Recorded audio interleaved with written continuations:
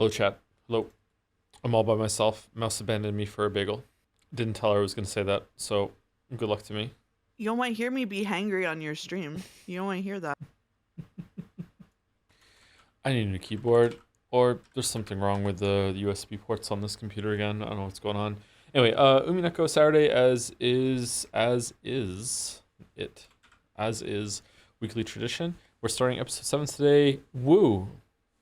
I wooed. Seki Mea tomorrow, finishing Ace Combat 7 on Tuesday, Death Stranding 2 on Wednesday. We're just so locked the F in when it comes to what we're doing. Death Stranding 2 comes out on Thursday, but if you pre-order it, you get it a day before. Is that right? Is that wrong? What a thrill. I don't know. You get it 2 days before. You can get it on Tuesday if you pre-order it. Oh, crap. Can you really? Oh, no. Yeah, you get it on the 24th. Oh, no. Maybe we're going to have to finish Ace Combat 7 on Monday then. And then go into on Tuesday, because that's when all the cool streamers are going to be streaming it, right? Are there cool streamers? Yeah, there's so many cool streamers. We're two of them. Cool streamers. Oh, okay. I'm streaming Death Stranding. What's that? You don't have to stream Death Stranding to be cool. It's not a prerequisite. Sorry, I was talking as an OGCD during Bagel. Give me a minute. So no Umineko Tuesday? Probably not. No, I think it's going to be a Death Stranding week. It's very important. OGCD, an off global cooldown. I'm weaving my bagel bite. Oh, it's there. Air Marshal Beatrice. Why is there Air Marshal Beatrice in the URL? What's that all about? Or the title? All right, there we go. Cute Joms. I'm so excited for Joe discovering what episode 7 is about. This does not bode well. Anyway, so we have 22 fan arts for you today. We're going to get through 11037 in the bottom. We're going to be doing the dulls, then we'll do fan art, and then we'll be getting into the reading of the Umineko, the spun glass. And then we will be doing that for, I don't know how long. I don't know how long we're doing that for today. But we'll see. It's vibes based. May I have a stream, please? Sure, give me 1 second. Shout out to the person in the chat who said, "What do you mean there's a 7th episode?" and almost made me choke on my bagel. Got bad news for you, chatter. I got some real bad news for you. There you go. Can you see it? 1 second. Yes, I can see it. Okay. All right. So we're gonna start with Gandalf. Got Ace Combat 7 after seeing you start it. Honestly, I'm loving it. It's grown on me quite a bit actually. I like it a lot more second stream than first stream. Although chat has been pretty annoying, or I've just been tired and grumpy. I'm not sure. Little column A, little column B. This is Quake, isn't it? Quake 3 Arena? No? Isn't this so? Wait, I know this one. Isn't this Elder Scrolls? It does look like Elder Scrolls. That's an Elder Scrolls type logo, isn't it? Elder Scrolls. I want to say Oblivion for some reason, but it's not. Is it online? It's online. Right. It's Elder Scrolls Online. I finally knew one. Yeah. It took like 7 streams of doing these, but I finally knew one. I've never played that. This is Duke Nukem. Forever. It's not. It's Fallout 1. It is Fallout 1. Okay, I got it. Nice. Time for Bandle. Okay. Very hard. Oh, and it's recent. We're cooked. 2021. No. Hey, don't let me in with you when it comes to releasing music. I'm hip. I'm still with it. I know a lot of new music. Oh my god, don't say that. Anyway, chat, can you hear it? Yeah, let's hear it.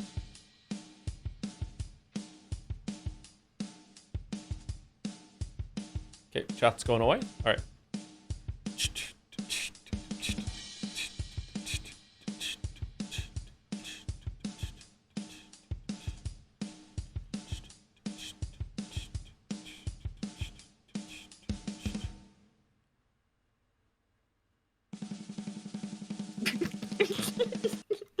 Okay. Why are you laughing? Because including the drum roll at the end of the clip is really funny. That's why. I don't know what this is. Here we go. Let's go to the bass. Yeah.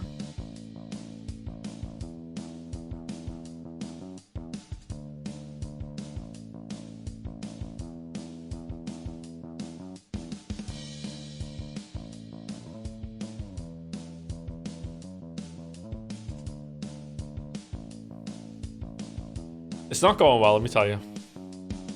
Mm-hmm. It's just like the pause is so funny. Sorry. I feel like that is extremely distinctive, and I don't know what it is, so I don't think I know what this is. Let's just get through this and put us out of our misery. Here we go. Oh god. It's gonna be some One Direction bullshit. No, One Direction wouldn't be very hard. They expect you to know One Direction. I don't know One Direction. I see. Okay.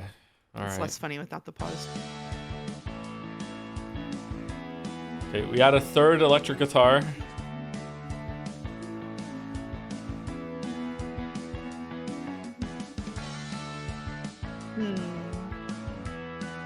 All right, we're not getting it. Just fucking glort me. Just glort me. Just glort.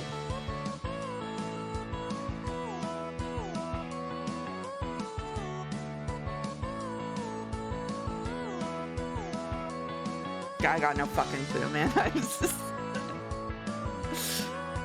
I've been locked indoors for this entire genre of music. There's no way. I know this song, but I'm not gonna get it. I know this song. I know this song, yeah. Right.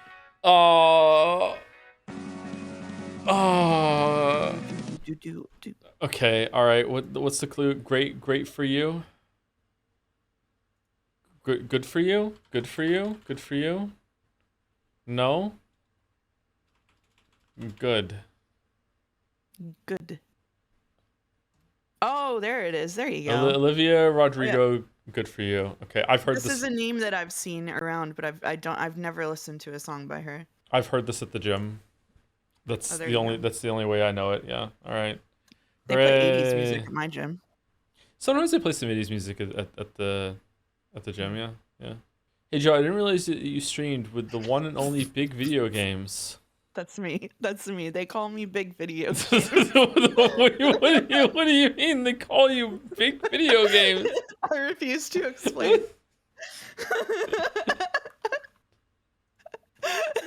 What? All right. Okay. All right. We can add something to your goals if you want to get a name for yourself, but it'll take you like 5 minutes to do on stream. What the fuck are you talking about? Anyway, sorry. Hold on. Here, I'll link it to you in DMs. Here you okay. Go. All right. All right. Sorry. I'm doing Jodel. One second. I did this on stream. Last stream. Here you go. It's not that it's too hard, it's just kind of awkward. If you want to play this game a lot and get really, really good at it, then it's going to be amazing, I'm guessing, especially if you like the art style. I don't. This is a stream, and this is Pizza Tower. Damn. Yeah. Done.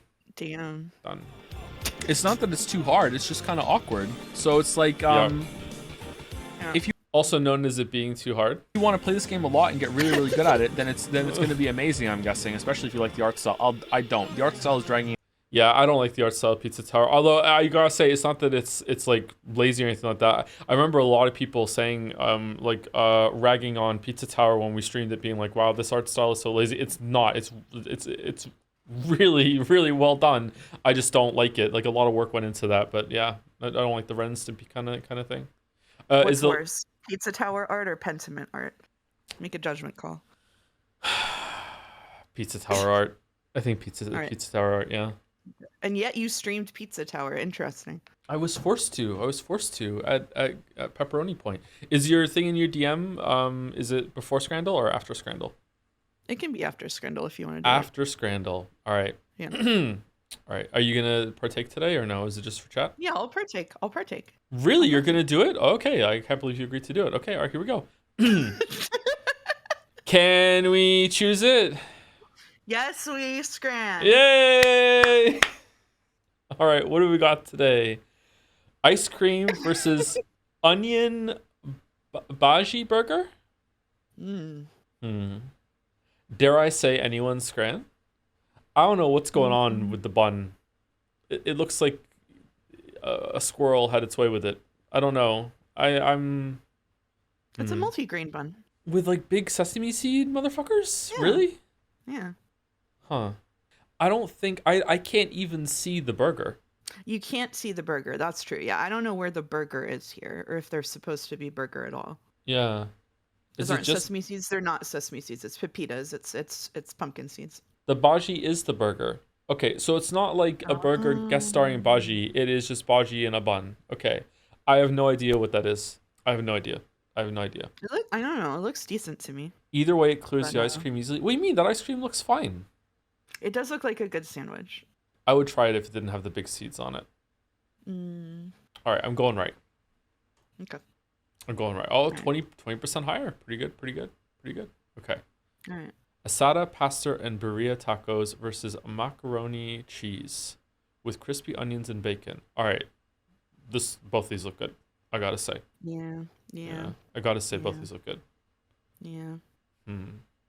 I feel like maybe there's too much green going on the left. Too much green. Too much green. I feel like right has more universal appeal. It's also cheaper. Mm, that lemon looks fried, says Chad. What lemon? What lemon? Where do you see a lemon? Can you point to the lemon in the picture, Chatter? That's a lie. Can you tell big video games where the lemon is? Yeah, it's a lime. Yeah, it's a lime up there. Yeah, it's green.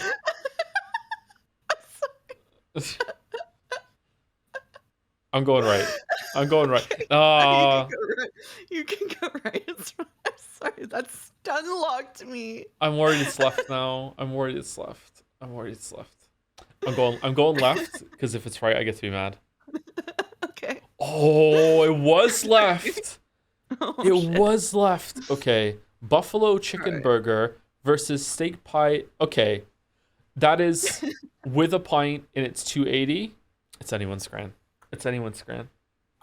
Oh, it's gotta be left, right? It's Right. got I we feel like a left pint right. can't save It's that. with a pint. It's cheap and also remember it's, like pies are just random on Scrandle. Left But is it's Scottish. soggy. Oh. Left is Scottish. I feel like right is unethical. Okay. I'm gonna go left. Okay. I'm gonna go left. That's fine. You were so right. Wow. Wow. Okay, easy right here, right? Easy right? I hope so. Yeah, easy right. Easy right. Again, easy right? Hmm. It's too high for the unknown mystery meat I sandwich. hate meat unknown sandwich. I don't want to look. Oh man. Okay. Mini pizza. I think the pizza looks pretty good actually. 230 for that. It's okay. That Samosas pizza and is sauce. cold, though. Is it? You can tell? That is cold pizza. It's Yeah. cold pizza. Yeah. You can tell the cheese has congealed. Yeah. Hmm. What's all the bullshit on the left? It's a samosa in sauce. Well, you know what's all the bullshit? Yeah, like what's the sauce on it? What is it? I've never had a samosa with sauce on it like that before. I've had samosas. It's probably tzatziki sauce. I don't know how to spell it. Okay. The TZ sauce. Yeah. The TZ sauce. Yeah, there The you go. TZ sauce, yeah. Hmm. It's like yogurt with dill in it, I think, and garlic, and then maybe hot sauce. I'm not sure. Looks like hot sauce. Okay, we're going left. We're going left. Sorry, Brazil. Okay. We're going left. All right. Yeah. Yorkshire pudding wrap filled with sausages and stuffing with a pot of gravy. Okay, I remember that I thought this was going to score really high and it didn't. And then chat pointed out that this lining is gross inside, even though that's what it's supposed to look like, I think. Currywurst pommes with a pint.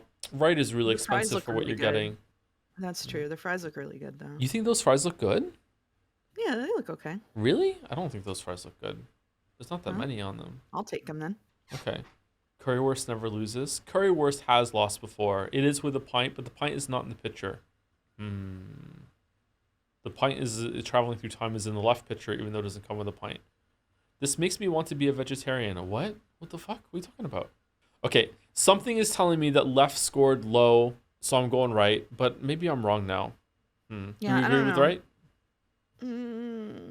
It's tough. I would pick right, but I don't know if it's the right choice for Scrandle, but Okay. it is We're- expensive. We're both unified in going right. Yeah, we can go right. We can be wrong together. No, We were it wrong was together. it was 92%. it was the opposite of what I was thinking. Is that I thought that the middle looked bad, and it's just how it's meant to. Wow. No, Wow. I let us down. I'm sorry. I'm sorry. Yeah, I definitely. That was your fault, totally, not It was mine. my fault. Yeah. 100%. Double cheeseburger burger with bacon. That onion is a bit too thick for my liking, but apart from that, looks really good. Right looks even better to me. Like, wow, right looks good, and I don't usually eat that. Huh. Right looks good to me. Right looks good to me. Gyros in the UK look fucking disgusting with the actual. This looks disgusting to you, Chatter? What kind of fucking utopia do you come from where the gyros are always good? What are you talking about? This looks great. They're probably used to the usual like beef lamb combo with a dark kind of meat in it. But this is chicken. It's normal for it to be lighter. Okay. The burger has the burger buff. And also, it's cheaper. I think Right has a more impressive like presentation. Like it has a commanding girth, don't you think? It's like woo. Like look at that. Why are you laughing? Why are you laughing?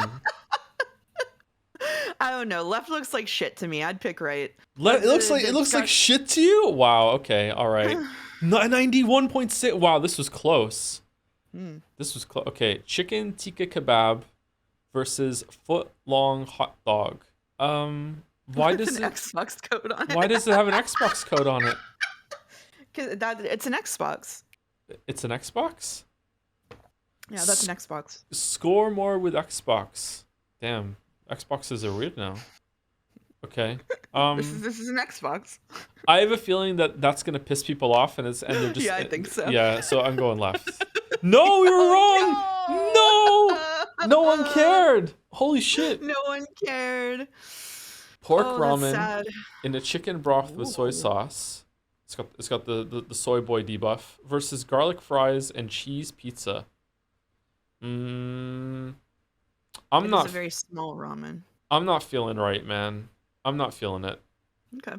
I'm not feeling It's right. $13.50. Yeah. Yeah, fuck that. No way. Yeah. No way for $13.50. There's no way. Okay, I think that ketchup packets like that should be banned.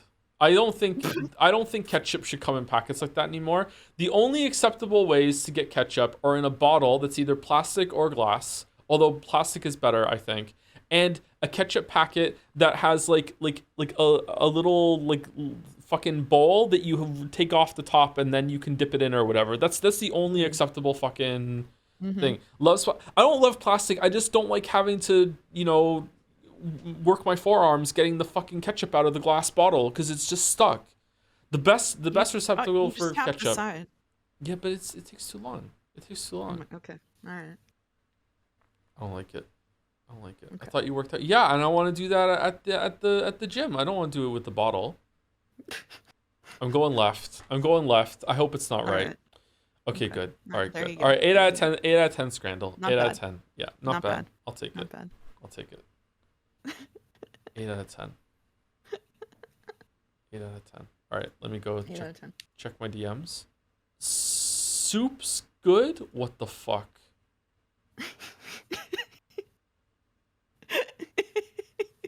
Oh my god. I don't want to do this. I don't want to do this. Why not? Kojima name generator. What is your full name? Oh shit, I just leaked my whole last name. Oh well, now everyone knows my last name. Just put in Joseph Anderson. Mouse. It auto completed and it went on stream, so now everyone just saw it. Unless it didn't display capture. Yeah, when I hit it, it auto completed and did it? Yeah, it did. Yeah, it did. Fuck. It didn't show up. It didn't show up? Oh, okay, that's good. All right. Sorry. Don't do it if that's a danger. Don't do it. If that's a danger, don't do it. Give me a second. My heart rate has to come down. Oh my god. I am not baiting. My full name just showed up on the screen on my display. Oh my god. Just do it off screen, yeah. Or don't do it at all.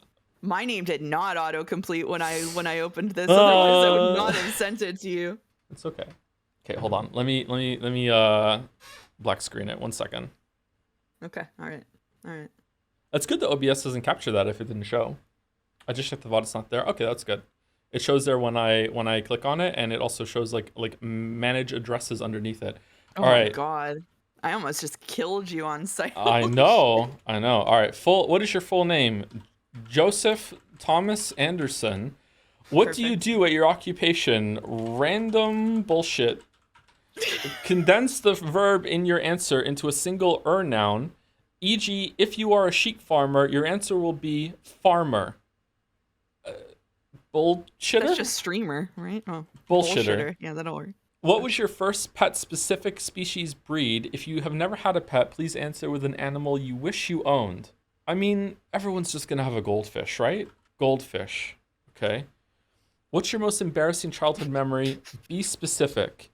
One time I was talking to people about tornadoes, and I said that it's fine because after the tornado leaves, it just sets everything back down where it picked it up gently, and everyone laughed at me because my mom had told me a lie about tornadoes to make me not scared of them Oh my god. because I was afraid of a tornado that was in the area, and I thought she was telling me the truth. There we go.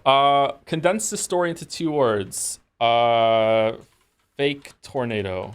Okay, there we go.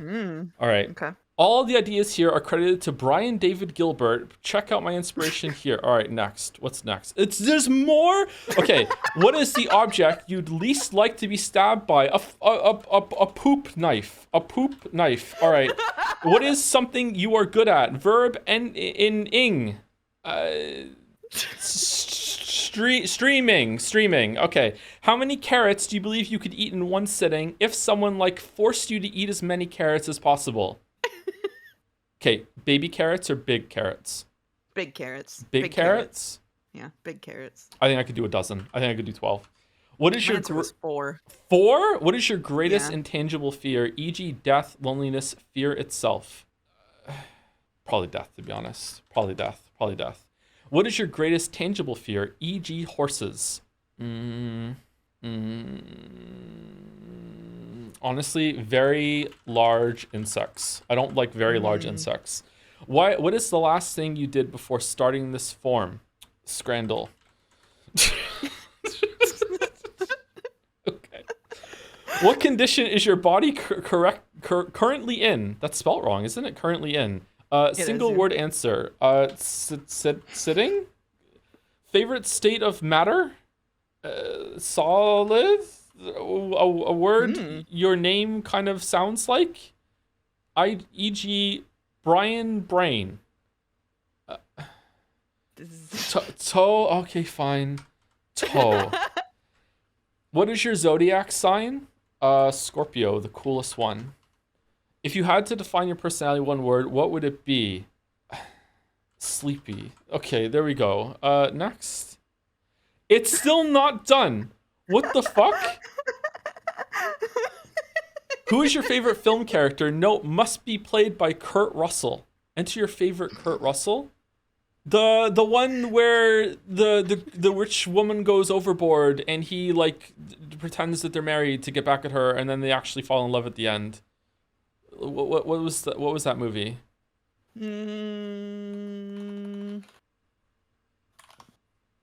Goldie Hawn Love. Yeah, Goldie Hawn Love. Yeah. Overboard. They remade it. Dean Prophet. There we go. Dean Prophet.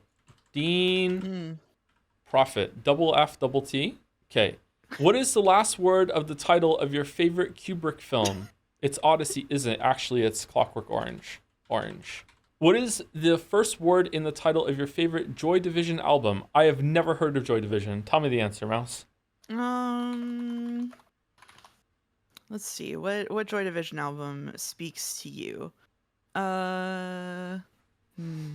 What does chat think? Let August pick. August is I've more never heard of Joy Division. maybe Heart and Soul? You could put Soul. Heart and Soul? Or heart and soul, so it would be heart. Heart. Yeah. Okay. Yeah. Die Heart Man. What is a scientific term you picked up from listening to NPR once? I've never listened to NPR, I don't think. What's a scientific term you've picked up from chat that you don't understand? Infinity. There we go. Infinity. There you What go. is a piece of military hardware you think looks cool even though war is bad? A missile. Missiles. Missile. Missile. Yeah. Missile. What is something you'd enjoy watching Mads Mikkelsen do? Eat a huge plate of chicken wings. Please condense into one word. Wings. Okay. Calculate Kojima name. Your Kojima name is Wings Orange. What was the point of everything before this page then? What was the point? You can hit it again and get a different one. It uses different stuff every time, I think. Streaming Goldfish Man. Okay, streaming Goldfish Man goes kind of hard. Horny name? That's my horny name. Okay, my horny name is Streaming Goldfish Man. My normal name is Joseph Thomas Anderson.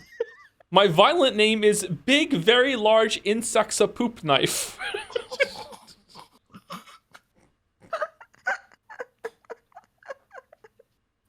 I clicked it once and got big video games and stopped. Just for the record. The name is the Very Large Insects Man. There you go. Horny name, Big Naked Goldfish. Just pick any you want to go with and go with it. Occupational name, Toe Bullshitter. Okay, there we go. All right. Sorry, all right, I we're almost done. doxed you. We're done. It's okay. It's all right. My heart rate's down again now. I'm okay. Okay. I'm okay. It didn't do that whenever I opened it. Oh I man. apologize. Oh man. All right. There we go. All right. This is why I need a computer that's just for streaming and nothing else. That's what I need to do. Yeah. Did you hear the Dream Settler Hypnospace Suko cancel? Yeah, it was a big announcement yesterday on stream. Yeah. Where were you when Dream Settler was killed? Yeah, I'm sad about that. Yeah. Hopefully something else comes of it. I hope. Window capture versus display capture just saved you. Rodney saved me. Thank you very much, Rodney. Thank you. So you need Thanks, 3 Rodney. computers? I only have 1 computer at the moment. Although I could probably jury-rig another computer together with some of the other stuff. Anyway, we're gonna do fan art and then we're going to read Umineko. That's what we're doing today, right? Yeah, we're doing Umineko. Yeah. Yeah. All right. Yeah. Thank you, Ash. All I want for Glorpmas is Joms. Why am I doing a Christmas drawing in June? Because Australia is very cold right now, and I wanted to draw warm clothes. Also, I haven't drawn anything nearly gay enough for Pride Month yet. That's true. Everyone's been waiting for that. That's true. This is very cute. Does Australia, this is where I'm going to be ignorant, does Australia get cold enough in its bizarro backwards winter to get snow? And if it does, all of Australia or just parts of it? And if it does, like how much snow? I think it snows in the mountains, but maybe Only- not right by the Only in ocean. mountains? Only in the south? Mm. Okay. Okay. Just all of a sudden, yeah, Northern Hemisphere is best hemisphere. It's indisputable. Yeah, it's indisputable. Good lord. Yeah. Sorry. Hates the global south? Hates it. Good lord. I'm keeping my mouth shut right now. This is nuts. Streaming PC, tired of your stream looking like a slideshow from 2003. Introducing the Alienware streaming PC because your viewers deserve more than drop frames and sad apologies. Wow. Whether you're gaming, reacting, or just vibing awkwardly on camera, Alienware's got the power to make you look semi-professional, even if you're wearing pajama pants. Alienware, stream like a legend, or at least like you paid for good Wi-Fi. Thank you very much. Yeah, I just read an ad. Hashtag ad. Hashtag Hashtag promotion. ad. Yeah. Yeah. The Alienware people are they're everywhere. They're everywhere. Anyway, thank you, Ash. I like these two. These two are cute. By Dekutula Sumari. That shirt goes hard. Clicking through a not a game is best done with a high-spec mouse. Why? I like that this got a new Chan tag for it. High-spec mouse Chan.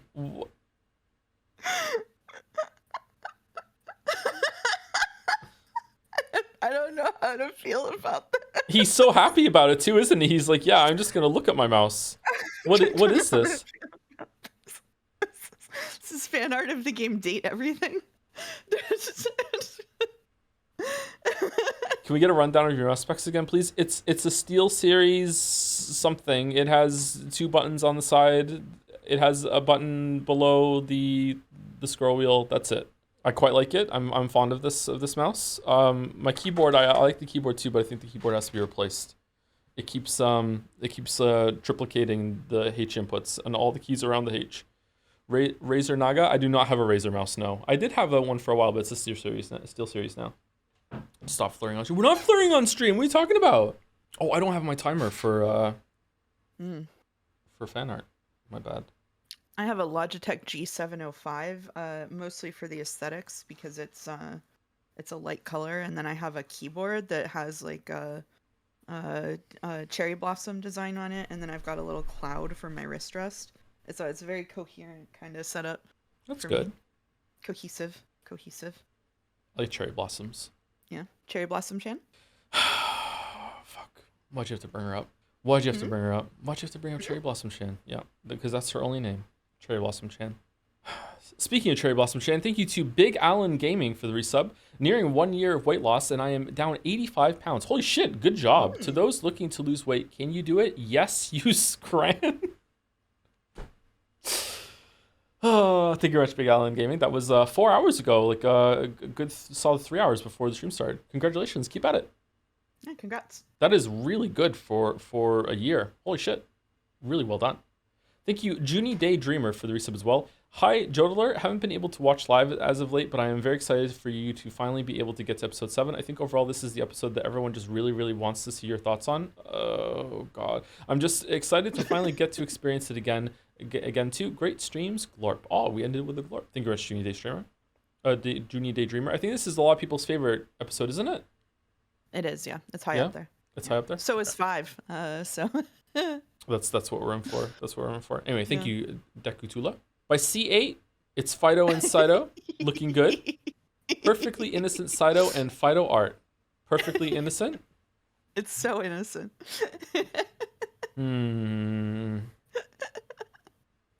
So cute. Don't do that. Jelly realizing in the chat. Jelly realizing in the chat. Me realizing as Jelly realizes. Yep. Yeah. Well, they look better like this. Let's put it that way. They look better like this. Can we get a mod that does that? All better. Fixed. What are we realizing, chat room? We're realizing that they're drawn like Burton Castell and Lambda Delta. That's what we're realizing. And I love Fido like more than any other Chan really, and I hate Lambda Delta. So like this is just specifically designed to fuck me, I guess. Yep. This is a difficult moment for you. Yeah, it's very difficult. It's hard to be me. I'm so sorry. It's hard I'm to be so me. sorry. Yeah. Thank you, Ruffle Crag, for the new sub. Thank you very much, Ruffle Crag, while the stream is down. That's fun to say. Ruffle Crag. Thank you, YSF, for the bits. Morning, Joe. Morning, Mouse. Morning, Jelly. So apparently I share a birthday with Lambda Delta. How do you know when Lambda Delta's birthday is? It's never been more over. During celebrations yesterday. Yesterday was Lambda Delta's birthday. I was tipsy enough to utter cracked and goated with it when my mom was listening. What? Had to clumsily explain what that meant. Then I had an unprompted be a Bato dream that I can still remember the details of. Got genuinely a little mad when I woke up because Dream Battler acted out of character. In both cases, the brain rot is terminal. Apparently, there was a booklet released by 7th Expansion in December 2013 that had the birthdays of the characters, and Lambda's was June 20th. Yeah. Okay. All right. So I said December 20th because I'm already thinking about Sekimea. Okay. All right. It's tough for me. Yeah. It's tough to be. Are you missing him? Yeah. Yeah, I'm missing him. Yeah. You see him everywhere? I should call him. You should call him. Yeah. I mean, I should be the one to call him, considering what he's into. But yeah. Thank you, YSF, for a 1,000-bit follow-up to that as well. Anyways, episode 7 hype. Welcome to my favorite episode, and thanks for the belated birthday gift as such. Oh, it's your birthday gift to you. Is episode 7 stream watch along. Thank you very much, YSF. Happy birthday. Happy birthday. Thank you, C8. Oh my God, what the fuck? Cover them up, slut. He did get more slutty as the playthrough went on. Oh, well, yeah. Baka Savai. This immediately popped into my head when Joe put Gortach's clothes on waffles and I needed to put it to paper. I practically never draw men, but hopefully this will satisfy someone. Did anyone in chat not understand the waffles appeal until he put that robe on and there was a bit of chest hair and pec showing, or no? Did it make people turn away? Look at me, Minthara. Waffles, big naturals. Going back through the Baldur's Gate VODs to get them on YouTube, I have to scroll through them and everything, and it's like waffles just look so different and innocent at the beginning of the playthrough compared to where we got. Yeah. You okay, Mouse? You doing okay? You okay? Yeah, I'm totally fine. Why? You fine? Yeah. Okay. All right. We're good. Yep. I'm fine over here. Thank you. It's Juice. Jesus, one of those for the resub. Isn't it Epic's birthday? Is it Epic's birthday as well? Happy birthday, Epic. Is it? Happy birthday, Epic. Happy birthday, Epic. What did we make chat say to Dalmic? Happy birthday, prayer. Not owned today. Big video games is fine. Thank you, Claire Plus for the resub. Umi Scrandle, Rudolph face pie with gravy and mushy peas versus tub of small bombs. Oh, the Rudolph face pie. I mean, I'm still taking the pie because I don't want to eat small bombs, but oh, I forgot about that. Oh God, thank you, Claire Plus, for bringing that back. Ruin Maniac. I was doing something entirely different, but somehow it transformed into this along the way. Anyways, I've decided that Slop Chan loves Scottish food. Oh God, Ubisoft games. What? Why are you putting those together? And Umineko, but only the magic battles. Because they're all slop. That's why. Oh, slop. This I do not like. I do not like what's going on here at all. I hate it. I hate it. I do not like what's going on here. The art's really good, but I hate it. Absolute slop with the pose is funny though. It's funny. Thank you, Maniac. Holy shit. Thank you also to Sir Kikek for the resub. Hey Schmo, episode 7 is to Umineko what Umineko is to other VNs. Not wow. true because it's the shortest one. Wow. So, they're saying that it's really good. They're saying that episode 7 is the best. Sincerely hope you have a time with it. All love, heart. Also, if you didn't pronounce my name right, you are collapsed to me. Did I do it? Sir Kikek? Kikisi? Kikek? It's gotta be Kikek, right? It's gotta be. And thank you, Terraflop, for the resub also. Hi, To. After playing Ace Combat 7 and having to put up with a story that doesn't entirely make sense, characters who spend too much time yapping, constant backseating from chat, it must be a relief to finally get back to Umineko. Yeah, sure. Enjoy, for real though. Episode 7 is cool. Hope you like it. Thank you very much, Terraflop. Thank you very much. My hair is so tangled today. I keep having to hold my fingers through it. I combed after my shower too. Crazy. Anyway, thank you, Maniac. Oh, we're doing Ace Combat 7 fan art. Knighted Sensei. Been holding on to this fan art idea since April 2023 when I played Ace Combat 7 myself, and even around 2020 when I took your recommendation and read Catch 22. Really looking forward to the streams. Hope some more people check out Catch 22. It's a great book. And good luck with your flying Josarian. Oh, I'll take that. I'll take that. Oh shit, it's the thing from the game. Balder's gonna love that. Stick with Joms and you'll make it. Leon. I'll make it through.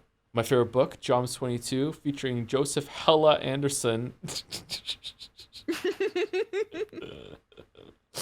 AKA Josarian. That is where I got the name Joseph from, if in case anyone has missed me explaining that a couple times in the past.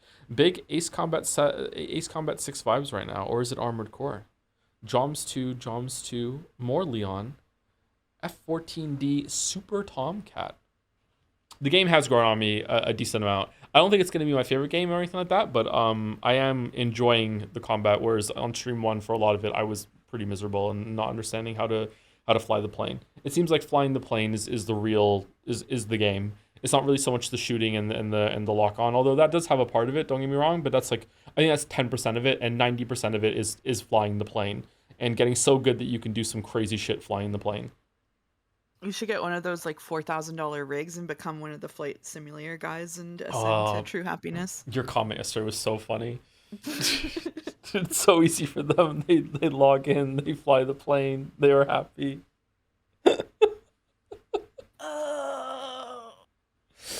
Thank you, Nesso Berry for the resub with the drums. Thank you very much, Nesso Berry. Thank you, Reservation Nat Dorcia?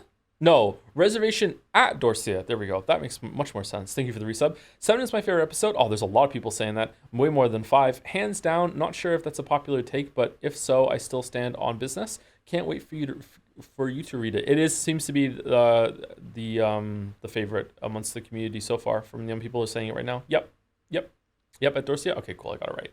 And thank you, Huli Gordo for the bits. Hello, streamer. For no reason at all, can you wish a merry fuck you to Dalmec? Thank you very much. A merry fuck you to Dalmec? What did Dalmec do this time? Merry fuck you to Dalmec. I don't know what Dalmec did. I know what Dalmec did. Does he deserve this merry fuck you? Yeah, probably. He does? Okay. Yeah, I think so.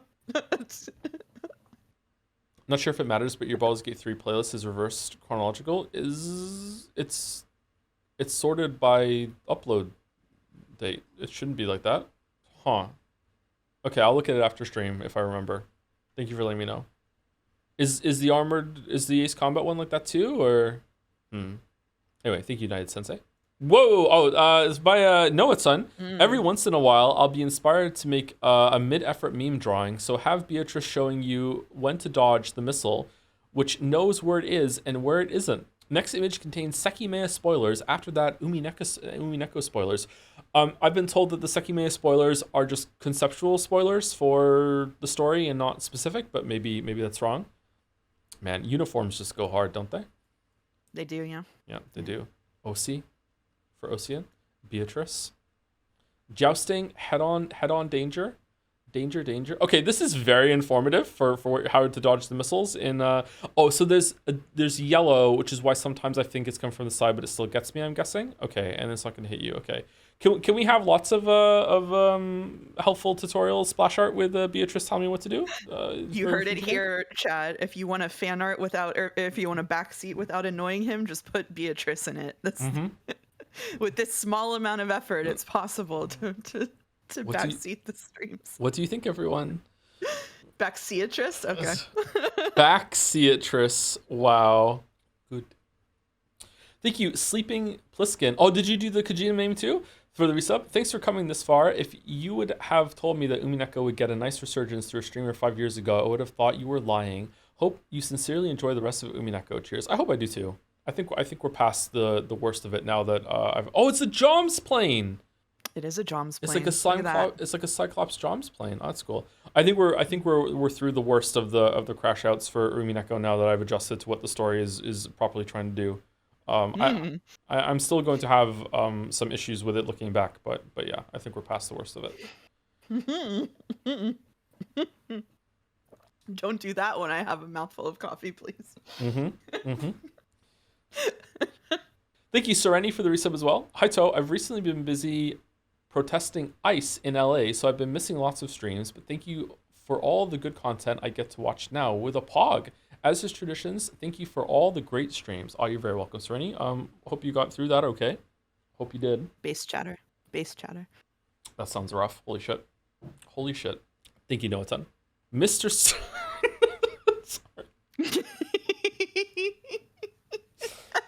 Mr. Sunrise, it's always sunny in Ashiya Tower, just a glimpse into the madness of Sekimea Sundays. Do you think that you can just knock hallways off the tower like Jenga? Now let's talk about the Sekimea. Can we talk about the Sekimea? Please, Joe, I'm dying to talk about the Sekimea with you all day, okay? Touch equals time travel, hot equals building shuffle, smell, smoke, angry bird. Oh yeah, angry bird, Schrodinger box, small feet, homestuck, everywhere. Smelly timeline. Why is there a lube timeline? Egg cup chair timeline. Last stream. I don't remember the lube timeline. I do remember the egg cup chair timeline. What a deep understanding of the streams this demonstrates. This is some Mr. Sunrise is in it just as deep as we are. Yeah. Almost everything's here. His face is so funny. Yeah. Oh yeah, his name is Godot. Yeah, woman. Yeah, that's the criticism we have for her too. Yeah, loves men, passionately stupid. So true. Oh my god. What the hell is this VN even about? You're looking at it. Zin agent for Isla, full of shit, homestuck. Wait, what's this one? Down here, everywhere. That's a Caro. Akaro everywhere. The Akaro everywhere system. The Jenga building. Holy shit. Wow. Wow, what a fucking fan art. This fan art is so good. This fan art is so good. Still, like, the perspective shift to seeing Katsuki from the outside after episode 1 has just been like one of my favorite things ever on the platform. It was so funny. Oh, it was so funny. Oh my god. Thank you, the Juice official, for the resub. Good day to Joe, Mouse, and chat. Thank you very much, the Juice official Juice.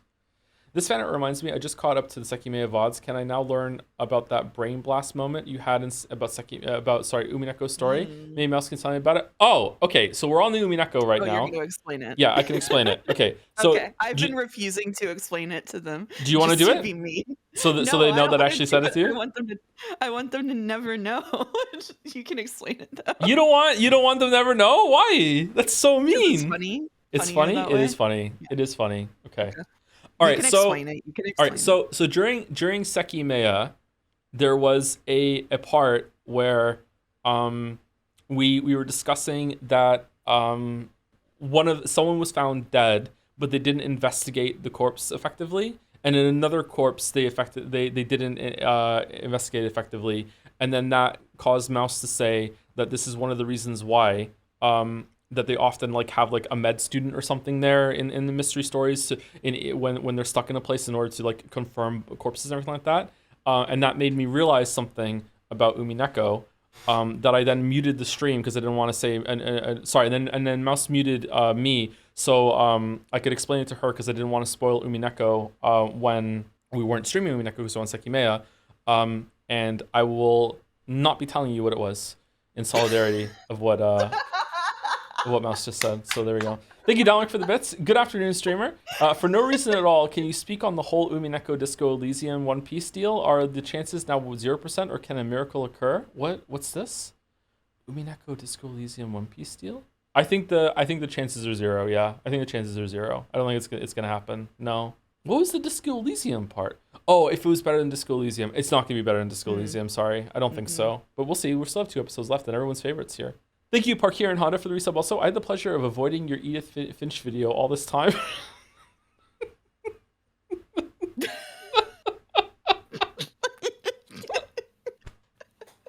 Sorry. And I took your spoiler warning. Yeah, I finally get through the game last week and really enjoy it very much. It feels like I'm forgetting something. Oh yeah, your video. Maybe later with a dance. It's one of my best videos. Hope you enjoy it if you ever get to it. Edith Finch is a really good experience. I like it a lot. Can I be nice and tell them I feel bad now? Okay, go for it. I feel bad. Okay, so basically I muted him and he just said that because and we're into Umineko spoilers now, but you're on the Umineko stream, so that should be okay. He basically just said that there's a pretty good chance that Nanjo has to be in on it, on like some or all of the murders, because Nanjo is constantly the one verifying people's bodies and whether they're hurt or not. Or dead, and so there's like a non-zero chance that Nanjo is not in on it.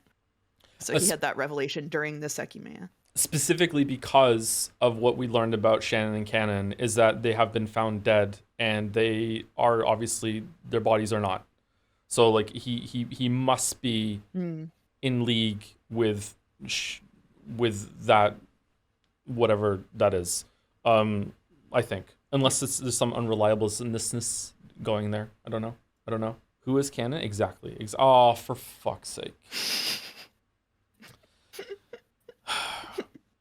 All right, it's today's emo goth versions of Umineko characters. This week's we've got 3. We're starting off with Erica. Erica has 30 pieces of fan art. How does that make you feel? Disappointed. Yeah, disappointed. Yeah.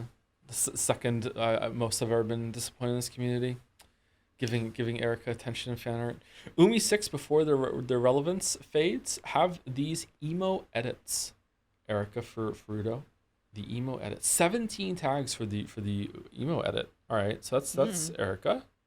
Yes, I gave Delana a skirt. Thank God. Thank you, Crystal. Thank you, Crystal. Thank you so much. Pants mod real. She doesn't look that different to me, actually. Huh? Maybe it's just the hair is just Going well with the rest of the outfit already? The eyeliner is a big difference, yeah. Yeah. That looks like a huge pain in the ass to put on. Wow, a twofer. Oh, the two-tone hair is nice. I like Ger- this. Gertrude and Bertrude. I can't remember the other one.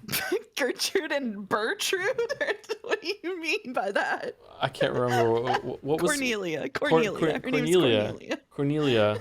Yeah. Okay. There we go. I can't remember them. Does this still count as a singular butt fang down here, or what? Like, what's going on? I'm not pulling a it off, butt too. fang legislator. You'll have to hire one. I'm sorry.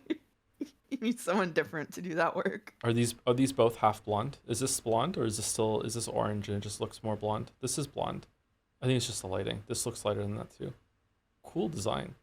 Thank you, Ask the butt Simulaire. fang Senate. Yeah. The butt. Thank you, Simulaire, for the resub. Hey, Mouse's boyfriend. Thanks for playing Ace Combat 7. It made me want to try it, and I love it. Oh, that's good. I always like it when people discover games through the streams and the videos. That's cool. Hope you enjoy it. Hope the DLC is the best part. Thank you, Infatuated Hades, for the 100 bits as well. Have you stumbled upon Skippy Biddy's critique of Tears of the Kingdom? I haven't watched a single Tears of the Kingdom critique video, sorry. I usually dislike YouTube game critics other than you. Oh, other than me. It's okay, you can dislike me too, because their work often lacks depth. It's still somehow very long and feels too much like a liberal arts essay, but Skitty's critique is well made and feels like the video you would make about the game if you had the time. It's clear they took inspiration from you. Oh, don't say that. And you're mentioned in the video. Oh, okay. Can't wait for the Pentiment stream. What are you slipping Pentiment in there for at the end? This is smuggling the fucking kill the animals. Let's fucking stream Pentiment. What the shit? We're doing Chrono Trigger. We're not doing Pentiment. We're not. I also can't wait for the Pentiment streams. I'm with you. Joe's streams also Joe's videos sometimes sound like a liberal arts essay. I fucking hate liberal arts essays. Don't say that. Don't say that. I love Chrono Trigger. Chrono Trigger is really good. I hate liberal arts essays, he says, with an English teacher in the call. You're big video games. What are you talking about? What are you talking about? Yeah, I made people write liberal arts essays about video games. Oh, Chrono Trigger? Fuck Eternal Noctis. What are you? You're just like the only champion of Eternal Noctis in the chat. I'm sorry. Even the Sifu conglomerate have more support and legislation than you do. Really? We're putting Eternal Noctis up against Chrono Trigger? How long is Eternal Noctis? What do you mean even? Sorry, Sifu Doka, but like not many people want me to play Sifu. I think more people want me to play Pizza Tower. Neon White would be the big one. That would be a good poll. Naugus is already typing it up. Neon White versus Pizza Tower versus Sifu. I wonder who would win. Versus anyway, Pentiment. Thank you, Crystal. No, Pentiment's going to sweep that for sure. Pentiment's going to poison the well. Exactly. Yeah. That's not poisoning the well, that's winning. No, it's poisoning the well. Okay. Yeah. All right. Yeah. Thank you, Noah. I saw this line pop on screen, and I have never grabbed my tablet so fast in my life. It still took me the entire stream an additional 2 hours and a half, but also return of Angie Burger, kinda? Angie Burger? Because she got turned into mincemeat? Think, child of man, think. I know this! I even though I've never seen the show, this is Invincible. This is Invincible. When a spoiler happens, everyone knows what happens in Invincible, right? It's an Invincible meme. I get it. I understand the reference. Go me. So many books. I've watched one episode of Invincible and don't know this meme. It's when the guy who really wants the Spider-Man pictures almost kills his own kid, and then as he's like dying in like a crater, he's like yo, like think, what did you think was gonna happen? Someone like that. Oh, okay. Right. I have also never seen any Invisible. Just know that. Maybe that doesn't even happen. Maybe that says what, you're not terminally online, Mouse? I am, just differently. Maybe what? Maybe something else happened. Maybe he didn't beat him up. I don't know. Maybe he's just in a crater. Maybe he just like flies into the moon or something and falls down. I don't know. Can we get a marble for Invincible? It's not anime. You can't have a non-anime marble. It's not allowed. Also, thank you, The Last Curry Rice, for the resub. Also, yes, we I love the delayed sub that's always yes, we scran. It's like the whole audience says it, and then someone says it late, and you can hear them and only them after the fact. Yes, we scran. From the very back of the room. Thank you, Noah. I like Featherine. I hope Featherine comes back. By Ripco. Oh, reversal here. Finally finished this. Quite happy how it turned out. I hope Mouse enjoys it too. I'm here to contribute to the Mouse fan art and Jom based off the Beatrice portrait and the painting Lady with an Ermine by Leonardo da Vinci. Love the Mets. I hope this is a good contrast to the Jap fan art. No nipple tape in this piece, lol. Yeah, so this is absolutely gorgeous. I love this. I think I do enjoy it. This is so pretty.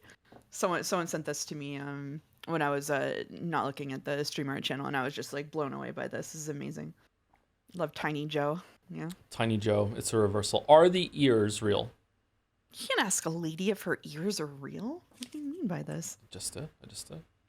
I love the expression on this. Is so good. Like everything about this is absolutely gorgeous. The Giap fan art was you doing as Gap doing a high kick. Yeah, I thought it was Gap. I couldn't place exactly what it was though.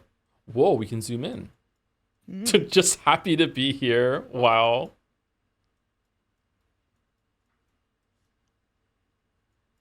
The texture on this, cool. Mm-hmm.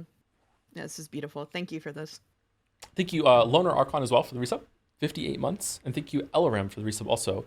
When you said that burger bun looks like a squirrel had its way with it, I was wondering what the hell it means for a bun to look like it's been fucked by a squirrel. I didn't know. What are you making it sexual for? Nothing sexual.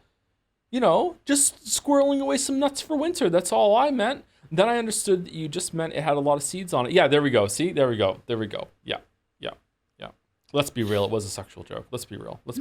I know it was. It's being unfair to this chatter. Is it Ribco or Ribco, by the way? Ribco? No, they're in chat to explain. First one, Ribco. First one, Ribco. Okay, I'll try to remember Ribco. Thank you, Ribco. Okay. By Luna Panda, 1 out of 5. Comic book time. This is really good. Happy Pride Part 2. This is heavily inspired by Umineko manga, and I strongly encourage everyone to read it. The way they draw expressions and composition is so good. Anyway, this will make as much sense as any Umineko magic battle. If you don't get it, you have no love. You can't kill me. I'm Furuto Erika. While you were distracted by your closed room bullshit, I engaged in homosexual partnership with Delanor, and it's Pride Month. You can't bury your gays during Pride Month or fans will cancel you on Reddit. Check, you fucking heteros. Oh, so she thinks she's invincible via gay sex. Okay, all right. Bold move. Let's see if it pays off for her. All right, what is she doing? Ha. Cackle, aha, cackle, e, ha, ha. Uh-oh.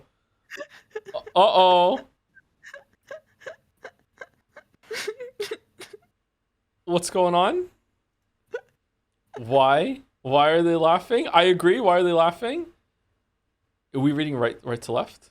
Oh, you don't have a clue, do you? We can't kill you because neither of us is straight. In red? Temporary red? What? This comic is only valid for another 10 days, apparently. 10 days. I, Jodler, I, Moustress, am a bisexual furry. Oh.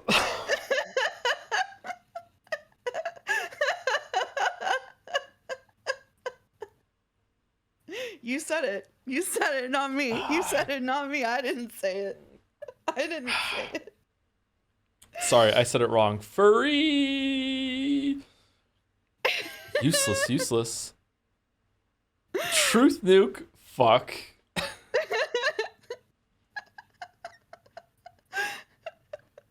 Owned. Wow.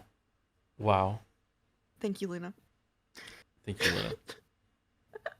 Joe Spoken Red confirmed. Seems like it. Thank you, ISF, for 100 more bits. Extra 100 bits because I turned 22, not 21, and want that reflected on in the cheerboard. Oh. I'm also almost done with my independent study, so once I finish that out, it's back to the Misery Chord blogging grind in Undercourt. Shout out to Darcy, my queen. Is Darcy a good character? Darcy is a character a lot of people like. She's not my favorite, but people like her a lot. Darcy. Hope Misery Chord ends well. We'll probably stream that if it goes well. I'm probably going to stream it.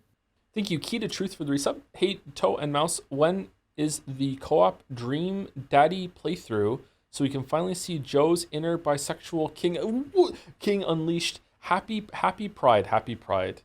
What's Dream Daddy playthrough? I don't think I've seen Dream Daddy. What's that? Dream Daddy is like an otome with a bunch of gay guys in it. It's a visual novel where you date men. What's an and you're also a otome? man. An otome is a visual novel dedicated to dating men. Oh, okay. Oh, It's like a you've romance explained that novel. term to me before, actually. I remember now. Yeah, Sorry. big otome fan. They're gonna call me a weeb. Yeah, there it goes. The weebs are rolling in. I have a soft spot for otome. My favorite, before anyone asks, is Mystic Messenger. Pio Fiore probably a close second because it's just so insane. You spoke on Mystic Messenger before. Yeah, that's how I know the term. I asked you about it last time. Yeah, I remember. Thank you, Luna Panda. Yep. Thank you. What the fuck is going on here? Thank you, Fozzie. Spoilers for the end of latest Umineko end of episodes. Sorry, I'm not reading very well today. No, it is. There's double end. Okay, I am reading. Spoilers for end of latest Umineko, end of episode 6. JoJo reference. Sorry for straight washing this iconic scene during Pride Month. JoJo reference? I guess so. I guess so. That one I don't know about. Does she have an under? But yeah, I my read on this is that the dress has been torn off to show midriff for some reason. I guess so. I guess so. I guess so. Fucking faces. Is that a JoJo reference? It is a JoJo reference. Yes. Yep. Fozzie is confirmed in the explanation of the fan art. It is. It is. Thank you, Cert Yak, for the resub. Hey Joe, remember when like 5 months ago I asked if you could let the voice clips in Umineko play out before reading the text? Well, now after 31 episodes and still no end in sight. Thank God you didn't listen, Lamayo. Yep, exactly. Yep. Although I do try and do them on the big moments if I can like just more that's a big moment. Yep. Yep. Someone is correcting you on a tome in chat. They're saying it's typically protag girl with dateable men, but I think that that's a limitation of the genre definition, and it's shitty to limit it to that during Pride Month. Like, it's been a big complaint among the queer community that otome have not had like selectable gender and pronouns and stuff for a long time. Like, this is actually a battlefield. This isn't a correction. This is a battlefield, and I don't really want to get into it right now. But I don't think you should police calling things otome just because of the protag gender. So. Interesting. You can if you want, though, Chatter. That's your life to live. Drama and tension. Thank you, Isaac Does Stuff, for the bits as well. Hey, Joe, I heard you were going to try and play all the potential award-winning games this year, and I think Eterna Noctis 2021 has a really good chance. Oh, now there's 2 of them! They've doubled. Okay. All right. Fuck me, I guess. This came in before I singled that chatter out earlier too, so that doesn't bode well at all. I am terrified that Mario Kart World and or Donkey Kong game is going to be nominated. Oh, I really don't want that. Anyway, thank you, Fozzie. Holy fuck! By Crumbs? God damn. Yeah, I saw this one today. This is very pretty. Is this Rose Garden too, yeah? Is this a in the Golden completely Land. recreated background from it too? I think so. Holy shit! Look at all the detail here. My God, got a rose here too. Damn, love the green. I love the green too. Yeah. The brooch is Mickey Mouse.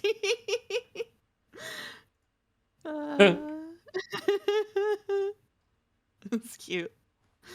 That is gorgeous. Holy shit. Mm-hmm. A hidden Mickey and Toast. No, it's it's not exactly Mickey. Don't say that. Don't say that. We don't want that heat. We don't want that heat. Yeah, Mickey like. Yeah.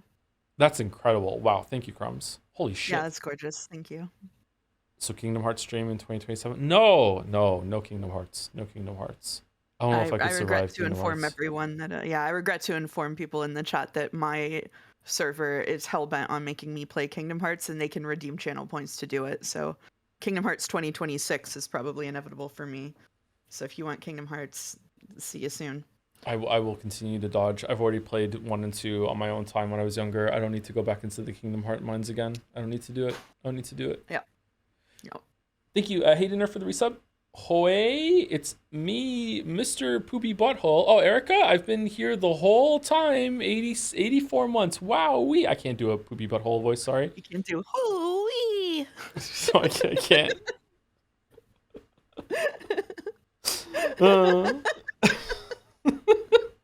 Thank you, Mouse. Thank you, Haydener. Thank you, Stonebeard, also for the resub. With Happy Sea Cat Day. Sea Cat? Why do I feel like I already should know that? Sea Cat? Seagull? Sea cat. Umineko is literally sea cat. Yeah, that's what it The is. word, Yeah. the word Umineko. Yeah. Umineko. Yeah. I feel like I'm on a if sea cat's diet. I see cats, I pet them. Ah. Do you like it? I like it. I like it. I feel like I keep learning the sea cat thing over and over and over again. Thank you, Stonebeard. Mm. Sea bat? Nope. Nope. Not sea bat. Nope. Nope. Nope. Nope. George's mad he didn't come up with that one. I used Neko at some point in the past with a title or something. I remember that. Oh, thank you, Crumbs. Gatsby just let out a huge sneeze. What's this? Lyrics? What if... Oh, okay. It's a video. 1 second. Let me reset. Oh boy. Oh boy. Flashbang warning. Okay, how's the sound? Oh boy, I can't wait to watch the new Joseph Anderson stream. Oh boy. I hear he's gonna play Ace Combat. Here we go. Whoop. Click.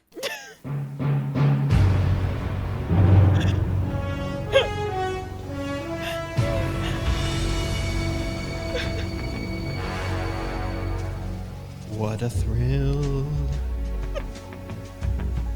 With darkness. Oh, I and see. silence Okay, to so this is chat. about fucking What Tuesday a specifically. thrill. Okay.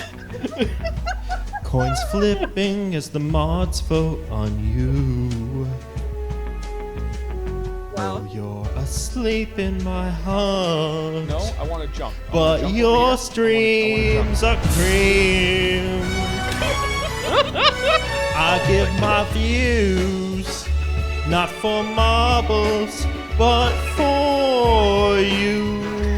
Late streamer in my VODs. There'll be no Johns.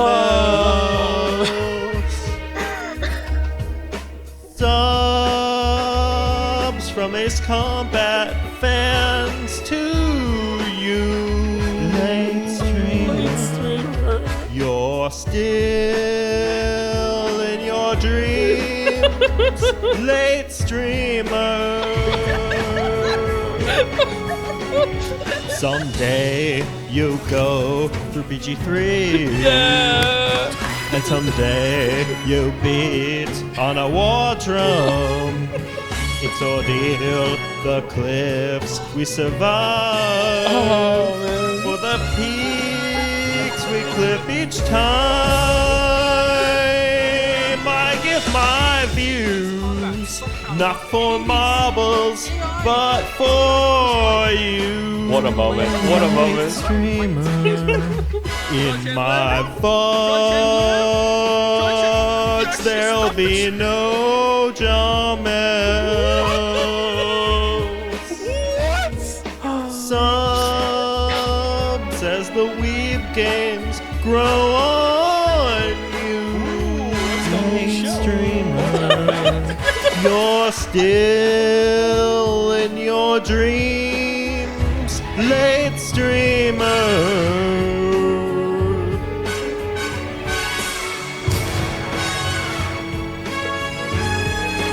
You're still in your dreams. Late streamer.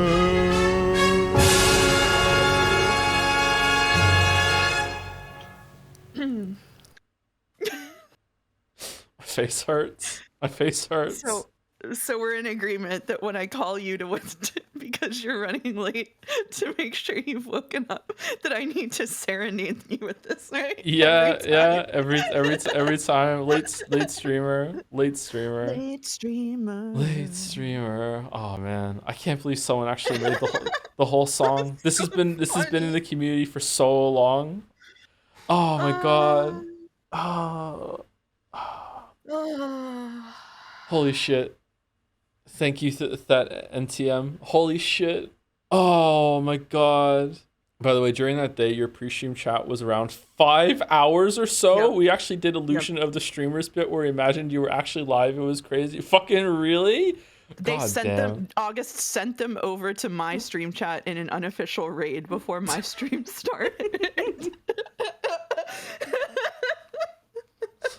God damn. I'm sorry. I was completely out of it. I should have said that I wasn't coming, but like I wasn't even awake. I tanked so many alarms and shit. I was gone. It was last Wednesday? Was that Wednesday? This Wednesday? It was Wednesday. It was right? Wednesday. Yeah, it wasn't Tuesday. Yeah. Right. I can't believe this is about Wednesday specifically. What the fuck? You have such a wonderful community that they make fan art even when it's about you not being there. Yeah, Isn't that wholesome actually? Yeah, it's so end game is I don't even have to show up. It's just like they just You have so many wonderful creative people in the community. Sorry, I know I'm like kind of mean on stream a lot of the time, but genuinely people here are so cool. Yeah, we do. I've been a little irritable lately too, and I feel bad about that considering the community that we have. But yeah, we really do. Thank you, everyone. Thank you. Sorry, I get grumpy when I'm tired, and sleep through entire streams. She says we're a great community. In 20 minutes, she's gonna go into Umiful and bully us. That's the trick. I haven't been going into Umiful at all. I'm much happier now. I've taken time off. I'm safe. I only go in to say hi to Dons and link him to the Dons and link him to linked sales on games on Steam. That's the only reason I go in there now. Hello.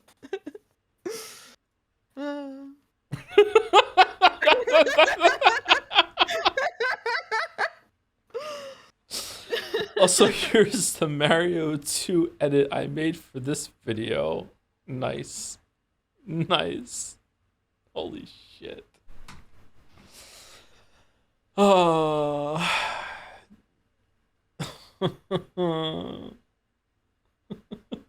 New emote. Are people gonna use it? I would like this to be an emote. An emote has to die for it. What emote has to die? Are you gonna be late? Almost every day. Yeah, almost every day. Yeah. It happens. Thank you, Thet. Thank you. And that is fan art for this week. Thank you very much, all the fan artists. Yeah, thank you. A lot of really, really gorgeous stuff this week. Every week, but this week was amazing. Oh, I didn't get through bits and subs. Usually I get through it during the fan art. Stonebeard, right? Thank you, Snot Girl, for the resub. Can't believe we already made it to The Force Awakens. Episode 7. Very nice. That would have been a good joke. Maybe I can do that for next week. Thank you, Snot Girl. Thank you, Zorgox, to the bits. Do you prefer the stinky timeline or the lube timeline? I don't remember the lube timeline. What's the lube timeline in Sekimea? I deleted the whole joke from my head. Yeah, I don't remember I remember the joke, but I don't remember what it was about. I think it was a one-off. It was a quick one. Oh, the lubed elevator. Oh, the yeah, silent elevator. the lubed elevator. Yeah, in that elevator Right. you can't hear in that tunnel you can't hear the elevator moving because it's been lubed. Yeah, that's true. Very funny. Thank you, True Jugate or Try Jugate for the resub. Hi Joe, just want to say thanks for all the Umi streams. You have motivated me to complete the VN after putting on hold for 4 years, and I hope you will enjoy Chapter 7 as much as I did. I hope so too. Wow, they're really building it up for you. Yeah, they really are. Yeah, I'm getting some subtext about I'm not allowed to dislike this one. It was all fun and games about 5, but this is the one I'm not allowed to dislike. Thank you, Parnik, for the bits. Hey Joe, did you know that Ryu Kishi actually worked as a butt fang expert in real life? I did. Yeah, that's what inspired him to write Umineko. Yeah, I'm hoping for some creative monster designs in Silent Hill because of that experience. Thank you, Cake. Thank you, Cake Walking Remastered, for the bits. Sometimes I say something and I have to take a second after realizing what I just said. Me and my friends are climbing a mountain. They ask me where we are. I respond, Umineko episode 7, Requiem of the Golden Witch. We smile. We know we're at the peak. Good lord. Wow. Do you know what comes after a peak, though, right? Thank you, Dylan H, for the bits. Hi, Tom. Time for the weekly emotional manipulation message. I got suddenly laid off without warning last autumn, and life sucked for a while. The time of you getting back to streaming was perfect. Thank you for all the laughs and commentary. I now have a new job that I like, a new relationship, and a streamer finally starting episode 7 today. Oh my God. Also, not a late streamer. Yet I remain in despair, for I am marbleless. In any case, I wish you have a great time reading the best VN of all time, Pentiment. Just a Pentiment jab right at the ends? Right at the ends? Okay, you know what? Jerry's rallying them, I think. Jerry's rallying? Okay, all right. You know what? Let's see. Should Dealhan H get a marble? Do a poll, and if chat thinks you should get a marble, you can get a marble. There you go. They're always going to give them a marble. You know what? I'm feeling that this time maybe no. Maybe no. No? Okay. No. All right. All right. Give someone else a marble should be one of the Do the poll. options, and Do then the poll. we'll never know. And a blowjob. Okay. All right. Thank you, Kever Clorung, for the resub. Predictions on what Game 7 is going to be about for starting. It's going to be fucking brutal because Bern Castell is in charge. It's going to be just the worst game ever. It's just going to be torturing the characters. Who gives a shit about the mystery? That's what I think. It's going to be really, really bad. Thank you, Huli Gordo, for the bits. Since you want to play all Game of the Year nominees this year, I would highly recommend giving Expedition 33 a chance. I don't know if you've heard of it, but I think it's probably one of the best games of the year, and it seems right up your alley since you seem to enjoy JRPGs so much. You know what? Lock it in. You're right. Let's lock it in. Lock it in. Oh, you gave me a marble and I didn't pick something to redeem it for. Oh, yeah. You haven't. I did, yeah. I know what I want, but we'll wait until you're done with this to do this. Did Jelly use theirs yet? I think Jelly did, right? I don't know. The marble's being given to someone else. Yep. Sure. I think Master Elia should get a marble for bothering to sit down and watch every single concurrent Marble anime I watch. That takes dedication. And after that marble goes in, they get another marble. Marbles forever. As long as they're willing to watch the anime. Thank you, Dominic, for some more bits. I'm here to act as a counterbalance to all the people gassing up episode 7. I thought it was just okay. If I had to graph my emotional response, it would have almost been a flat line. Am I being genuine, or am I doing my bullshit again? We may never know. Pentiment is better. My vote is to save the animals, and we're almost halfway to a new yeek. We are almost halfway to a new yeek. Shit. And a happy new year. Fucking hell. Halfway to Christmas, everyone. Halfway to Christmas. Thank you, Dominic. Thank you, Last Easter, for the resub. I love Christmas, too. 4 years of being Joe's sub. This is the right time to tell you that the E in Isis is pronounced like Nay-chan, and you've been saying my name wrong the whole time. So much hate. So last Asus? Asus. There we go. Last Asus. I will try my best to remember. Asus. Okay. Like the motherboard. Thank you, Arjun Design, for the bits. Pronounced Aryan. Love the pronunciation guide bit. Oh, my favorite bit. Caught up minutes before this stream started, so excited to hear your thoughts on this episode. We haven't started yet, but we're getting close to it. I think I can see the top of my list right now. Thank you, Aryan Design. Thank you, Dork Moonblade Gwendolyn, for the resub 2 with Glorp. Glorp Moonblade. Thank you very much. Thank you, Master Elia, for some more bits to say. Sorry for this, as I'm about to use this message to shill something I made. Hello, chat. Are you interested in learning more about the anime marble race? If you are, I made a video ranking 63 of the anime from the marble race and the gimmick marbles. Sometimes it's nice to put a face on a random marble and also learn about some horrible shows. Find it on Reddit or Jads. Wow. All of them? Okay, you know what? You can have a marble. You can have a marble. There you go. Marble given out. We're giving out marbles today. We're giving out marbles. Thank you, Tora3tron, for the bits. Our late streamer. Thank you, Iron Wrath, for gifting a bunch of subs in a row for full stream ahead. Choo choo, Nanjo. All right. Snap to Nanjo. Thank you very much, Iron Wrath. We're almost at the end of Umineko. Are you excited? Found the video? There it is. Thank you, High Tier Layla, or some say Lila, for the bits. Hey, streamer, wanted to get your expectations lower for episode 7, so fair warning. It sucks fat turds. Ew. All right. Expectations have been adjusted. Thank you, Iron Wrath, for gifting a sub to episode. Full stream ahead. Choo choo. Nanjo episode. Oh, there was a thing in there. Okay, I understand. I understand. Nanjo episode. Is it Nanjo episode? I would be curious to see. We're gonna find out. Thank you, Mike. Hunt is for Timmy for gifting out a sub. That pause is very important whenever I say that, or else this VOD won't make it onto YouTube for anyone. Thank you, Rodney, for the bits as well. Hey, Joe, episode 7 sucks shit. I hope you'll hate it. Thank you, Rodney. Just no subtlety whatsoever. Thank you, Mike, for some follow-up bits. Hey, I know you're busy with games, but have you heard of the new game Expedition 60? Especially with all the time in the gym, this one is right up your alley. Also, episode 7 is dog water. Smiley face, have fun. Oh, I would still be alive. They're reversing course so fast. I would still be alive in Expedition 60. That's good. Oh, that's true. I'm going to sneeze. Okay. Phew. Sorry, that took a while. Thank you, Rainbow Road DUI. That's an amazing name for the resub. I'm here to backseat the book. That's a great name. Holy shit. Backseating enabled. And last four on my list are Shambi with the resub. Hey Joe, big fan of the streams. I think I speak on behalf of chat when I say you shouldn't play Pentiment Pizza Tower. Fill in any other game you don't want to play. Happy to help. I accept compensation in either shoutouts or half marbles. All right, you can have a half marble. Sure. Thank you, Sir Shambi. Thank you, Moo Nelly, for the resub. Pronounce moo like the cow, Nelly. I did it right. I didn't even read the message first with the Joms. Thank you. Joms buff. Thank you, Parnik, for the bits. Hey, Joe, I know that people are hyping up your expectations for episode 7, so I just want to temper them a bit. Episode 7 is my favorite one, which means it's the best one. And I'm not implying anything, but only a really dumb person wouldn't like it. Remember this. All right. All right. Thank you, Parnik. Thank you, Mark326, for gifting a sub to 50 subs. I think that is the amount. Thank you very much, Mark326. And also to Single Dom right afterwards, too. 50 subs, Single Dom. Thank you. Thank you, Mark. Thank you. It took me a second to get that. Thank you. Thank you, Skunky Emerson, for the bits, too. I want to be the neutral one here and say that episode 7 is going to be whatever you think it is. So have fun. And then GoPod as well. Oh, no. They're delaying. Why are they delaying? Yeah, they're forspokening us. What the hell's going on? To everyone who is glazing episode 7, you don't like Umineko. You like a well-written story with good plot and logical connections. Ooh. Okay, Ooh. don't hype it up that much. It's not even a joke now. It's not even a joke. Giant snail in the chat. Thank you, Dominic, for some more bits. Episode 7 doesn't exist. We've all been lying to you this whole time. Oh, is that why you don't want me to find out? This is why we're stalling?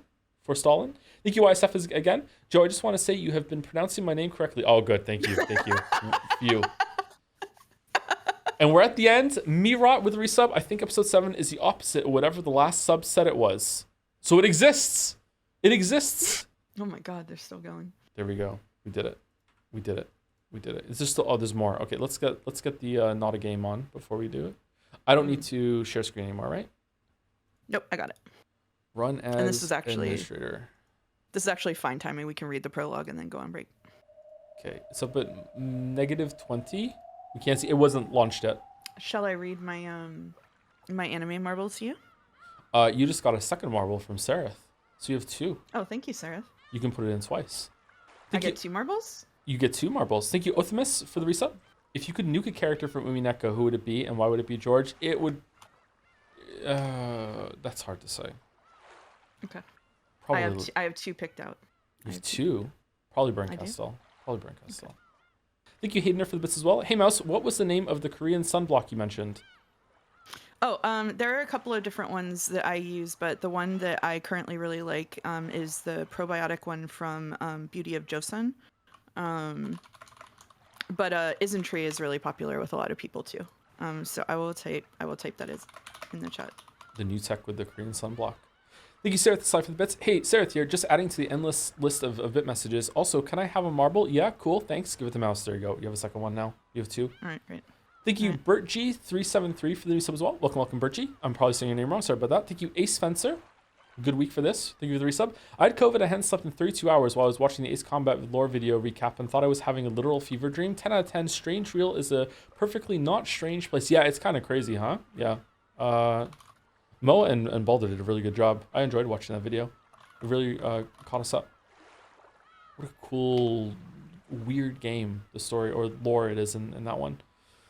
Thank you, Dominic, for the bits. Thank you, Haydener, for the bits. Hey, Mouse, what was the name of that Korean sunblock you mentioned? And thank you, Sarah, for the bits. Hey, Sarah, you're just adding to the endless list of bit messages. Can I have a marble? Yeah, cool. Thanks. Give it to Mouse. Thank you, Dominic. Thank you, meaningless name, for the resub. Hi, Big Video Games. Just wanted to say episode 7 is bad because it doesn't even have an egg. Excited for Seki tomorrow. Wow. And Pseudo Fossil for the bits. Hello, streamer, and also Joe. It is I, the normal and reasonable chatter. My thoughts on episode 7 are quite average compared to others, but what about you? Are you normal and reasonable? I am. We need to get into the story, everyone. We need to get into the story. Wait, can I read my marbles? Oh, you can read your marbles. There you go. I've lost my marbles. Okay. Well, all right. Okay, so I have 2. I have 2 different ones. Are you ready? All right, I'm ready. Okay. Neither of these is a series. They are both a single shot. Hope they win. So I'm trying to give you okay. First one, predictable choice. Kimi no Nawa, also known as Your Name. Synopsis. Mitsuha Miyamizu, a high school girl, yearns to live the life of a boy in the bustling city of Tokyo, a dream that stands in stark contrast to her present life in the countryside. Meanwhile, in the city, Taki Tachibana lives a busy life as a high school student while juggling his part-time job and hopes for a future in architecture. One day, Mitsuha awakens in a room that is not her own and suddenly finds herself living the dream life in Tokyo, but in Taki's body.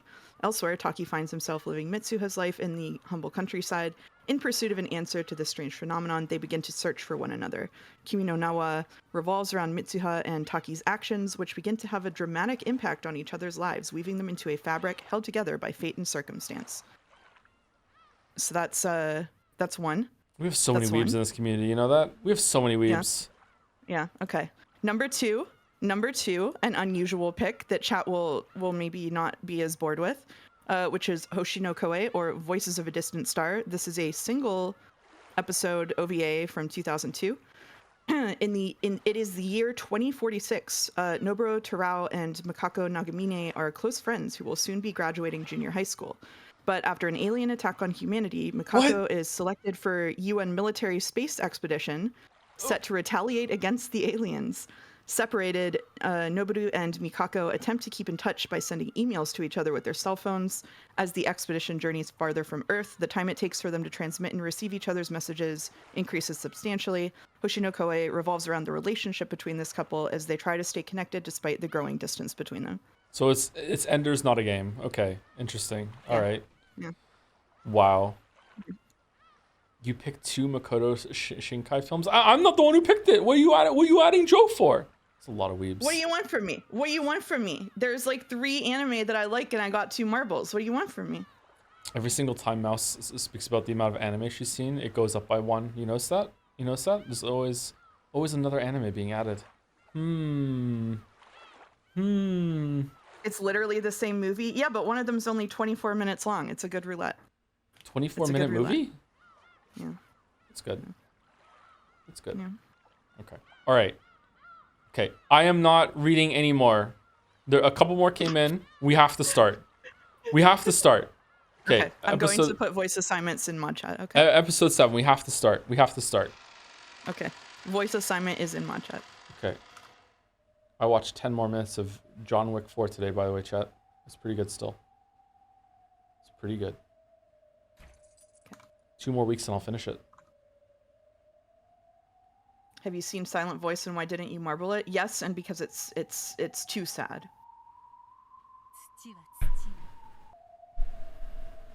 No title card read, so much hate. Oh, we're gonna get the music today, aren't we? All right, how is the sound? We good? Oh, I have to do it, don't I? You do have to do it. Yeah. Okay, now the sound effect is gone. That's great. Okay. Yeah, it's just gone. We have to wait until we go forward. Okay. Did you just start? We just started episode 7. Yeah, we're gonna read the prologue, then we're gonna go on break, and then we'll come back and we'll go through it. Yeah. This is you, I think. It is. Yep, it is. Okay. Go for it. I have to pull it up. Sorry. Okay. Earth to earth. Ashes to ashes. Dust to dust. Illusions to illusions. And dreams to dreams. A dream is something drawn in the sand between the coming and receding waves. Something so fragile that it's wiped blank every time a wave comes in. So the heartless might sneer, saying that drawing such things is useless and meaningless. However, no wave will ever come again to wipe away the dream she drew. And now that final, beautiful dream of hers will not disappear for all eternity. Come, try and picture it. It's as though the rays of the gentle afternoon sun on a warm spring day simply forgot to grow dim ever again. It truly is such a wonderful thing. Witness to your final dream. Publius Virgilia Maro. How's sound now? I turned it up. Oh.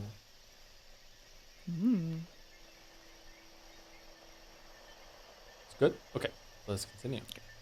The suspects were gathered in a room, and several inquisitors of heresy were reporting on the results of their investigation. Their uniforms closely resembled those of Eisern Jungfrau, but they were slightly different. Also different were the badges signifying their department. Then came the sound of someone clapping their hands once. It was the lead female inquisitor. She was announcing that all reasoning had been completed. As has been shown, it is all quite clear. Know that the preceding logic has proven the non-existence of your alibi. At the other end of her pointing finger was a quivering maid with frightened eyes. Her name was... No, that's not important. What matters now is that she could have entered the closed-room study where the victim was found whenever she pleased. And furthermore, that her claimed alibi for the time of the crime has been proven to contradict the facts.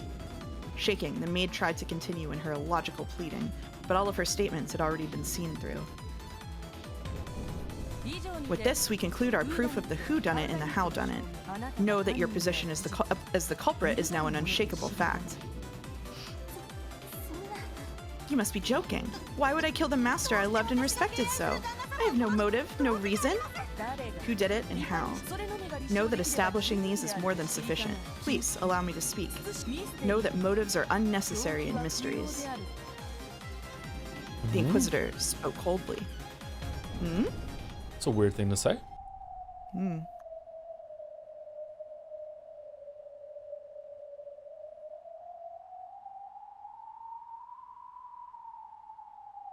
After finishing her witch's prayer, Virgilia stepped back from the coffin, which lay on an altar bedecked with many beautiful roses.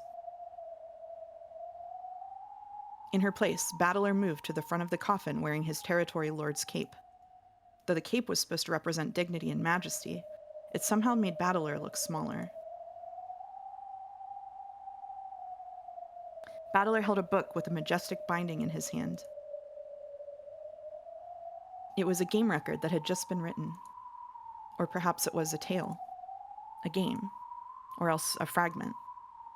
Written in it was the dream that would be more enjoyable for her than any other. Battler pressed it against his forehead and contemplated for some time.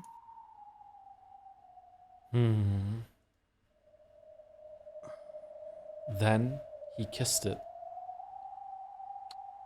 And laid it gently in the coffin. His eyes It are rested blank upon there. her chest. Yeah, it was weird. She looked like a little girl clutching her favorite stuffed animal as she drifted off to sleep. This is the sole tale I have to offer up to you. This tale will be shut up with you in your coffin for all eternity. So no one will be able to read it except for you there in your coffin. Shut away in that cat box, the only, unchanging, inviolable, eternal tale. This way, no one will be able to defile it. No one can deny it, and no one can argue against it. This is just between me and her, just the two of us, our one and only certain truth.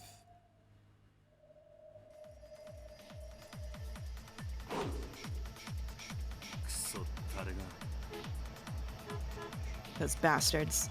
A man dashed through a town wrapped in twilight. The daytime hustle and bustle of this beautiful village, which combined the traditional with the orderly and the classic style of the last century, now seemed like a mere dream. The orange setting sun was already hidden behind the clock tower, and the narrow alleyway was rapidly descending into darkness. As the gaslights began to turn on, they only made the darkness of the twilight stand out all the more. The man sprinted. There was no time. He had to hurry. He'd had several experiments to do and things he had to check, and it had all taken longer than he'd expected. Yes, there's no mistake there. The whodunit and howdunit are more than enough in the mystery genre. In the mystery genre, the motive, or the whydunit, is given to the lowest priority. To have a murder, you need to have a culprit, and he needs to commit a crime. Motive isn't required for that, so it's usually the most ignored element. In fact, these days, there are even some who call it unnecessary. If you find the culprit with nothing but the whydunit, that's no mystery. That's propaganda. However, just because of that fact, it doesn't mean you can neglect the motive, the heart. I think the motive is the most interesting part, but fuck me, I guess. Then you agree with him. We both know how much fun she'll be having in her final sleep, so I doubt anyone could disturb it. After all, who could possibly disturb a sleeping child smiling at a happy dream?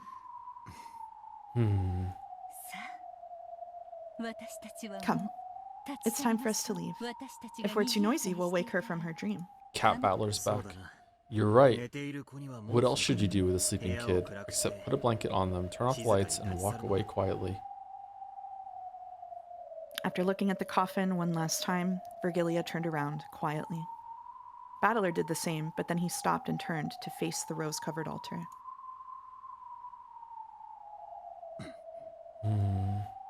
Battler offered up his final words within his heart.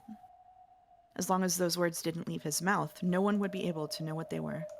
However, those words of the heart caused Battler's expression to change several times. At first, he frowned sadly. Then his face clouded with remorse, and then changed to a bitter, exasperated smile. It flashed through several varied expressions. Then the final expression that crossed his face was, surprisingly, a gentle smile. A gentle smile. Something rose to Battler's lips. However, he bit it back down.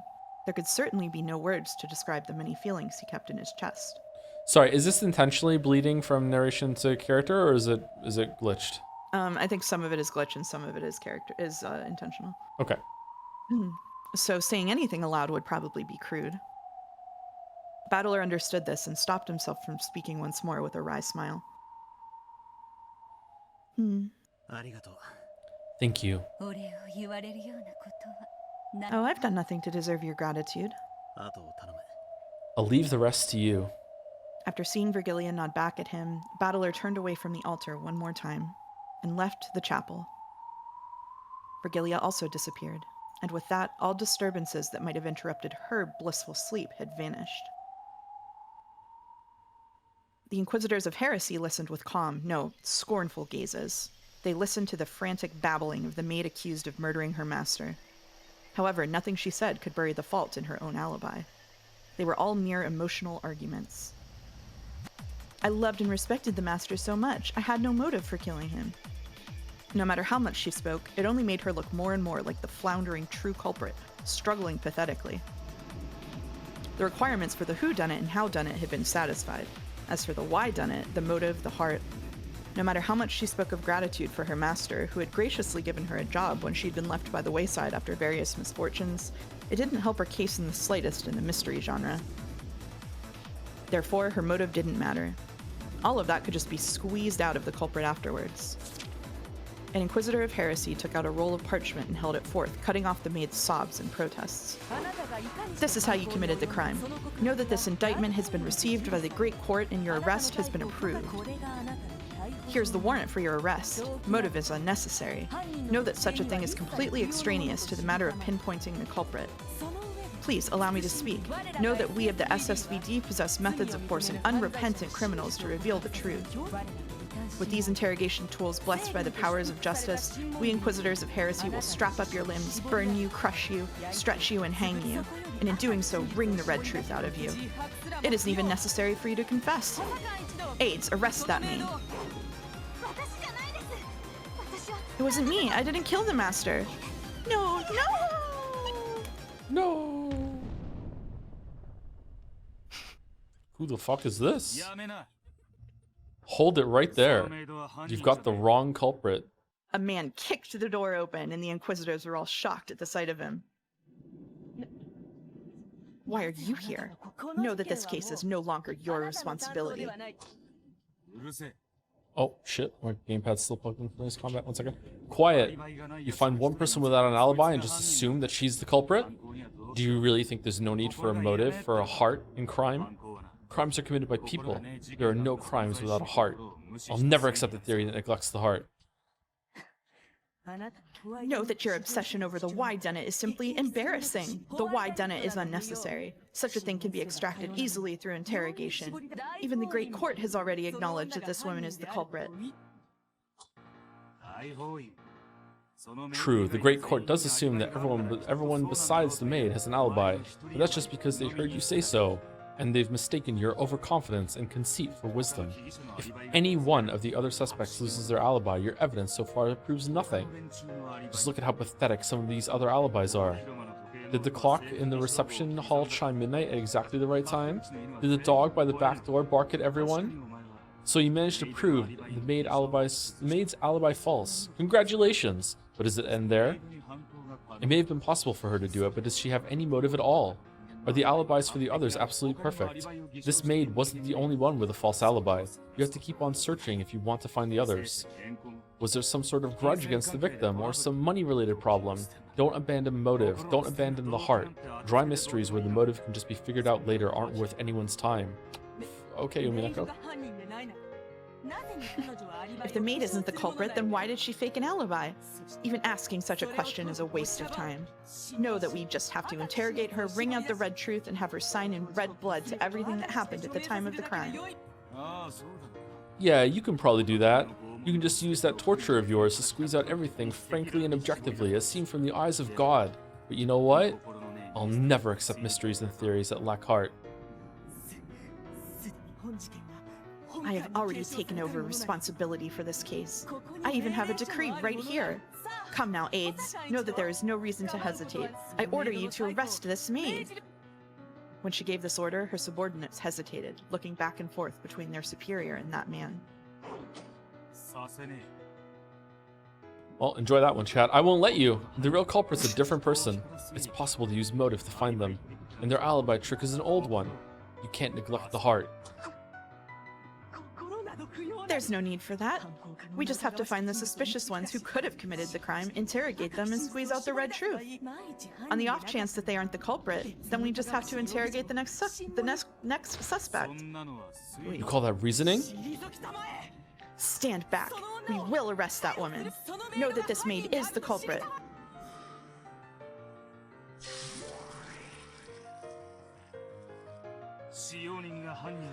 It is forbidden for a servant to be the culprit. What did you say? The words of power blasted away the aides trying to arrest the maid. Van Dyne's 20 rules, rule number 11. If you want to torture why is that in red? If you link back to what you just said, maybe? If you want to torture this maid, make sure you double check the alibis for the second wife and her lover first. Those two already have a clear alibi for the time of the crime. That an alibi? Damn it! I feel like you couldn't understand no matter how easy I make it for you. If you want to call yourself the head inquisitor, try and figure out at least that much for yourself. Until then, I'll be taking that maid's arrest warrant. Then what about you? Can you prove that this maid didn't commit the crime? Know that she was clearly away from the kitchen at the time of the crime. What was she doing then and where? She can't prove it, I can't prove it, and you can't prove it. No one can. That's why we have no choice but to use these torture devices to interrogate her until the red truth is squeezed out. You can squeeze as much blood and truth from the true culprit as you damn well please. However, I won't let you interrogate or torture anyone who isn't that culprit. This is why everyone says you're too soft. All the suspicious must be interrogated. That's how we Inquisitors of Heresy conduct our witch trials. That's right, we are Inquisitors of Heresy. Felling evil witches is our job, and I'm not soft at all. However, we mustn't risk hurting the innocent. We mustn't put them under suspicion. All humans have their own personal truths. Those should only be exposed when they commit crimes. We've been given the right to expose them. But there's one thing we can't do. What? No one, not even God, has the right to expose the innocent truths of those who have not sinned. The maid finally realized he was trying to protect her. I don't know who you are, but thank you very much. I'm really not the culprit. Yeah, I know. Your boyfriend said he'd be willing to give up everything to prove your alibi, but I don't have a boyfriend. Ah, thank you for telling me. You should thank him. That kid said that honor and reputation are worth nothing compared to you. But if he does that, he'll...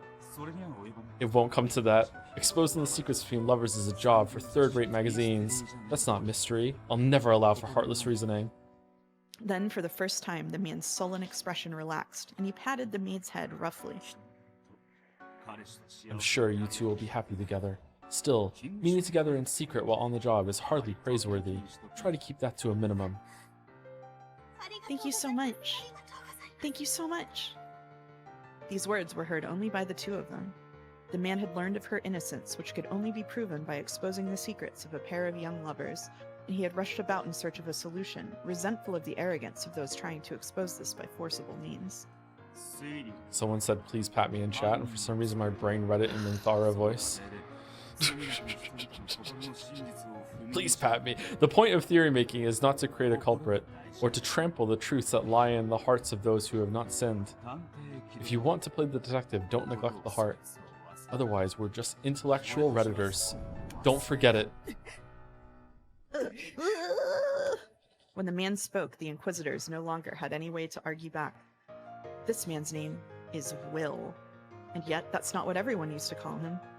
Head Inquisitor of Heresy of the SSVD, the 8th District Repentance Enforcement Agency of the Great Court of Heaven, Wizard Hunting Wright. Oh my god. Willard H. Wright. This is the last thing I have to pass on to you guys. If you want to be the next Wizard Hunting Wright, remember it. No matter what.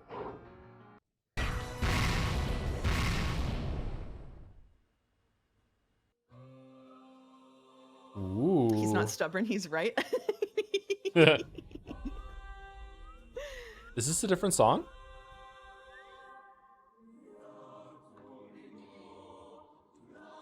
Somber opening.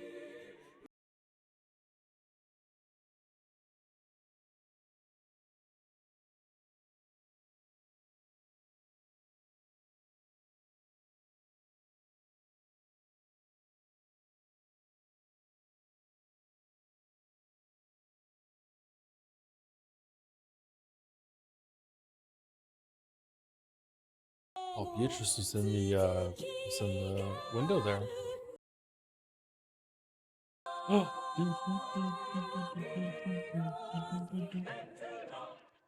Beatrice. Beatrice.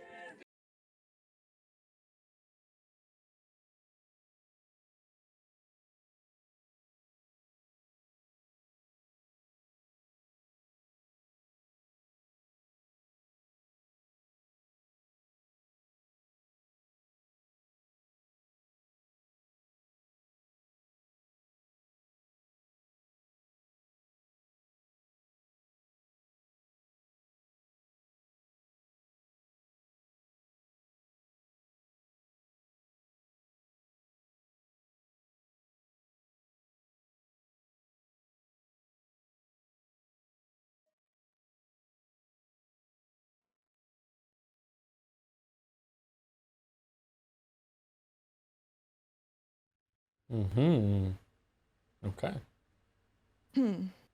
I saw someone in chat asking where did he get the idea that people that mysteries don't care about the why done it, and I want to reiterate that Ryukishi is writing about a very specific genre of Japanese mystery called honkaku.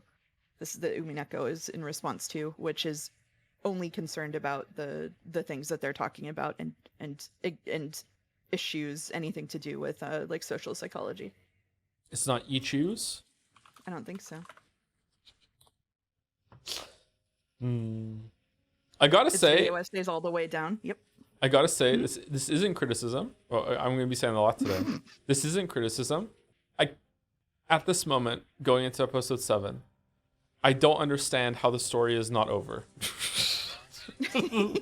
Like I feel like we're done. Like I don't really know what we're doing anymore. Like I don't know why we're still doing games and shit. But like I feel like obviously I would accept an epilogue, but like episode 7 and 8, I'm curious what's gonna happen, especially considering this is everyone's favorite or most people's favorite. Yeah, we'll see. That I felt the exact same way when I got to this episode. Oh, did you really? Yeah, I was like, well, it kind of seemed done to me. Like, where are we going here?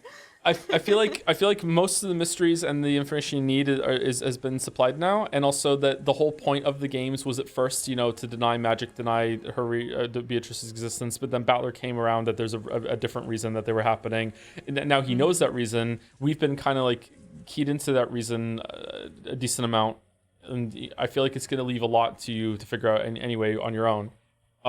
So I don't know.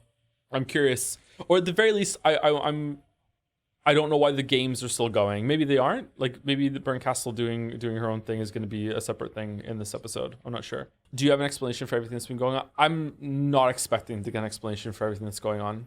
I don't think it's going to be that kind of thing. I think there's going to be a lot of stuff at the end that is going to be left up to an exercise for the reader, or just won't have an answer. But that's my expectation. Anyway, we're going on break. I'm going to say thank you to a bunch of people before we actually fully go on break. But if you want a longer break, you can leave now, and it's probably going to be at least 10 minutes. So Thank you to I Love Pork for the resub. 6 months for Umi episode 7. Also, which children's cartoon is best, Pokemon or Digimon or Sailor Moon? It's gotta be Pokemon. Pokemon is I loved that show when I was a kid. I never actually watched much Digimon. I did watch a couple episodes of Sailor Moon here and there. Like I like the animation style, but I didn't really. The story was kind of crazy. Pokemon, was it even translated properly when it came over to the West? I'm not sure, but Pokemon is really good. I think both Pokemon and Sailor Moon got kind of shafted in the translation.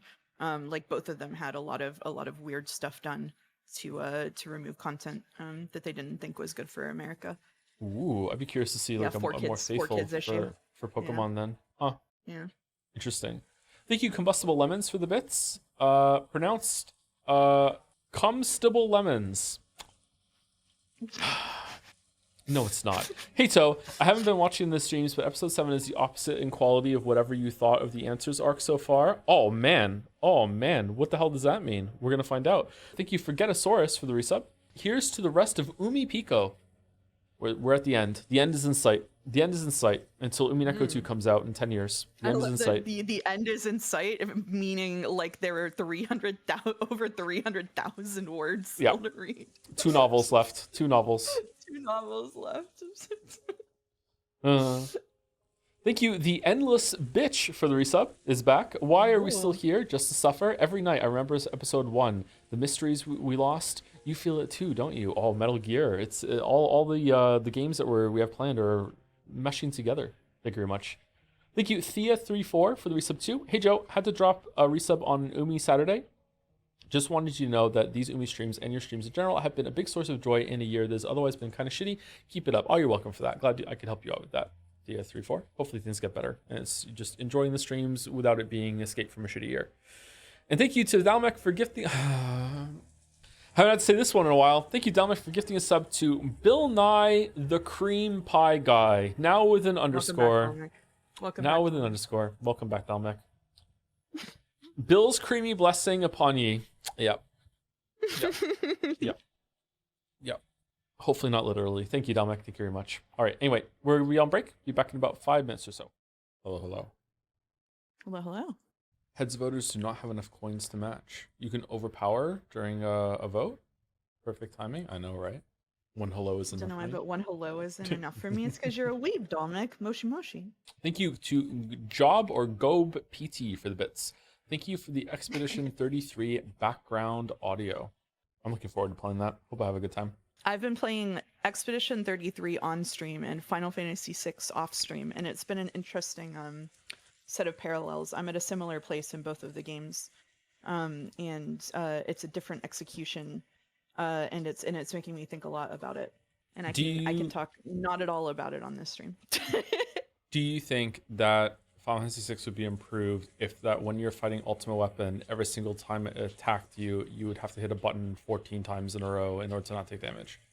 Yeah, absolutely. Actually, I've been streaming it to some of my friends on Discord, and one of the things that we've noticed is that Final Fantasy VI would be greatly improved with contemporary JRPG party banter. And so, like, I would be fighting like an enemy, and it'd be like, it seems like it might be weak to ice. Uh-oh, I think that we should dodge. It seems like it's charging up a big attack. Like, we're just doing that like would, endless party banter. That would be improved. Yep. Oh no, it looks like it's preparing its ultimate attack. Maybe we should be on the defensive. Expedition 33 doesn't do that. Really? Does it?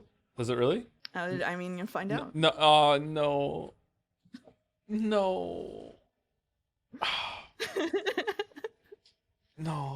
Spinning edge. Anchor shot. Metaphor in the chat. Metaphor has some of the most obnoxious constant party banter that I have ever heard. I'll tell you that much.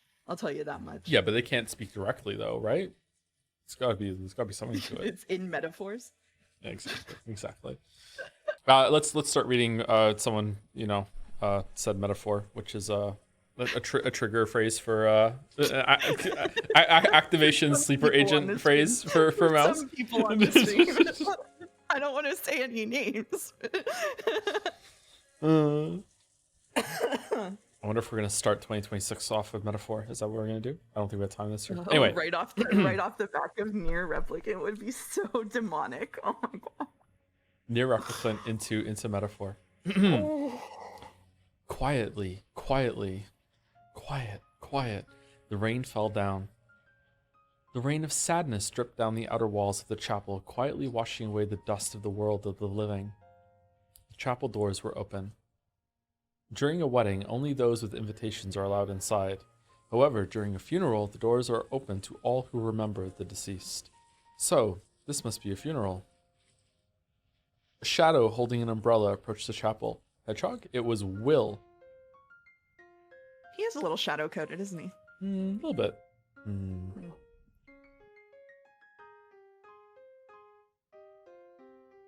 A reception desk had been set up at the chapel's entrance. As the shadow approached, Cannon, who had been sitting at this desk, stood up and welcomed him with a bow.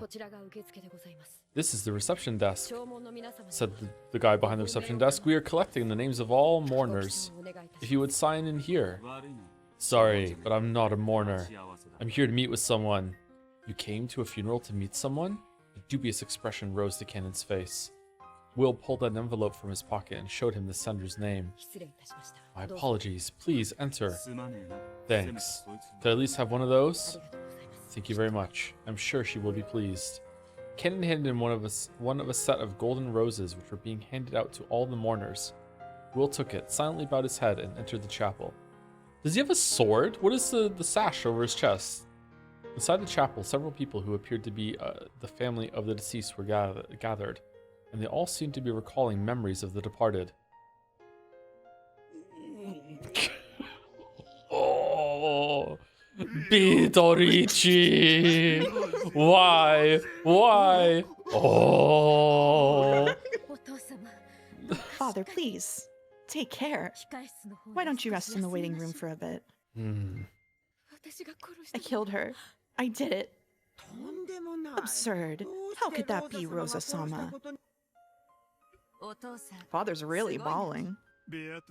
Yeah, Bidorichi, huh?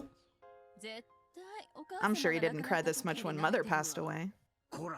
Hey, now's not the time to say things like that. Calm down, Eva. Some sobbed, unable to conceal their tears, and some spoke softly of old memories. They were all remembering the dead in their own way, it seemed. When Will approached the altar, several people turned around. Of course, none of them knew who Will was. Paying this no mind, Will walked in front of the casket on the altar, which seemed to be buried under golden roses. Inside the casket, there was no corpse. Sus, instead, as though it lay there in place of a body, was a single, thick book with an extravagant binding. The space all around it was filled with countless golden roses. There were words printed on the book's cover. To my beloved Beatrice, October 5th, 1986. Miss Beatrici. If it was Mrs., then forgive me. I've never met you. However, allow me to express my condolences. He took the rose he had received from the reception area and placed it in the casket. He had absolutely no connection to the woman called Beatrice. However, since he had come to visit a funeral, he had to show this minimum amount of respect for the dead. As a part of this, Will prayed for the passage of the dead into the next world.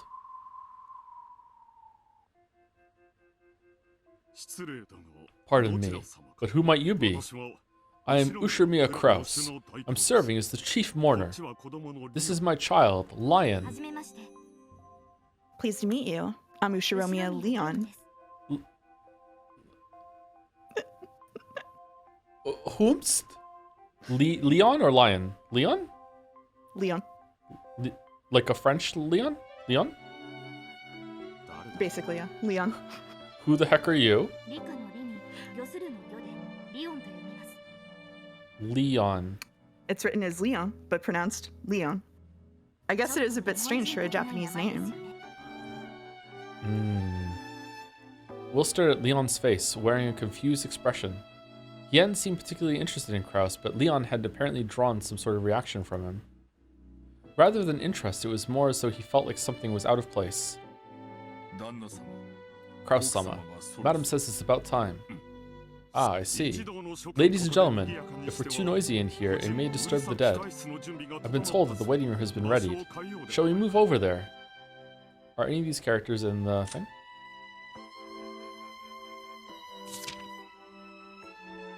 Okay, he's in the witch side. Willard H. Wright, a member of the SSVD, the 8th District Repentance Enforcement Agency of the Great Court of Heaven, Inquisitor, ranked Archbishop First Class, goes by the name Wright of the 20 Wedges, or Wizard Hunting Wright. He was an ace Inquisitor, just Phoenix all over this. In his youth, he was feared for being both ruthless and merciless in his work. However, at some point, there was a change in his work attitude, and his previous flashy escapades became a thing of the past. His current style is often fickle, alternating between laziness and obsessive bursts of energy regarding mere trifles. By now, everyone has given up trying to understand him. Awesome. He has already submitted his resignation and had it accepted. Only a few days remain before he will lose the name of Wright. All right, so he's going to be dead soon? Willard H. Wright is the name of a real person who wrote under the pen name Van Dyne, by the way. Ah, all right. Thank you for telling me that. I didn't know that. Yep. So we're Van Dyne versus Nox. Ushamiya Leon. The first child of Kraus and Netsui, Jessica is their second child, was given the silver ring of the head successor and will succeed the position of family head upon turning 20, mild, polite, and without any clear faults. Excuse me? Except for being too young, this youth is more suitable to become the next head than any other and is adored by Kinzo. Interesting. Okay. When Kraus called out to everyone, they began to move towards the chapel waiting room. My apologies. Leon, could you entertain our guests for now? I will guide the others to the waiting room. Yes, father. It looked like a natural conversation with no awkwardness for either father or child. Father and child, is it? Yes, but why do you ask? Ushimiya Kraus's child is supposed to be Jessica. Jessica's my little sister. Do you need me to call for her? No, that won't be necessary. Apparently, some sort of game was already being played right off the bat. Scratching at his head with an irritated look on his face, Will glanced around. Pardon me, but what sort of relation did you have with the deceased? None at all. It's a real pain.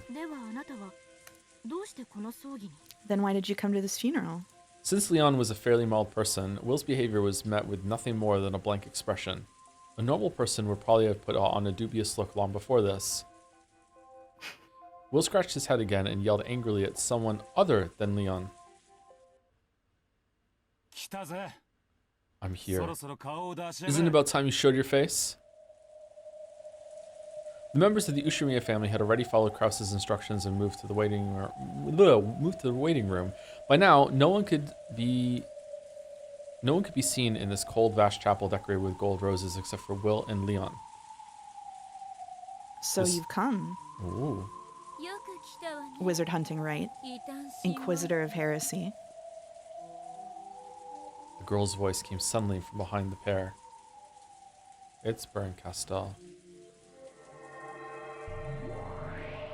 Yay. Yay. When Leon turned around in surprise, a girl had appeared out of nowhere and drifted down on top of the altar. She landed softly on the sacred funeral altar as though this was perfectly normal, crushing the golden roses under her shoes. Of course, Leon didn't know this girl. Just why on earth were all of these people unrelated to the funeral, popping up one after another? I'm already retired. If you have a job you need doing, go ask the new Wright. No, you're the one I want to ask. I'm giving this case to you. Did you read the tale I sent you? I skimmed it. I don't know who you are, but please get down from there. That's a sacred altar. Snapping out of a daze, Leon told the girl to get down from the altar, but she ignored this completely. On top of that, Will kept on talking to the girl as though Leon wasn't even there. I hear this is Leon. Who is that exactly? You've already heard who.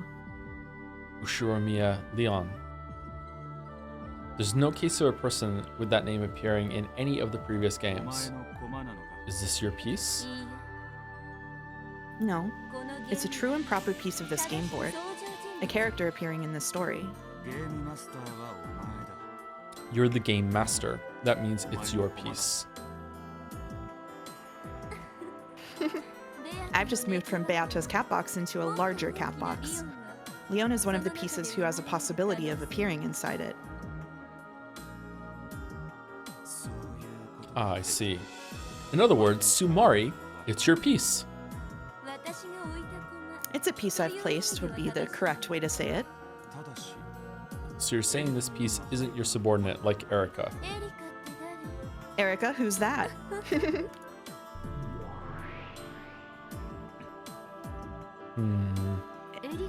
Erica's son? Huh?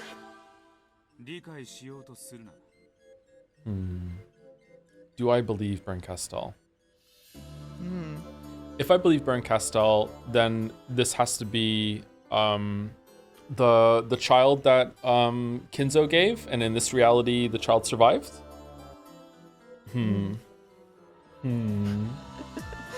Leon is the first time chatter who joins 32 streams into Umineko. Yeah, Leon shows up and says, Will, can you summarize the plot so far? Doesn't have blue eyes. Oh. Don't try to understand. You'll just get a headache. Leon didn't have a clue what they were talking about. However, though neither person was familiar, it seemed clear that they both knew a lot about the Ushirimiya family. I don't know what you two are talking about. Anyway, you, girl, please get down off the altar. I ask this as the successor to the Ushirimiya family headship. Definitely been hanging out with Natsui. Even Leon was finally forced to speak in a raised voice to that girl, who continued to chat while casually standing on the altar. However, the girl ignored this completely. On the other hand, Sumari Will did show a reaction. The successor is supposed to be Kraus. My father Kraus will be the acting head until I turn 20. Then I'm to succeed the headship. First I've heard of this. Can you prove it? It seemed that even Leon was starting to get ticked off by now. That calm expression appeared to twitch slightly. This is the successor's silver ring of the one-winged eagle. Is that proof enough for you? A silver ring? The golden head's ring has appeared several times, but I've never heard anything about a silver ring for the successor. I don't remember Kraus or Jessica ever wearing one of those. I'm glad. For someone who's just skimmed it, it seems you've read it pretty well. When a witch hands you a story, you never know when something absurd will pop up, especially when it's a great witch from the Senate. Well, who in the world are you two? Sorry, but I don't have a clue what you're talking about. If you finished offering flowers for the departed, please make your exit. It seems you two aren't worthy of our family's hospitality.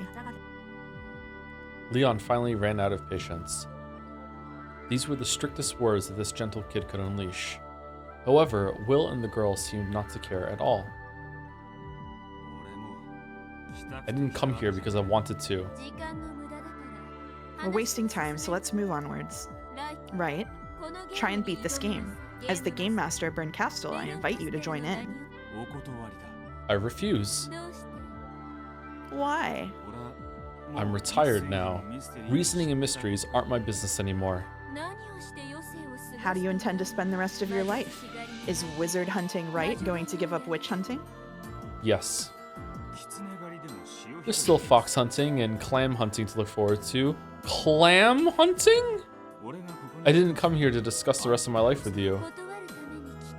So you came here to refuse? Know that your powers of deduction are truly a sight to behold. Then do as you will.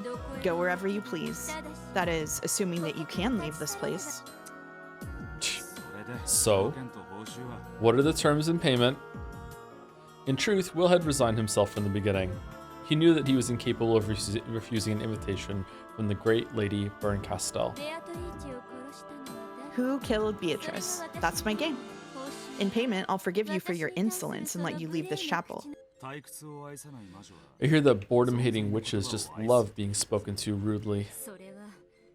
That's only for hags who are tired of life after 1,000 years. I'm still plenty young, so I love thinking up horrible fates in which to trap rude men like you. So, who's my enemy? There is none. There's no one to stand in your way. I just want to sit back and watch you make your beautiful checkmate in this game. I've even found you an ally. That's what this Leon is for. Huh? After hearing that name spoken out of the blue, Leon frowned once more. Apparently, they were moving things along without Leon's knowledge or understanding, which the latter seemed to find truly irritating. Leon is a member of the Ushiromiya family, and should prove to be a useful ally seeing as no one in the family knows you. I'm not sure what all this is about, but I can hardly be of assistance until I know what's going on here. There, see? With help like this, it'll be a piece of cake. Entertain me and my master, wizard hunting right. Ow may be a polite theater goer, but I might throw popcorn at you if I get bored, okay? Will scratched at his head with a displeased look on his face. He wasn't at all interested in getting involved, but by now he realized that he couldn't disobey Berncastell's orders. Then he approached the casket and pointed at its rose-filled insides. You asked me to solve the case of Beatrice's murder, but Van Dyne's 20 rules, Rule 7, is forbidden to have a crime without a corpse. That's the devil's proof. Maybe it just isn't inside the casket. Unless you can prove that no corpse exists. This is mystery. Rule 1, it is forbidden to have a crime without all clues presented. Don't worry. Everything is gathered here.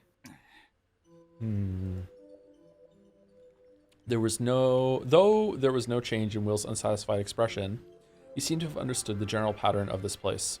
The simple fact that a mere inquisitor of heresy had been summoned by an uninhibited, fickle, cruel great witch of the Senate meant that he'd be treated as no more than a mere underling. All along, he had possessed no way to refuse her. So, who killed the owner of this empty coffin? I'll answer that question. However, you'll let me do things my way. As you like.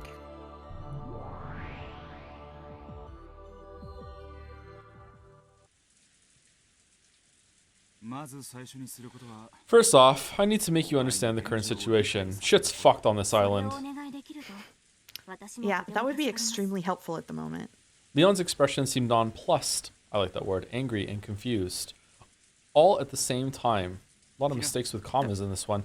Alright, so, no, I can't ask that because it's a spoiler. I'll ask anyway, but you can't answer. My assumption is that because of the interaction, Willard is the detective. Maybe there's another rule for Van Dyne's bullshit that is different than Nox's, that the detective's perspective is not guaranteed, like in Nox. Yeah, I guess it doesn't matter. There might be a different set here. Okay, sorry, never mind. I just went on a journey all by myself there. How's it going, Mouse? Oh, it's going okay. How about you? It's going all right. I like the sassy sprite, the sassy Leon sprite. Sassy Leon. Serving. You know who Leon reminds me of? In Summit, I that? couldn't place it until now. Leon reminds me of the blonde girl from Mystria. Do you see it? I see that, yeah. Yeah, I see that. Yeah. That's who Leon reminds me of. Thank you, Henry Wyatt, for the bits. Will's necklace is so unique and unusual. It would be a shame if it was used in a certain furry VN. Leo Alvarez would kill Will for it for sure. Thank you for the furry facts. Thank you, Henry Wyatt. Thank you very much. Thank you, Iron Wrath, for gifting a sub to Ushiromiya Leon, keeping up the tradition. Thank you very much, Iron Wrath. And thank you to Paus for the bits.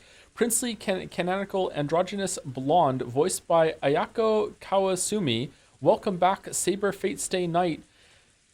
Confirmed by 07th expansion wiki via Golden Fantasia palette swap cameo. Also Echo Heads United monosyllabic named VN's front. I'm just casting a spell. What the fuck? What was that? What was that? Someone in chat just did 12 lulls in a row. Just saying words? I know, right? I know. Man, chat's having a good time right now. That was Chatnip. Holy fuck. Good job, Paus. Good job. Anyway. Chatnip.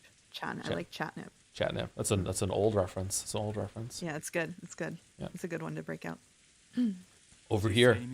It'll be faster to see it for yourself. Wonderful. Please lead the way.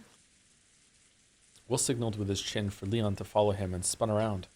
After snorting once in an unsatisfied manner, Leon followed him as though resigned to see Will's little show. As she watched him leave the chapel, Berncastel sneered silently at them, a cold smile on her face. As the Miko of the Great Witch of Theater-going drama and spectating, feathering something a Aurora, and as the Witch of Miracles, I, Berncastel, announce the start of this game. The tale's title is Requiem of the Golden Witch. Spin a tale fitting for Beato's funeral. Well now, let's see just how you drag out the guts. Let's get her in a logic error. Let's do it. Let's do it. She watched until the pair had left the chapel. Berncastel's form evaporated into the empty air just as she had arrived. All that remained was her unpleasant cackling. Kakui.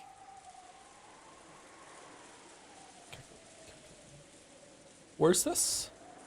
This looks familiar. I thought this was it. No, there was one with the broken vase. Was that Corridorian? This is... Yeah, that was a similar CG in Kuadorian. Yeah? Okay. But it's not exactly the same. Outside, it was still raining. When Kanon saw the guest and the successor approaching the reception desk, he bowed deeply. Good work. You can take a break now, so would you mind leaving?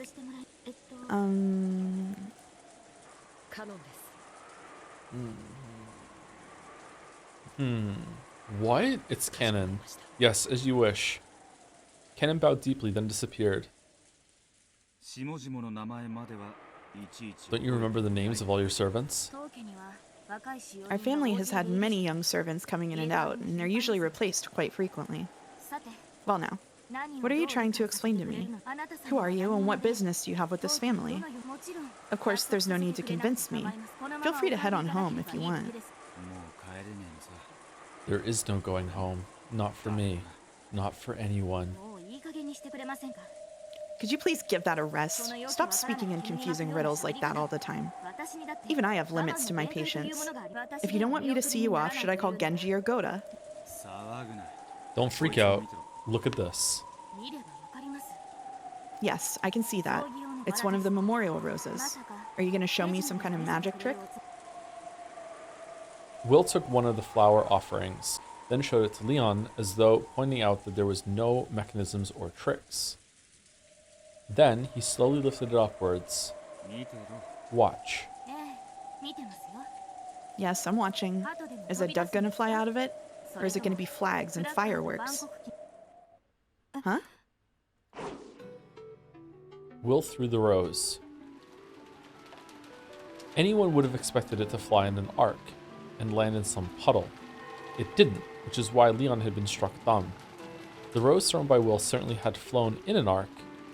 It should have... Okay. It should have sped on rapidly through the air. However, as soon as it passed out from the shade of the eaves and was about to reach the rain, it stopped right in midair, as though the air surrounding it had turned into syrup. That wasn't all. As it hung in midair, the rose's beautiful golden petals began to darken one after another. It's like Cabin in the Woods, and it became a black husk like burnt charcoal. And even after this happened, it remained suspended there in the air.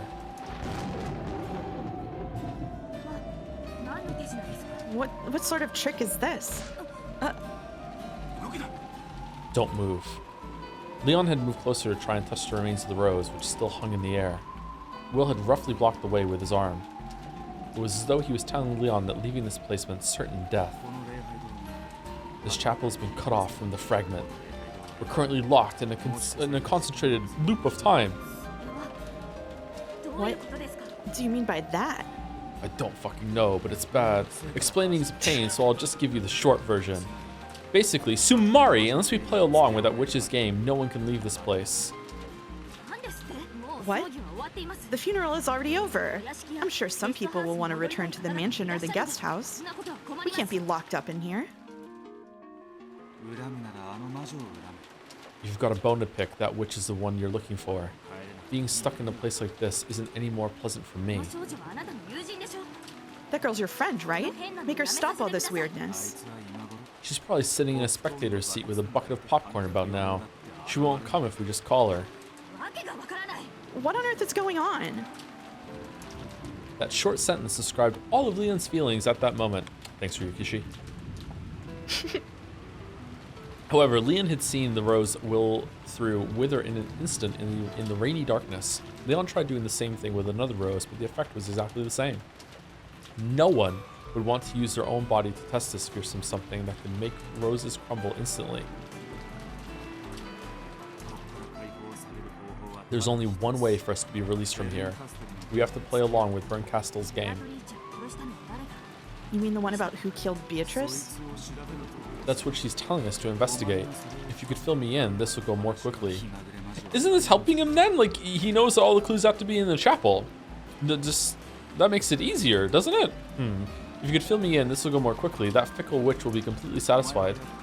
You'll be able to get rid of the two of us, and I have a date with Diana when I get back. If I keep her waiting too long, she'll start tearing up the sofa again. What? Who killed Beatrice, you say? That's hardly something you should go barging into a funeral and asking the family about. Questioning the family is one of the basics of the mystery genre. Just give up and accept it. I do know that Beatrice is the mistress of Kinzo, the family head. You really are a strange person. How do you know so much about this family? Are you sure you have no connections with us?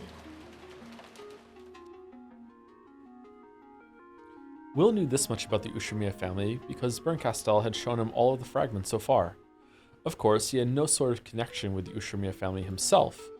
The very plane of his existence was on a different level. Fuck, he's not single. He's probably talking about his dog chat. Don't worry about it. Don't worry about it. Don't worry about it. It's fine. It's fine. He's still available. However, Beatrice died a long, long time ago. According to Genji, she passed away before the mansion was completed. But the reason for her death is unclear. To be honest, this is the first I've heard about her being killed. Tell me about it. My name is Ushiromiya Leon. Willard. Call me Will. For the first time, Will introduced himself. Their mutual introduction was finally complete, and Leon was finally able to talk with him on an even footing. However, Leon took a deep breath and looked up at the sky, wearing a vague smile. Will-san. Leon-senpai. Call me Will. I'll call you Leon. Will. To be honest, even I don't know much about this person called Beatrice. I see. Guess it's called a game for a reason. If only Leon could have told him everything, revealing the truth without any effort from Will. Apparently, things wouldn't be so easy after all.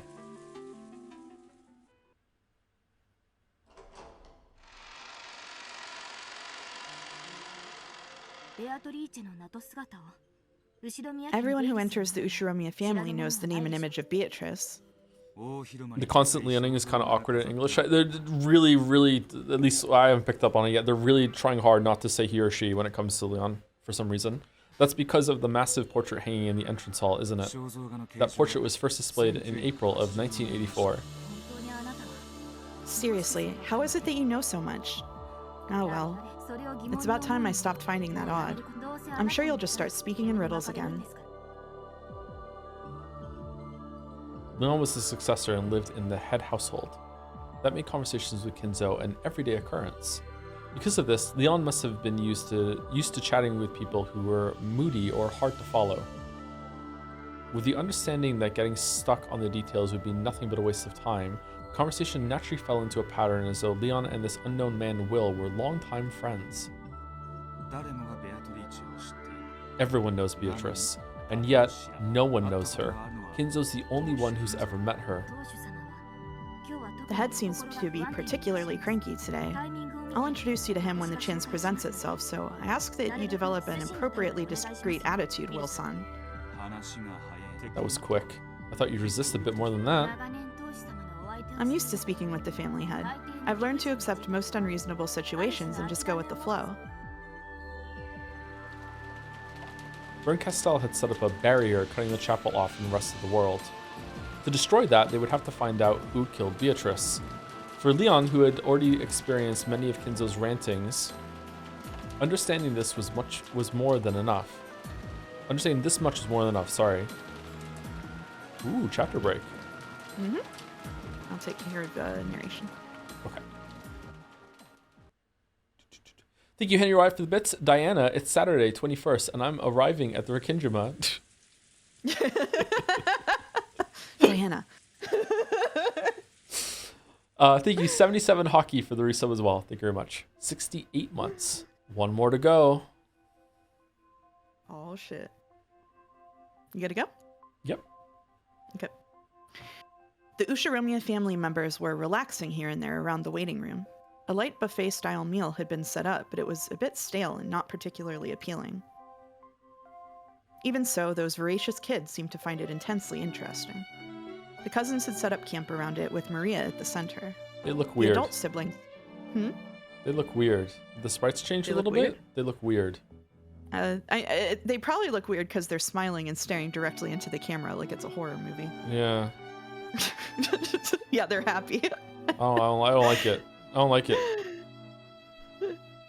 Sorry, go The ahead. cousins had set up camp around it with Maria at the center. The adult siblings had also formed a group in a different corner. Perhaps because of Kinzo's absence, everybody seemed to be a little more relaxed. Leon, where did you go? And who is that? Mother, I was entertaining this guest of ours. Will, this is my mother, Natsuhi. No introductions needed. Just tell me what you have to say. Huh? Did you say something? No, he said nothing. This is Wilson. It seems he knew the deceased. With a smile, Leon casually smoothed over Will's words. He wants to know more about Beatrice. Do you know anything about her mother? Leon, the departed is an individual to whom the head owed a great debt. Nothing more, nothing less. This funeral is a ceremony for the head to repay his benefactor for all he received while that person still lived. That is what I've been told, and there is nothing more to it than that. Thanks, Mother. Well, that's all my mother knows. Natsuhi was eager to destroy the scandal about Beatrice being Kinzo's mistress. However, she also had enough sense to realize that the scandal was probably true. Picking up that Natsuhi was in a bad mood and didn't want to talk about this anymore, Leon brought an end to that conversation before Will could say something rude again.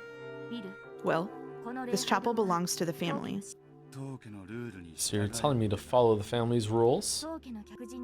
Speak in a manner appropriate for a guest of the family. Let me be the medium for all of your conversations. I ask that you follow those two rules. I'll work on that. The mess this Bernkastel witch or whatever has dragged us into is a real pain. Because of that, I'm willing to help you. But we're equal partners in this job, and you'd best not forget that. This dude just shows up at the funeral, takes you outside as a witch, throws a rose into a barrier, and you're just like, okay, guess we're just solving the mystery. Fuck it. Like, really? You just immediately, like, fine? Okay. And here I thought you were just some well-bred rich kid. Seems you can speak up after all. I must be prepared to shoulder the Ushiromiya family's future, after all. Got it. Let's solve this crime together, Watson. I'm glad I can help. I wouldn't want to keep your dear cat Diana waiting. It's a What, cat. she need to be fed soon? It's a cat. I gave her extra food today, so she should be good for a while. I'm surprised you realized Diana was a cat. I figured it'd be just a bit too eccentric for her to be a human woman who scratches at sofas when you keep her waiting. Humph. So, who will you talk to first? Anyone. Everyone. No one. Those ones over there are Krause's siblings, right? From right to left, there's Aunt Ava, Uncle Hideyoshi.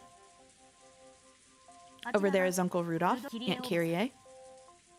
And over there is... Ushiromiya Rosa. When she was a girl, she got lost in the forest and bumped into a woman calling herself Beatrice in a hidden mansion. I know I shouldn't be surprised anymore, but you really do know everything, don't you? So you know about that story too? I managed to overhear her saying that today. It looked as though it was bothering her, so I pretended not to hear. Real model student you are. Introduce me. I want to ask about it. You're asking this of the model student who pretended not to hear because it just might be a painful topic? Even this outrageous arrogance is nothing compared to Kinzo. After muttering this several times mentally, Leon shrugged and nodded at Will. Oh, it's our successor, Sama. And who is this? Oh, Aunt Ava. This is Will-san. He came to offer flowers for the departed. But who cares about that? Tell me everything you know about. He says he wants to know what sort of relationship the Ushiromiya family has had with the deceased.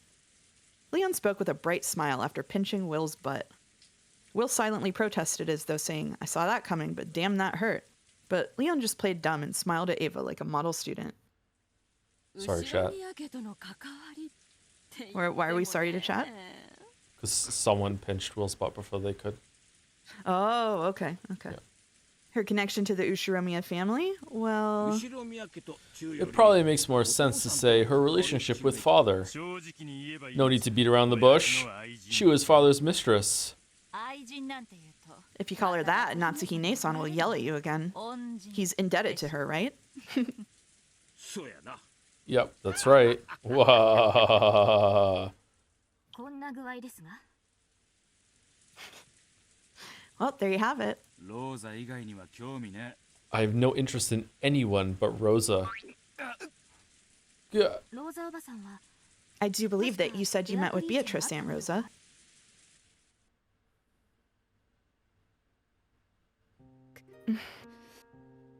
This whole time, Rosa had been hanging her head. Leon's words made her shoulders quiver. She just suddenly came out with it today. It's a bit hard to believe. It's the truth. I killed Beatrice. Perfect. Our work here is finished. Episode Diana. 7 over. To the Catmobile. Don't get ahead of yourself. Rosa broke down crying and laid her head on the table. Kyrie and Hideyoshi tried to console her. Rokkenjima is covered by a dense forest. We only know about one tiny portion of it. Just the mansion, the rose garden, and the little path that leads to the harbor. For years, there's been stories about how Dad built a hidden mansion somewhere in the vast forest that no one knew about, and that he had a mistress living there. Rosa-san probably stumbled on the hidden mansion by chance. But Aunt Rosa, why would you say you killed Beatrice? If I hadn't taken her out with me, she never would have died. She was so innocent, like a chip. I took her out and she just followed along obediently. She stayed right behind me, trusting me completely. And because I made her take such a dangerous path... Did you make her walk that way because you were hoping she'd slip and fall from the cliff? I never meant to do that. I just thought she'd like to see the ocean. No, it just looked like the path would be hard to walk, and I thought it would be easier going if we went down the cliff first. It's not what it means to kill someone. It was an accident. An accident she never would have had if I hadn't brought her with me, right? It's my fault. And then I abandoned her when she was covered in blood and ran home. It isn't your fault. Beatrice had never seen the ocean before. You showed her that for the first time ever. She's probably so excited that she just happened to take a bad step. How can you know that? Beatrice might thank you for what you did, but she would never hate you. Really? Is that really true? Whoa, big Beatrice. She's the one who begged to see the world outside the fence, right? Though it was only for a short while, you made that dream of hers come true. If I were Beatrice, I'd thank you for that short bit of time. If she knew that you've been suffering all this time for it, she'd probably feel sorry for you. Beatrice is grateful for what you did. You're the one who taught her that the sea is blue. Is that true? I guarantee it. Will made that statement openly and boldly. It wasn't clear how Rosa took those words. However, it had apparently been enough to remind Rosa to take a handkerchief out of her pocket and wipe her eyes with it. Thank you. Those are the words Beatrice is whispering to you even now. Thank you. Rosa wiped her eyes with the handkerchief one more time and hung her head. It no longer looked like a fit of sobbing, but more as though she was speaking with the Beatrice of that day within her heart. One last time. You really have no problem making claims you could never back up, don't you? Back up? Is that really necessary to comfort a woman? It seems I underestimated you. How many years did it torment Rosa? Now, finally, she would probably be able to face that innocently smiling Beatrice, who had seen the ocean for the first time in her life. She was the only one who could forgive Rosa. Now the two of them could finally speak together. I don't know who you are, but thank you. I wonder if she'll forgive me.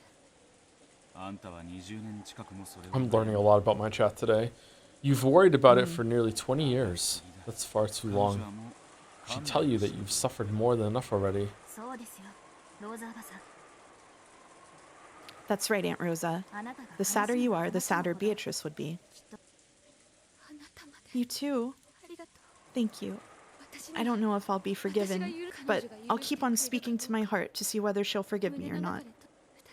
Thanks, you two. Sorry for showing you such an embarrassing side of me. And I'm sorry to say this right after saying something so pretty, but I want you to talk to me. Tell me what happened back then. Wilson. Thanks, but it's fine. I'll talk. Hiding this and keeping quiet about it for so long might have been my greatest sin. Exactly when was it that you met Beatrice?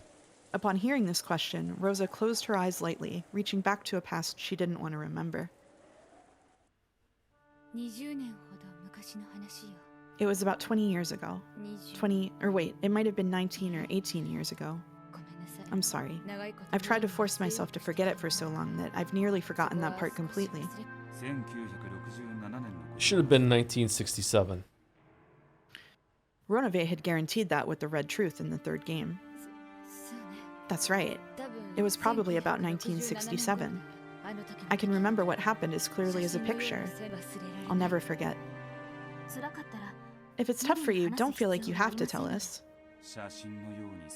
Yes, clear as a picture, if you don't mind. Yeah. Damn it, that hurts, Leon. What does? At the time, I was in a state of shock since my tutor told Mother about something that was supposed to be a secret. On that day, I became reckless, and I kept on running deeper and deeper into the forest. This tale has also been told in a previous fragment. Back when Rosa was just a kid, she went deep into the forest, found a hidden mansion, and met with a mysterious woman who called herself Beatrice. That forest is so thick, even pushing your way through a bit of it is hard, right? I even surprised myself.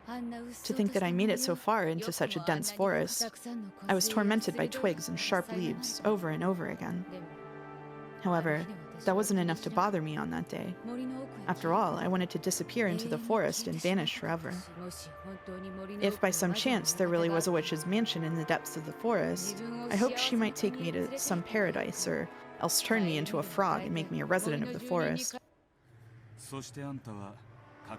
So, you then reached the hidden mansion, Kuadorian, and met a woman who called herself Beatrice.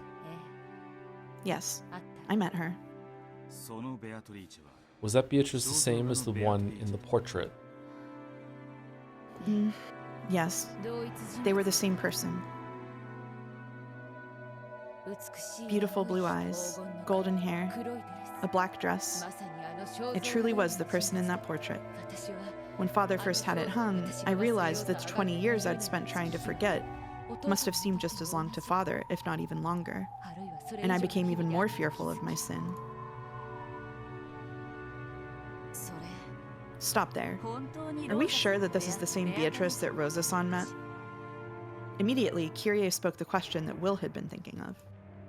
It would be too rash to assume that the Beatrice Kinzo met and the one Rosa met were the same person. The time and generation didn't match up. Beatrice is supposed to be that lady of leisure who lent Dad all that gold shortly after the war, right? By using Beatrice's gold as foundation, Father revived the Ushirimiya family and got super rich. Then he bought Rokkenjima and moved over. Rosa-san meeting her here must have been at least 10 years after that. A woman who could do as she pleased with 10 tons of gold could hardly be some little girl, and 10 more years passed before she met Rosa. Rosa? About how old did the Beatrice you met look? She looked older than I was at the time, but even so, it looked like as though she might just be reaching adulthood. Yes, just the sort of age of the Beatrice in the portrait. Did she look middle-aged or past her prime? If I had to call her an adult or a child, she was clearly closer to being a child. There's no way she was middle-aged. And isn't that strange? We have the Beatrice you met and the Beatrice who gave father the gold, but their ages don't match. In other words, Sumari, they're different people. Different people who look very similar and have the same name? It might have been her daughter. A kid would obviously end up looking like her mother. His mistress's daughter? It is possible. Perhaps father had an illegitimate child with the Beatrice who gave him the gold. And then Rosa bumped into Beatrice II. That way, the ages fit just fine. I see. In other words, Tsumari, there are two people who can be called Beatrice. Kinzo secretly raised his mistress's child in a hidden mansion. It made sense. Everyone nodded, agreeing. However, Will's expression was slightly unsatisfied, and he scratched at his head. So it would seem that this funeral exists for the two Beatrices he couldn't mourn because they were kept secret. Rosa, I know you probably don't want to remember, but tell me about that accident. After Beatrice fell, was she still breathing? No. Her eyes were open wide. She fell upside down, head first, and knocked her head against a sharp crag on the rocky beach. And she fell from such a height. Her skull had split and caved inwards. That beautiful golden hair was stained red with blood almost instantly. Was it the sort of wound that clearly showed that she was dead? Yes. I saw the insides of her cracked head. It had caved in deep enough to fit your fist inside it. No one could be naive enough to see that and still hope that she was alive. Will, do you really need to ask anything more? That's enough for the time of the accident. What did you do afterwards? I dashed away at full speed. I can't say I was thinking about calling for help. I wanted to escape from that place as fast as I could. Half crazed, sobbing, and out of breath, I kept on running about at random. Eventually, I came across a familiar lion statue. Oh, the one in front of the chapel? No, the one behind it. Anyway, I made it back to the mansion. I couldn't tell anyone and I didn't want to. I stayed quiet until nightfall. It was so horrible of me. If I had hurried and told someone, they might have brought her a first aid kit and she might have been saved. How was the first aid kit going to help with a crushed cranium? You didn't kill her. Don't worry about that anymore. Then, what did you do next? That night, I turned over in my bed so many times. I couldn't sleep. Late that night, I quietly called Genji-san on the phone and told him. What did he say? He told me to let him handle everything and to speak of this to no one. I spent the next several days terrified that father would call for me and scold me brutally. But he didn't. Genji-san kept on doing his job quietly, just like normal. Father stayed locked up in his study, not knowing any of it. Poor Genji.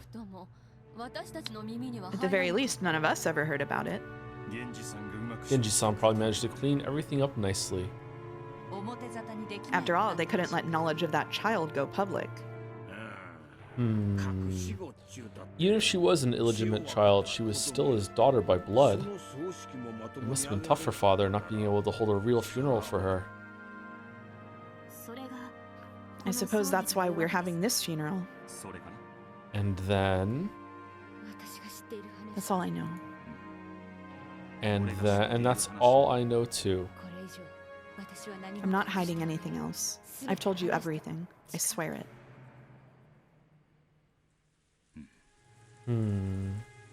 Will scratched at his head, letting his gaze wander. It had taken Rosa a lot of determination to make this confession, but it was nothing particularly special for Will. It had apparently been little more than a review of information he already knew. Thanks, Aunt Rosa. Is that enough for you, Will? Are you satisfied? You want to read it, or should I? It's so fascinating how this not quite right fragment has the cast all acting just a tiny bit out of character. Really eerie to see Rosa express remorse for how her actions harmed a kid. Thank you, Koru. That's enough. It was a nice review. To Will, Rosa's memories gave only information that was already known. This was the first time he'd heard all that about her running back to the mansion after Beatrice fell to her death, but none of it was particularly surprising. Apparently, Rosa didn't know any more than this. If he wanted to learn more than what was in the fragments Bernkastel gave him, he would need to find new testimony. Leon, tell Kinzo that I want to talk to him. It looks like we won't get anywhere without asking the man himself. Where are you going? Off to cool my head and organize my thoughts. Don't follow. Well then, pardon me. Please, take your time. After giving an elegant bow, Leon made a face, tongue sticking out. Unless Will had eyes on the back of his head, he couldn't have seen this last bit.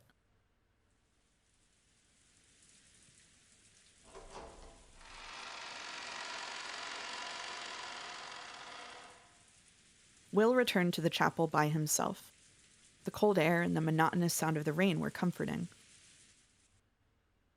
So, how's the game going?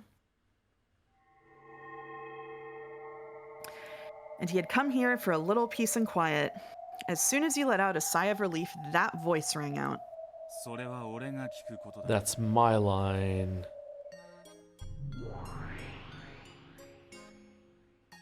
It was as though she had been sitting there all along. Bernkastel appeared on top of the altar once more. Beatrice's altar must have been extremely comfortable. Battler annoyed me over and over with his incompetence. You're quite competent compared to him, so it's much more relaxing to watch you work. Unlike Ushimiya Battler's games, I have nothing standing in my way. It's easy. That sort of game has already ended. Tales can be enjoyed twice. First you love them, then you tear out their guts. True. So I'm a butcher now. So, do you think you figured out who killed Beatrice? Rosa's confession is something I already know from a previous fragment. There was no brand new information. We're still at square one. Unless Ushimiya Kinzo tells us what really happened, we won't get any further than this. Don't tell me that arguing with Kinzo and persuading him to spill the beans is supposed to be part of this game? That'd be fatally boring. Kinzo refuses to speak of the truth and is himself the king protected by his castle. But it wouldn't be any fun to have that stand in the way of your game. I won't torture. It's not my style. I know. As the game master, I will grant you power, so that you can get the truth from Kinzo, of course. Still wearing shoes, Bernkastel stepped into the casket, picked up one of the flowers that had been set as offerings, and blew hard as though scattering fluff from a dandelion. Then a single petal broke off and drifted down toward Will. No longer gold, but with the shine of a transparent crystal. The detective's authority? Yay, yippee! What, that pathetic ability? No. This is an invitation to the grandstands. Theater-going authority? That's supposed to be forbidden without authorization from the Senate. I'm the one giving it, on my game board. Who's gonna stop me? Humph. Though the crystal flower petal danced in the wind, it wouldn't fly away until Will accepted it. He remembered how useless it was to argue with witches and snatched it up. When he did, the petal flashed brightly for an instant, melted into Will's palm, and disappeared. Entertain me if you can, and try and enjoy yourself. You must also be interested in seeing what the guts of Beatrice's game board look like, right? Not really. After Will's rude answer, Bernkastel vanished into thin air, leaving behind an obnoxious laugh.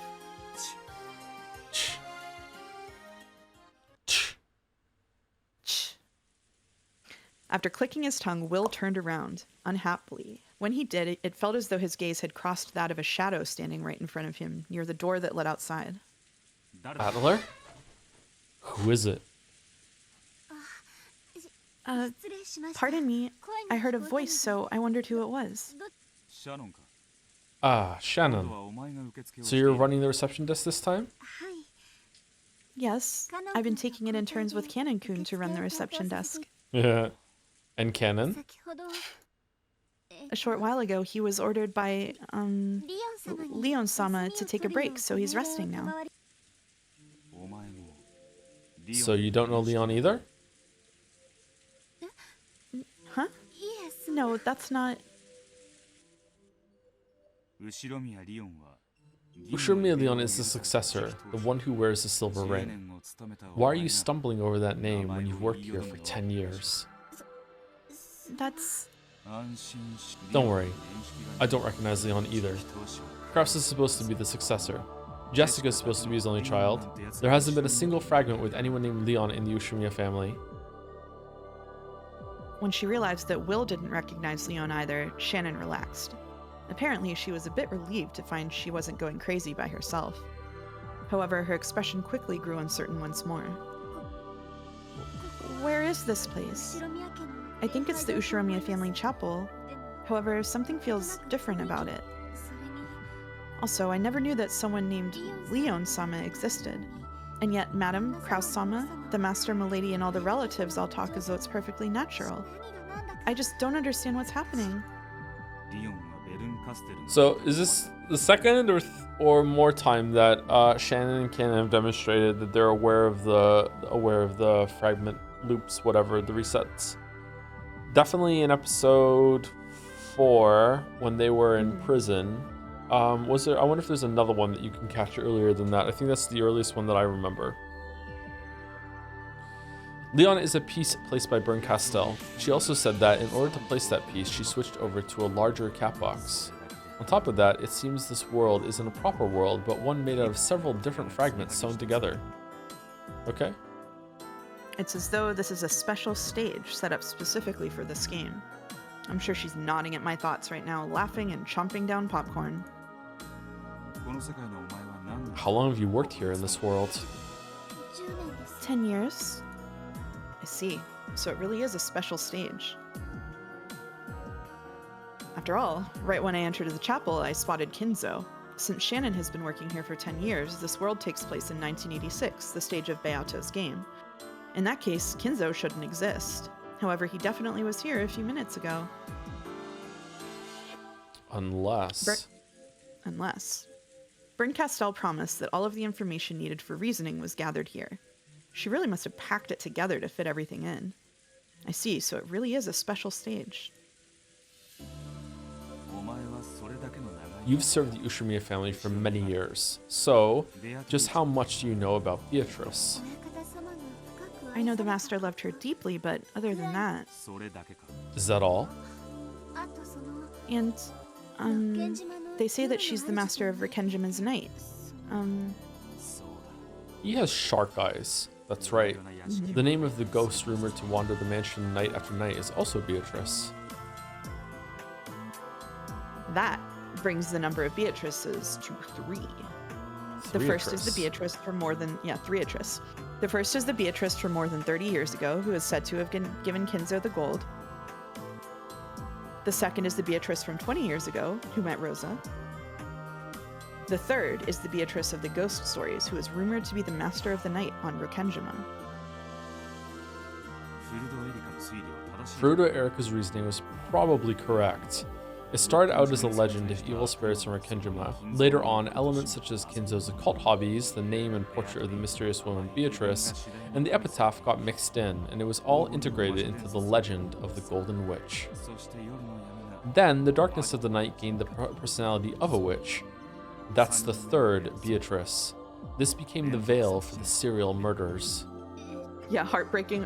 I was waiting for him to be done talking to make the joke, heartbreaking, worst person you know makes a good point, and chat beat me to it because I was being polite. Happens all the time. Sucks. I'm sorry. Apparently she didn't understand a word of Will's sudden monologue. Shannon tried to follow along, but she seemed to be having difficulty. Don't waste your time trying to understand. You'll just get a headache. My apologies. What if Shannon's dumb? Kennen doesn't know Leon either, right? Yes, Canon-kun was the same as me. Shannon and Canon, is it? Call Kennen over here. I want to talk to the pair of you about something. When Will said these words, Shannon's face went blank and her eyes went wide. My apologies. We aren't allowed to leave the reception desk unmanned, so I can't leave to go get him. Then find a replacement and have them take over the reception desk until you get back. You, me, and Kennen. We, the 3 people who don't know Leon, need to talk.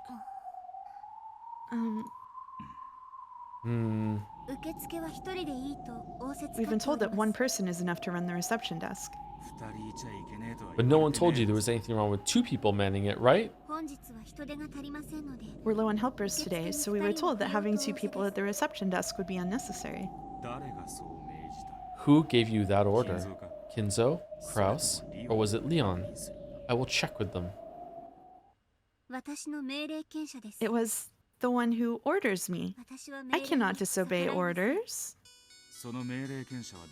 Who is this person? I'll negotiate with them. You cannot negotiate. It is the one who orders us. Call Kennen over here. I hate theater going just as much as I hate torture. Slowly, Will pulled his right hand out of his pocket. When he slowly opened his fist, a small, bright glow emanated from it. The flower petal given to him by Berncastel had become a glowing, sparkling mark on his hand. He held that hand out towards Shannon and slowly approached her. Call Kennen. I want to check something with you two. I cannot call him. Do you still want me to? If you don't call him, I'm going to use my authority. If you insist, I can call him, especially for you, but...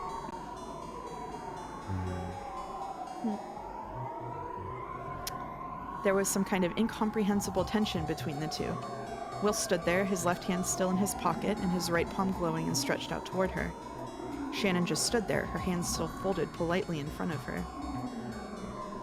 Her posture beautiful. And yet, it felt oddly as though wind-swept drops of rain were sparkling and crackling in midair. I will go call Canon-kun. Are you absolutely certain?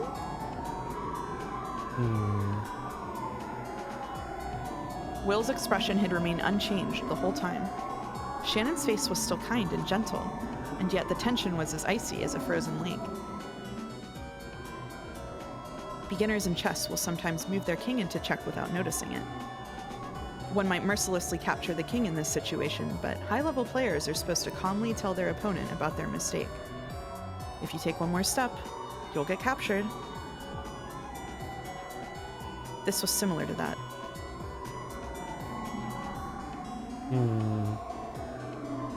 I see. So after all...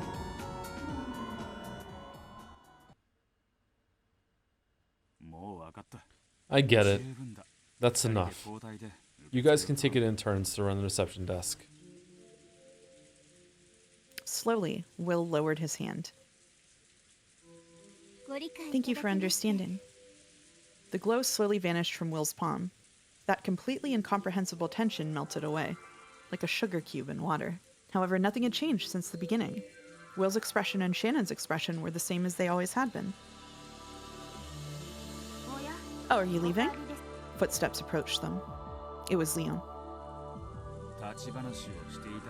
Just having a casual conversation. I want to ask her something. What could that be? Did you find what you were looking for?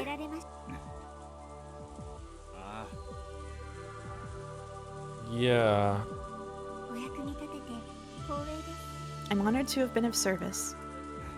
That's a Okay, shame. hold on. Hmm? So, Go ahead. so my theory was that the child from 19 years ago or whatever it's called, was probably Sayo, was connected to Shannon and Canon. And my thought process here was that this is probably who Leon is this time. But if that's the case, then Leon shouldn't be able to be seen when Shannon's in the scene. But they are, so that's not true. That's wrong. And that's reinforced by the fact that Shannon and Cannon couldn't be in the same scene right now with Leon there. Sorry, with Will there. So that implies that there is some amount of reliability or authority, detective vision, or whatever the fuck from Will. So I'm surprised that's wrong. Okay, so in this one, they managed to have a child before Jessica. This timeline, I guess that in lots of different fragments, like, you know, maybe it's probably infinite. Ava and Hideyoshi might have been able to have someone else that isn't George or whatever. Okay. All right. That's a shame. If you were looking for an umbrella, I could have gotten you one right away. Did you convince Kinzo? I told him that a rare guest wanted to greet him. He says he'll meet with you. Did you tell him that I wanted to ask about Beatrice? Isn't that your job? With a slightly mischievous look, Leon turned away. Will scratched his head and shrugged, looking annoyed.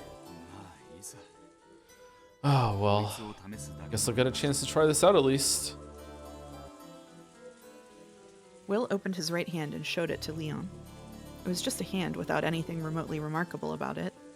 Leon's head tilted to the side in bafflement at this strange gesture. Good work. Wait, your name was... It's Shannon. That's right, Shannon.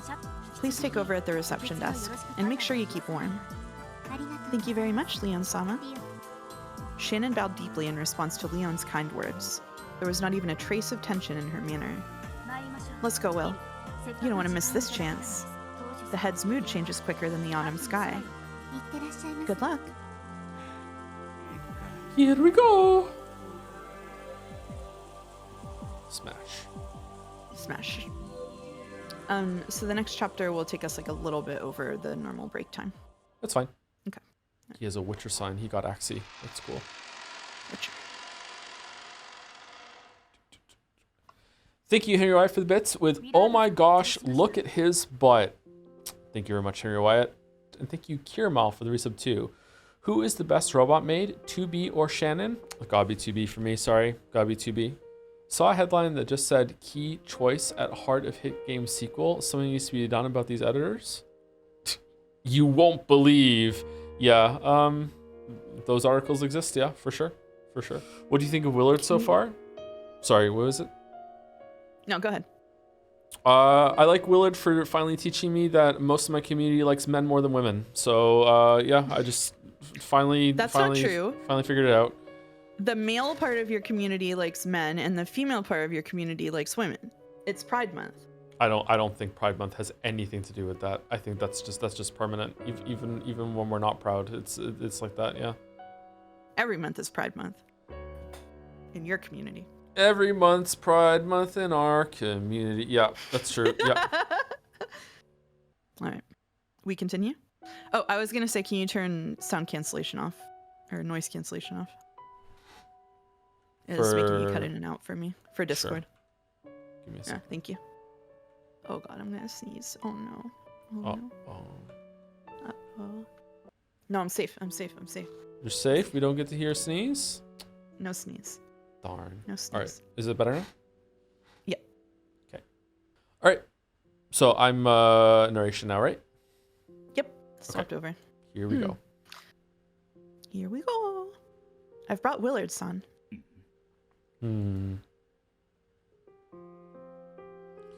Kinzo and Genji can be seen in the VIP room. Kinzo was sitting back in a chair, his eyes closed as though in a troubled sleep. Master, the guest has come to see you. He fell off a pleasure boat. Kinzo slowly opened his eyes. Those eyes were red from crying. They regained their focus and slowly fell on Will. I am Ushumiya Kinzo. Will. I'm Willard. Allow me to express my condolences. So, you came here to attend Beatrice's funeral. Just who are you? I'm no one. I have no connections with anyone. Don't think too deeply about it. You'll just get a headache. Ow. I ask that you choose your words a little more carefully. What a strange guest. So, what business do you have with me? I want to ask about Beatrice. What? Kinzo's gaze grew sharp. Leon felt a bit lightheaded and wondered why this guy had to be so direct. Why do you ask? You're no one, aren't you? Why do you want to know about Beatrice? What is your purpose? Because I'm no one, I can listen to your tale impartially and record it. You'll probably leave this world before too long. If you die without telling anyone anything about Beatrice, your children will adorn Beatrice with whatever tale they please, writing that into their memories. You entertain me, boy. Do you plan on writing my will for me? But that is none of your business. Beatrice is mine alone, no matter what other people say. No one can defile our tale. What they say is of no consequence. No matter how Kraus and the others misconstrue it, it will be neither painful nor vexing to me. Willard-sama, the master is not fond of wills, so get the fuck out. He is not one to abandon anything while he still lives. Probably true. I thought it sounded a bit unlike you. The ability to struggle on as long as we have life is what makes us human. You think I would give up so soon and leave behind a will? How laughably absurd. Yes, that does sound a bit more like you. It's not your style to ask someone to write about the past just because you think your death is drawing near.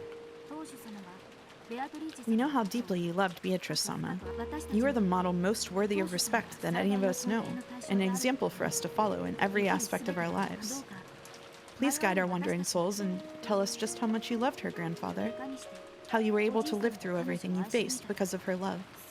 I only ask for you to guide us by showing us that love's strength. You're pretty good at this. It's your fault for being so tactless. Wait, tactless? Boy, what do you know of Beatrice? A truly ignorant person wouldn't even be interested in learning more. The mere fact that you know Beatrice's name shows that you are neither ignorant nor unconnected. Good point. The Beatrice I know of is the woman you loved, the one you met before the mansion in Rokkenjima was even built. However, she probably departed from this world, leaving behind a daughter, and that's the girl who was raised in Kuadorian. Oh, Willard-sama, there is no building known as Kuadorian on Rokkenjima. That name, Kuadorian, you mentioned it when we were talking with Aunt Rosa, too. What in the world does it mean?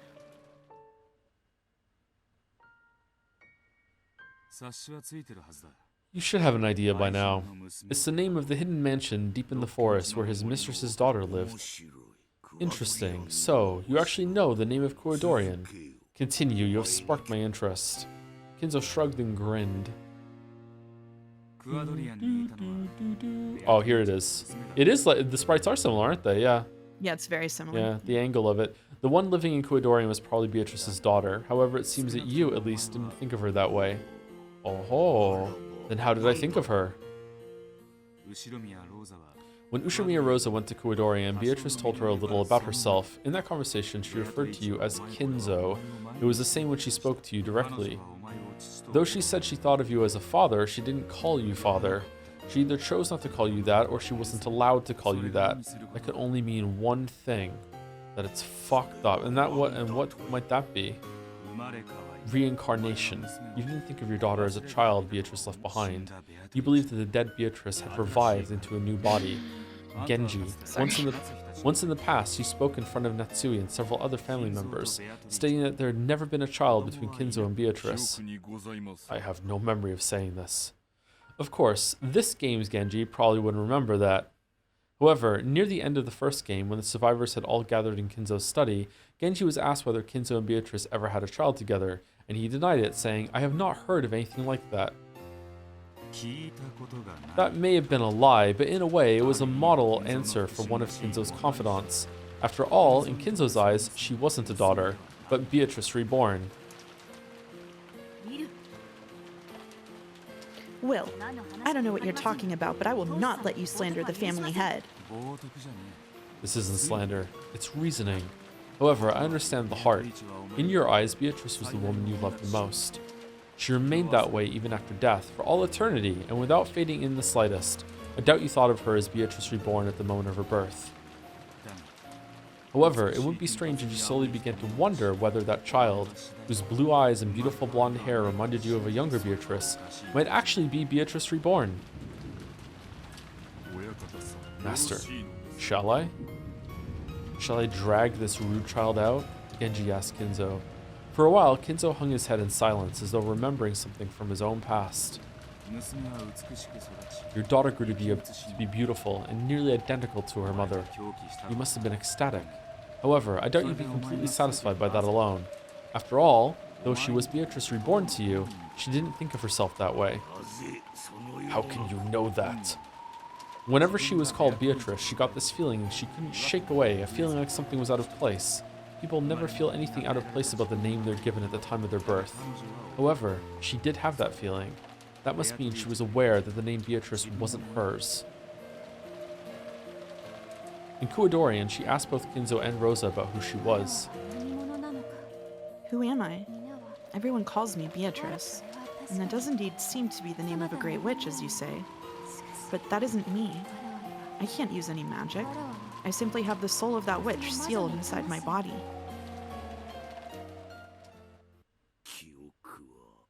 Her memory would have returned eventually. She must truly have been Beatrice reborn. Her memory was coming back bit by bit. My magical ceremonies were helping her regain her memories one little bit at a time. Head-sama? Head-sama? There's no need to be surprised. If you line up the information in all the games so far, this is the obvious answer you get. The high-level Beatrice talked about this.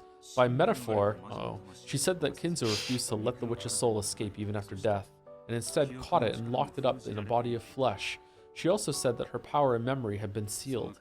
If you match that interpretation of hers to this theory, it all makes sense. Willard-sama. Thanks to powerful magical ceremonies, the master gained a reborn child of the dead Beatrice-sama? That's kind of awkward to read for me. Sorry? That cannot be denied. I won't deny the stork, and I don't intend to doubt the depths of Kinzo's love for this woman called Beatrice. How a man shows his affection for a child who's the only living reminder of her mother is no one's business.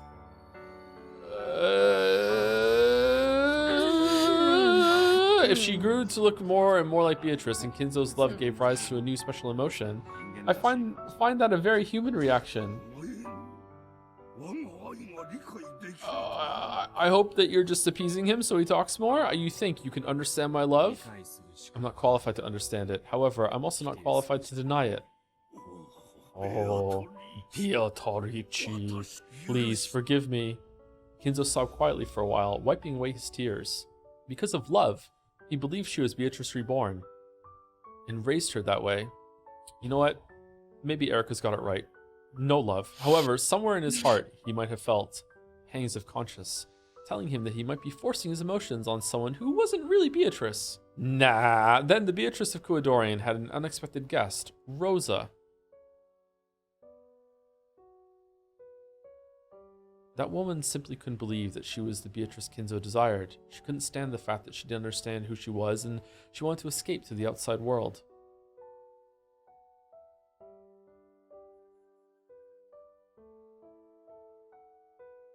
George and Shannon's love relationship does not seem that bad anymore after this. You do not, under any circumstances, have to hand it to George. No. Then she fell from the cliff and died. Genji handled that death, which couldn't become public knowledge, very quietly. Funerals aren't for the dead. They exist so that those who are alive can sever their ties with the dead. You could never do that. That's why it festered within you. Beatrice. Oh. Oh, shit. So yeah, you're just on autopilot because you have everything this chapter. Sorry. Grandfather. You lost your mistress's daughter. No, you lost Beatrice twice. Unable to let that sorrow show on the outside, you kept it locked up in your heart, and it eventually festered and turned to madness. That's what spurred on your abnormally strong interest in the occult in your later years. Oh, Beatrice, Beatrice. Why? Why did you leave me twice? Your smile, that beautiful hair, those eyes. Why did you die in my arms not once, but twice? Is that how much you... Whoa. By now, Kinzo wasn't even trying to suppress his sobs. He sometimes scratched at his head in anguish, sometimes faced the heavens like an opera singer. Kinzo yelled over and over again, repeating Beatrice's name. At that moment, there was a quiet sound of a door closing. When they turned around, she was already there. Kumasawa had appeared. If they already know that much, perhaps we can tell them the rest. Though if they know that much, I don't believe there's anything more to tell. Nope, we should tell them. As a woman, I've always thought that the heart of Kuadorian's Beatrice is a story that should be told. And now, someone has appeared who is worthy to hear it. I believe that now is the time to tell all without holding back. Was she spidering on the door while this was going on?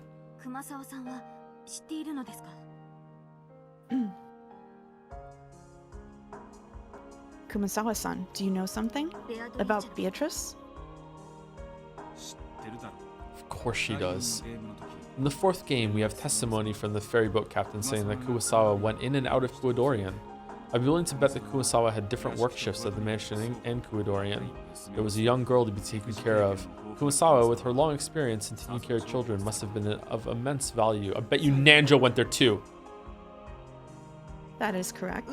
Thank You you. might even call me her wet nurse. No way. I can't believe it. So everything Wilson is saying is the truth. Yes, it is a fact.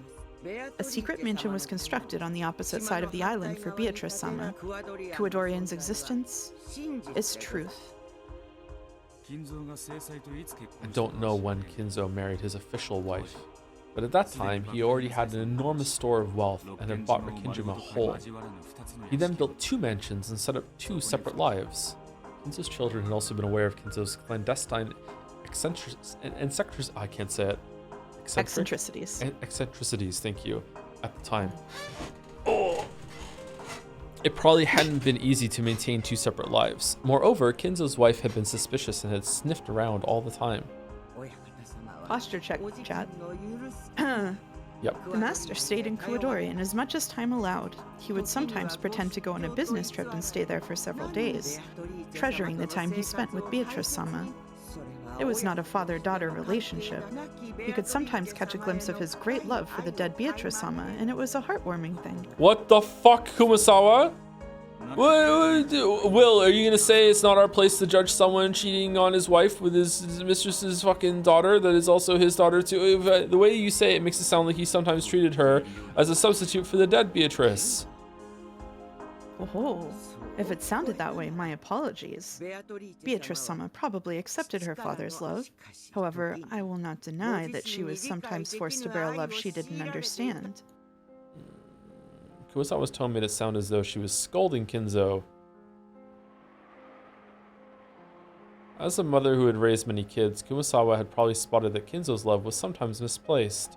However, the more she grew to look like her mother, the more distorted and twisted Kinzo's heart became. Because of his deep love, it grew very, very twisted. Very, very twisted. You are right to scold me, my friend. I understand. My love is eternal and undying. However, I must acknowledge that I poured that affection onto the wrong person. Grandfather, wait. You don't mean... Leon-sama, all humans in this world are tied to each other. Even if they do not notice, there is always some sort of tie. Those ties wrap themselves around people and bring them together. No way. Grandfather. Just as Kinzo had done, Leon also wiped away tears and stared down at the floor. Apparently, the truth had been too much of a shock for the young successor to handle. Master, the time to speak has arrived, has it not? Wait. Shannon and Cannon are the same person? I see. So that time must come, my friend. Unless you tell us, none of the truth will become clear. Master, I believe they may have the sorry. I believe they may have the qualifications and the right to know. I know. Perhaps on this day of my fickle funeral, Beatrice in heaven has given me a chance to atone. Forgive me for not telling you this before now. After taking a deep breath, Kinzo finally lowered the hands that had been covering his face and looked at Will and Leon with those red eyes. Grandfather. You listen to Leon. Guess. Willard, was it? Yeah. I thank you for giving me a chance to speak the truth while I am still able. You must surely be a messenger from heaven sent by Beatrice. You have my gratitude. Do you want to fuck him too? But Beatrice isn't the one you have to thank. It was just a witch. Well, I guess they're both witches. Humph. I do not care who it was. I have been given a chance. That is enough. Thank you, Willard. Kinzo slowly stood up and held out his right hand. He was offering to shake hands. It must have been Kinzo's way of expressing his gratitude. Will responded. Then, the two hands gripped each other tightly in silence. Oh. When they did, a bright light poured out from the gap between the two hands.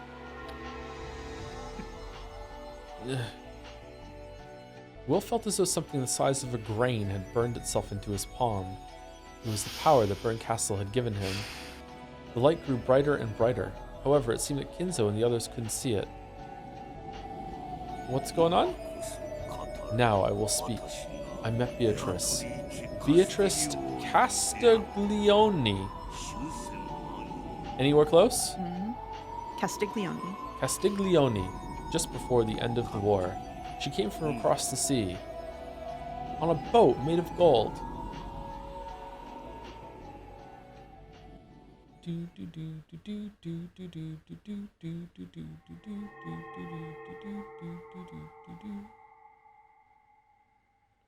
Whoa.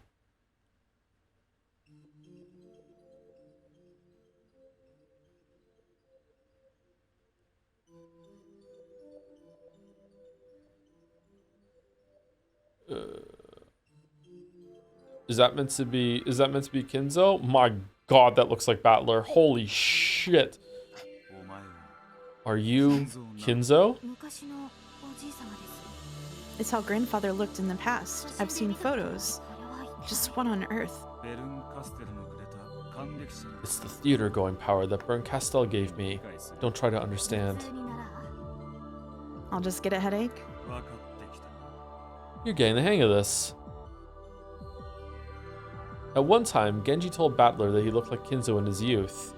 Sure enough, though the young Kinzo wasn't exactly the same as Battler, they looked very similar. Fuck yeah, they do, yeah. Allow me to introduce myself again. I am Ushimiya Kinzo. Grandfather? Even the voice seemed to resemble Battler's somehow. Clearly, Battler had inherited Kinzo's blood more thickly than any other. I had no desire to succeed the Ushimiya family headship. My being chosen as the head was nothing more than a prank of fate. In the Great Kanto earthquake, those in charge passed away, and you were selected from the branch families. That's correct. After all, grandfather was wise despite his youth, and he already possessed a dignity fitting for the headship. Ridiculous. Those greedy elders kept looking out for their own personal interests and couldn't decide on a new head at all. It was as foolish as arguing about who the new captain should be on a sinking ship. So, since you had no connections with anyone in the main family, you were selected right out of the blue. It's all because of my toes. If only I had one less toe on each foot, my life may have turned out quite differently. In the Ushimiya family, polydactyly was seen as a mark of good fortune. I can't believe that actually was his corpse in the furnace. Holy shit. After all, many of the great ones in their family history had possessed it. It was all very pathetic. The elders didn't care whom they dragged in as long as it wouldn't benefit any one of them particularly. So they just happened to hear that someone in one of the branch families had 6 toes and decided that it would do well enough. Precisely. The elders didn't care what sort of novice had become the next head, as long as they could make him their puppet. In fact, the more this person was ignorant of leadership, the better it would be for them. Grandfather. Grandfather Leon, it is quite different in your case. You will be the one who inherits everything I have. That is the fate you were granted on the day of your birth. That is why I gave you that silver ring and raised you so strictly. You are quite different from me. You are already a splendid successor, of whom no one could be ashamed. Yes, sir. A puppet for a head. I doubt that could have been easy. As he pondered about where to begin, Kinzo laughed bitterly. It would probably bring back painful memories no matter where he started from. It lasted for so long, that span of grey days. That dizzying stretch of time I spent dead like moss growing on a rock. I became the rope in the tug-of-war between the elders who thought of nothing but their own profit, and I probably could have snapped at any moment. However, people are far more resilient than one would think. Though I spent so many days as though I had been killed, I was not killed, so I was forced to search for death on my own.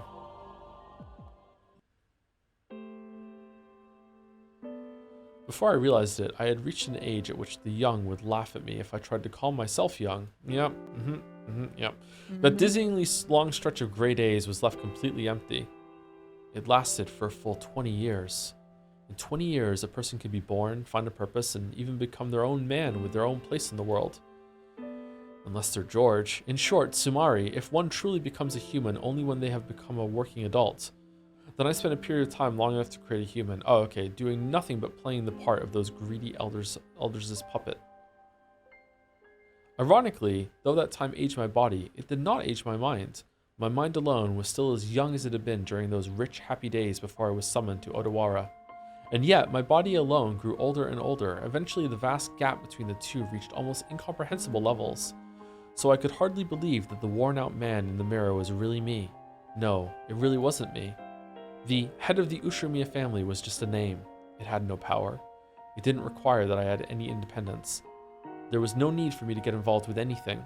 I was just a doll sitting there on the doll rack, gathering dust. I remember nothing but lazily flipping through Western books I liked, locking myself up inside my own world, doing nothing but playing with roses and drinking terrible drinks, and it lasted a full 20 years. Before I knew it, I suddenly had a wife I did not know. It wasn't any wife I had chosen. It was the daughter of some noble family that the elders had chosen and forced on me for their own reasons, but that did not matter to me. I did not love my wife, but neither did I dislike her. I just didn't care. I fathered a few children, but that wasn't out of love for my wife. They were just born before I knew it. That's all there was to it. None of it mattered. No, that's not quite right. Everything was decided by someone other than me, and I simply obeyed. That was the job of the Ushimiya family head. Yes, on some level, I did feel as though I was being slowly and quietly killed. I can't believe it.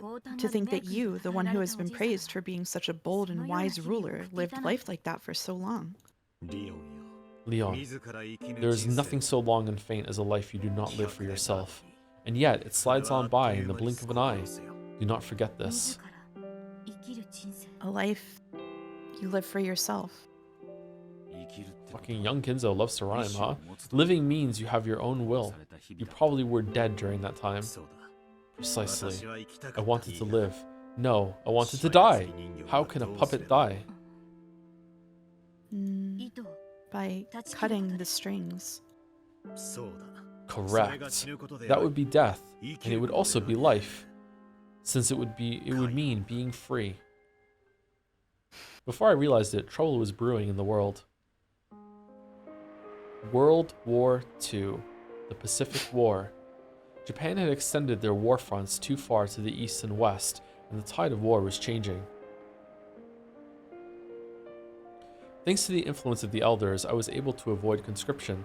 Of course, this was not out of compassion for me. It was because I was their precious puppet. What's this in the background? That looks pretty cool. I like that.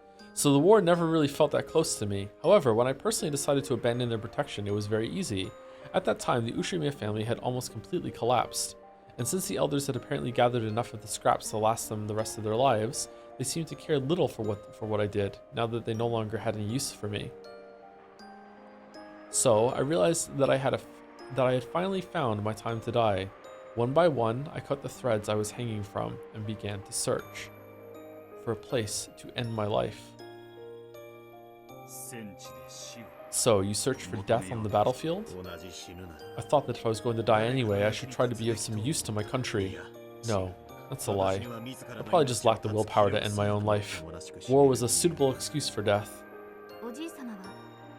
I heard that grandfather had knowledge necessary for public work projects and constructions, so he was tasked with setting up facilities for the Navy construction team. Humph. What a foolish mistake that was. If only I had just said that I had no useful skills, I could have been sent to the dangerous front lines right away. So you didn't need to go to the front lines? Some of the others were overjoyed at their luck. It was the opposite for me. I had only wanted to get drunk on the liquor known as dying for the sake of one's country. The US planes did nothing but cut across the skies of that forgotten island. They didn't have even a bullet to spare for me, much less a bomb. Is this the time you met Beatrice, grandfather? Correct. She came to me from the sea. Where did you meet her? You mentioned an island. Yes, this island. That's where she arrived. So you met here on Rokkenjima? What? What's going on? Yeah. I heard that Rokkenjima was uninhabited until you bought it, grandfather. I never knew there was a Japanese military base here. Ah, yes, you could hardly call that a military base. It was just a cave. I was one of the guards of that cave. There's a base in a cave on the island? Alright, where's the landlord to pop up and say fucking bullshit to that? What are we doing? What are we doing? 1944. Due to the honorable defeats at Saipan and Guam, Japan's absolute national defense zone strategy was in shambles. Where had the gallantry shown at Pearl Harbor gone? The old attackers were now the ones on the defensive. At that time, it was said that the last trump card for the Japanese military was a type of man torpedo known as the Kaiten. It was said that these ultimate weapons, packed with 1.55 tons of explosives, were capable of sinking any kind of warship with a single blast.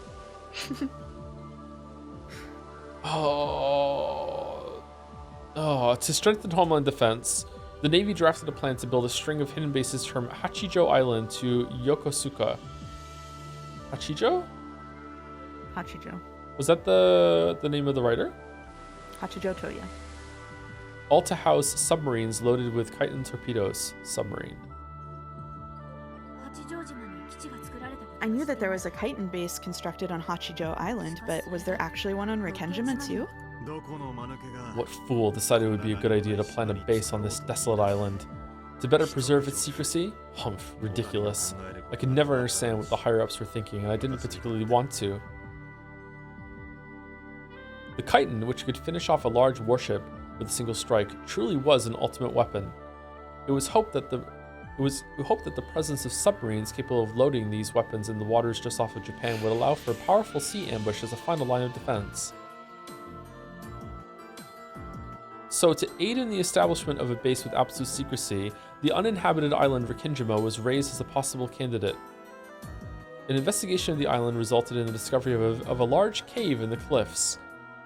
It's in the cliffs, alright, and this was apparently deemed to be a suitable location for a submarine base. So you were tasked with aiding in the establishment of that base? Establishment? Certainly, if you can call digging out a cave establishment. Not only that, the base was abandoned before its completion. Why? Because at that time, Japan no longer had any submarines large enough to transport a Kaiten torpedo. How truly laughable. What's the point in having a submarine base if there aren't any submarines left? If there's one thing that never changes, it's politicians and their meaningless projects. The base on Hachijo Island was outfitted with Kaiten torpedoes and became a base for direct attacks, but Rokkenjima was never supplied with any. Oh, okay. Furthermore, the construction was eventually suspended, and a minimum number of men were stationed on the island waiting for orders from above that never came. Could the fact that it was a hidden base actually have sealed our fate? The higher-ups had already completely forgotten about this useless and pointless cavern. We were nothing more than guards for a mere cave. We spent our days farming, fishing, and playing with the dirt, all the while gazing up at the American formations flying past. Some of our group were relieved at the prospects of the war ending before anyone remembered we were here, and before any of us had to face a real battle. Of course, it was the opposite for me. I hoped and hoped for the American troops to advance and kill me as soon as possible. Those days were empty and blank. Let us go back to the turning point in my life and my fate. The time that Ushimiya Kinzo finally became truly alive. Smash? Hey! Right on 4 hours. Nice. Right on. Can I talk to you about my experience reading this for the first time? Is that okay? Sure, go for it. I felt so fucking stupid because we got so many mentions of the timeline and what Kinzo was doing at the beginning of this. Like there were so many, like, it wasn't like a direct foreshadowing, but there were so many small hints about the state of the family and stuff, and I just never thought about fucking World War II. Ever. Even once. For 6 episodes. Never? Never. I was too invested in like the family story and all of the shit. I just never felt as stupid reading Umineko as this exact moment. Didn't they bring up World War II in episode 1? Yes! I was like, oh, that's cool. Oh, okay. I'll just forget about that. I solved almost everything about Umineko except by episode 6, except the one pivotal fucking thing that is World War II. Forgot about World War II. Forgot about World War II. And that's why Yep. we don't do Time Guesser anymore. Exactly. That is exactly why we don't do Time Guesser anymore. My excuse is that I went to Catholic school that had woefully inadequate geography and history classes. Like, we spent an entire semester once talking about the Columbine event because it was happening at that time, and that was what my history class was about, because it was talking about how they were demonic or whatever. That's what I'm working with. Damn. When did you read Umineko the first time? 2 years ago. Pretty recent. Yeah. I mean, 2 years ago was closer when World War II happened than right now, though. So, you know. That's true, yeah. That's true. Thank you. Where they were teaching Mouse that the sun was spinning around the earth, basically, yeah. Oh. Thank you, YSF, for the bits. 2 round of bits in a row. Eva, Angie, Leon. Okay, fucking hell. Oh, fuck. Fucking hell. Fucking hell. And also, listen, George is just following the family creed. Yeah, apparently so. Thank you, Kever Klarung, for the bits as well. Interesting fact, some symbol, warawa, can be read as Mekaki, meaning mistress or concubine. Oh, thank you. I wonder how hard it is to learn how to read kanji. It is Thank hard. you. It is a lot harder than katakana and hiragana, I'll tell you that much. I don't even know what those are. Fucking hell. Okay, all right. I'm We'll so talk about it later. I'm so ignorant. Do we have to? No. We do? Okay. Chat's gonna explain right now. Okay. I'm reading subs and then I'm going away. Thank you, Suniwaka, for the resub. Hi, Joe. I rewatched the Yakuza VODs and realized you gave Sakutaro the same voice as Mr. Libido. What did you mean by this? I don't even remember listening to Mr. Libido. Who's Mr. Libido? Who were you? I think Technically, Jelly gave yeah, I was about to say, Sakutaro the same voice as Mr. Jelly gave Sakutaro that voice, and I'm just copying Jelly. Thank you, Parnik, for the bits. It's so cool that Ryukushi made up World War II to make the Kinzo backstory more interesting. Such a great writer. Very detailed lore. Technically, the person who got pinned gave Sakutaro the voice. That's true. They did request that Jelly do that. Okay. Anyway, time for break. We're back in about 5 more minutes. Okay. Hello. Wow. Hello. Wow. Wow. Thank you, YSF, for the bits as well. So, Grandpa, how the war. Okay, I think we're doing 2 more chapters, which is apparently going to take us about 90 minutes, and then we will be done for today. I don't know if there's going to be another Umineko stream in the week. We might just be doing Death Stranding 2 instead. I also have no idea how long Death Stranding 2 is. I guess no one really knows. But yeah. I read an answer online, but I can save it if you don't want to know. That's okay. Okay. No. We'll see. Chad will probably say it anyway. Anyway, let us continue. Who is this? Is this me or you? This is you. Step it up. What are you doing? Slacking off when the fighting's so close? Stars seemed to spin around inside my head. I could just lie down on the floor, but that'd only make him more angry. I've got no intention of being obedient. Still, it'd be stupid to get myself punched for no reason, so I got up and stood at attention.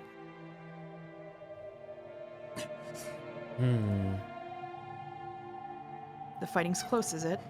You really think the American troops are likely to show up on this forgotten island? Then let them come right now. That's what I've been waiting for all this time. What's this cowardly look you're wearing? Is this how afraid you are of death? Are you so scared of those Americans? You won't be killing any of them with an attitude like that. Ugh. I got hit again. Could you please quit your whining already, filthy cowards? They let themselves be controlled by this inexplicable anger because it's the only way to distract themselves from their own fear. Heart and spirit aren't of any use when the battle becomes hopeless. When trapped by an insurmountable hopelessness, humans tend to rely on several other emotions to escape their fear. For these young, inexperienced soldiers, anger was a very convenient emotion to fall back upon. Anger is the wine they used to paralyze their fear. It made them chant, "Damn the British, damn the Americans," as they swung their bamboo spears around and called it drilling. The more wine you drink, the more you need to drink to get drunk. Their useless anger continued to pile up, day after day, without pause. I did not fear death, so I had no need of the wine called anger. This made their cowardice all the more apparent to me. What's that look on your face?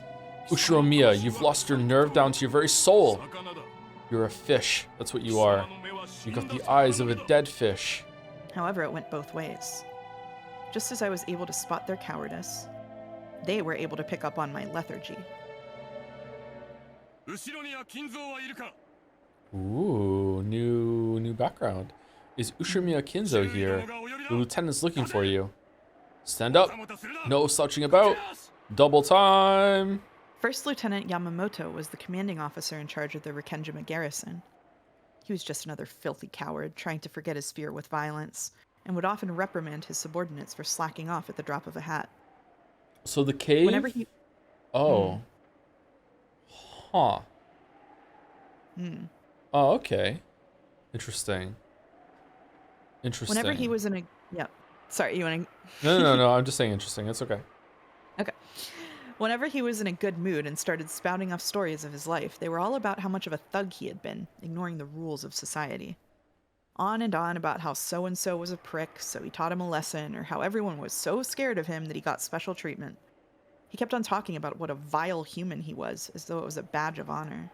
He finally got it. Yes. Most people figure out in episode 3 that there's a World War II cave that was dug out with a facility that's on the island that has never been mentioned before. Now, yes, he's finally got it. Mouse is a little loud. Yeah, and then Mouse isn't loud enough. We're getting... Okay. It's impossible to know which. Yeah. It's impossible to know which. Normally, I had nothing to do with this lieutenant who I couldn't respect in any way. He'd always hang around with his non-commissioned subordinates. So as long as I treated him with a snappy salute, I could more or less ignore him for the time being. Now that the construction project on this island has been suspended indefinitely, there's no longer any use for an engineer like me. So why did the lieutenant ask to see me specifically? At that moment, I couldn't think of anything. Ushiromiya. I hear you're good with foreign languages. Is that true? I am proficient in both English and Chinese, sir. The lieutenant liked to brag about his education in front of the non-commissioned officers, but he held a bit of a grudge against me for being even more highly educated than him. Since he also felt uncomfortable about having a subordinate who was older than him, I wasn't exactly the type he'd be willing to confide in. Just the fact that I knew several languages must have hurt his pride. What about Italian? I don't speak that. So you wouldn't be much help as an interpreter between me and an Italian person, would you? It should be possible if they can speak English as well. Yes, very true. Have you ever talked with a foreigner in English? I have. Why on earth would he need an interpreter in a cave on an uninhabited island that even our superiors forgot about? His question made it clear that some guest had arrived on Rokkenjima who would need an interpreter. An Italian woman stole some Nazi gold and went on a boat and just sailed down here to escape them. Good. Ushiromiya, you'll be my interpreter. That's an order. That evening, I found out exactly what he was talking about.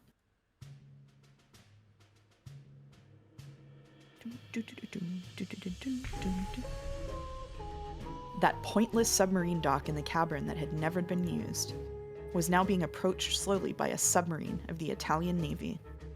Of course, I knew that the Italians were our allies. However, this was the first time I'd seen anything from their military with my own eyes. What was the Italian Navy doing here? Didn't Italy surrender in 1943? What's going on? It was the Kingdom of Italy that surrendered. However, those who couldn't accept the surrender joined Mussolini and formed the RSI so that they could continue fighting. The RSI?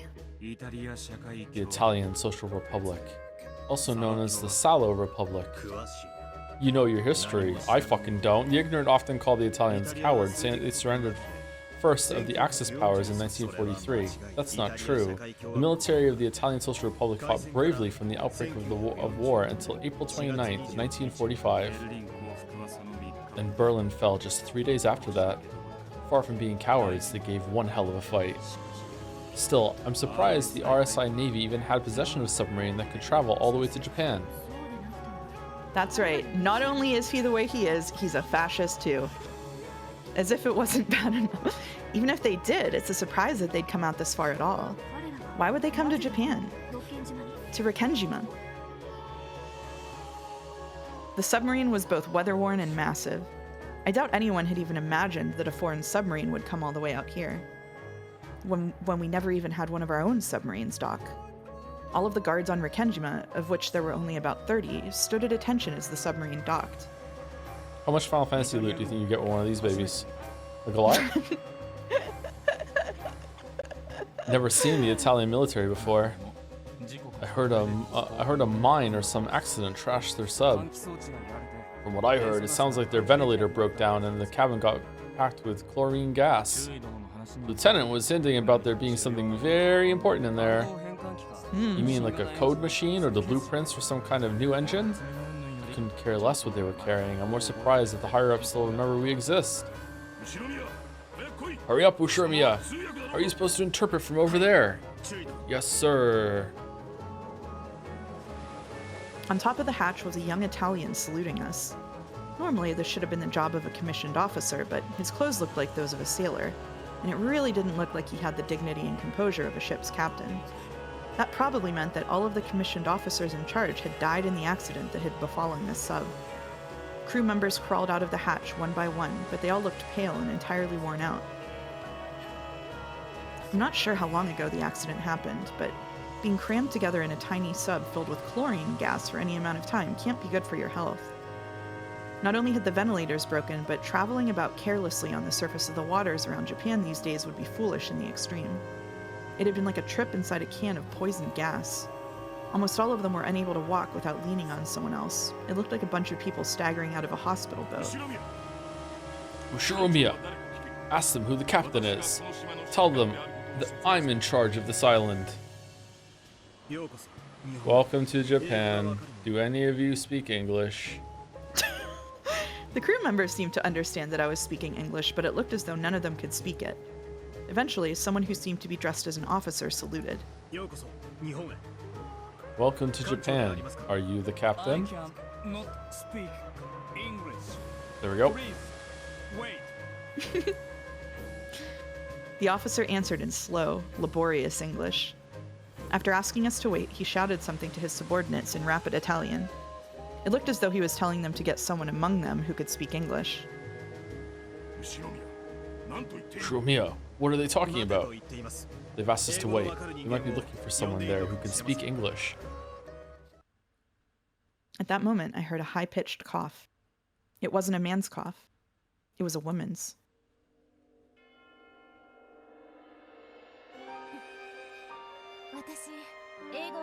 I speak English. As she came down from the hatch, a woman with beautiful golden hair said this in English. In this filthy cavern, the appearance of one as beautiful as she was seemed like an angel descending upon us.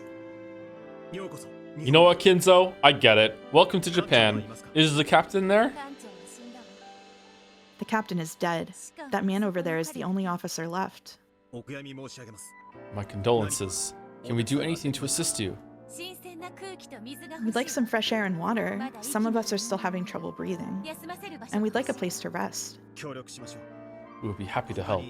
Do any of the others understand English? The ones who did are all dead. I'm the only one left. Ushimiya, what's that woman talking about? Who's the captain? That man from a second ago? Who is that woman? Get translating already, goddammit! The lieutenant has been yelling like that for a while now. He must have been surprised to see such a beautiful woman appear from a submarine, and more than a little annoyed to see all of her attention focused on me alone. It was a mark of how divinely beautiful she was. Sir, it seems that she's the only one who understands English. She will act as their interpreter. Their captain is dead. That officer seems to be acting in his place. Who's that loud man who keeps yelling at you? Don't tell me he's your superior. Unfortunately, he is. He probably doesn't like seeing me have such a beautiful lady all to myself. Oh, I didn't expect flattery from an Asian. Your English is superb. I imagine you've been brought up very well. Unlike that rude man who keeps on shouting. They should have made you the officer in charge around here. Oh, we're in. Oh, and I never expected flattery from a Westerner.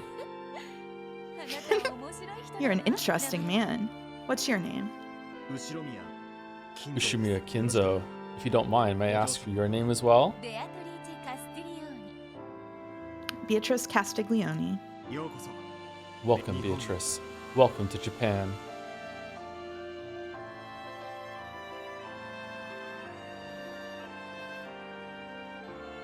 That was when I first met Beatrice, the woman who would capture my heart for the rest of my life. You butchered that? You butchered chat. Good job. So Beatrice was an Italian. Yes. She was the daughter of a high-ranking RSI official. Apparently, their most important cargo was her father himself. Sadly, he had already died by the time they reached Rokkenjima and turned into gold like they all do. Why would a high official like that come to Japan? You're saying he went through the Suez Canal and... crossed the Indian Ocean to come all the way here? That's a good point. If they wanted to reach one of their allies, Germany should have been much closer. So why would they make the long trip to Japan? It may have been part of some grand, outrageous strategy. I don't know all the details, but shortly after, I learned that this submarine's mission was far from a minor one.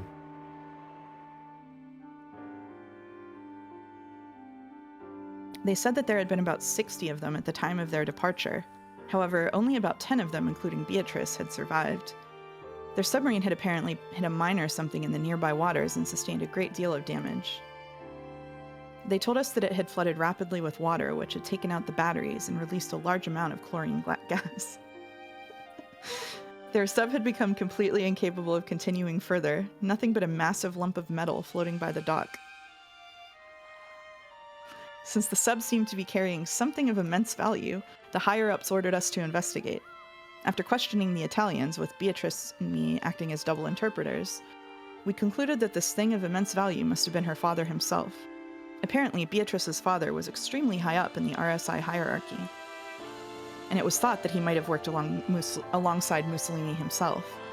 Though their massive voyage had apparently been part of some top-secret mission, now that the man himself and all of the commissioned officers had died, their reason for coming to Japan remained a mystery. And our higher-ups were telling us to investigate, which meant that even they didn't know what it was.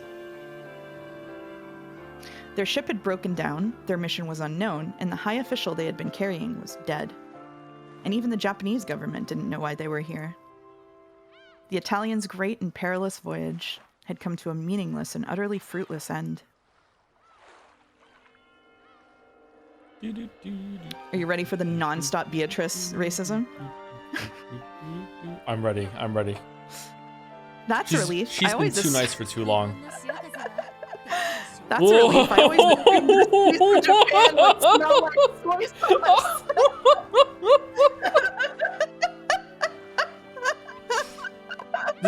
This is flirting. It's flirting. It's flirting. It's fine.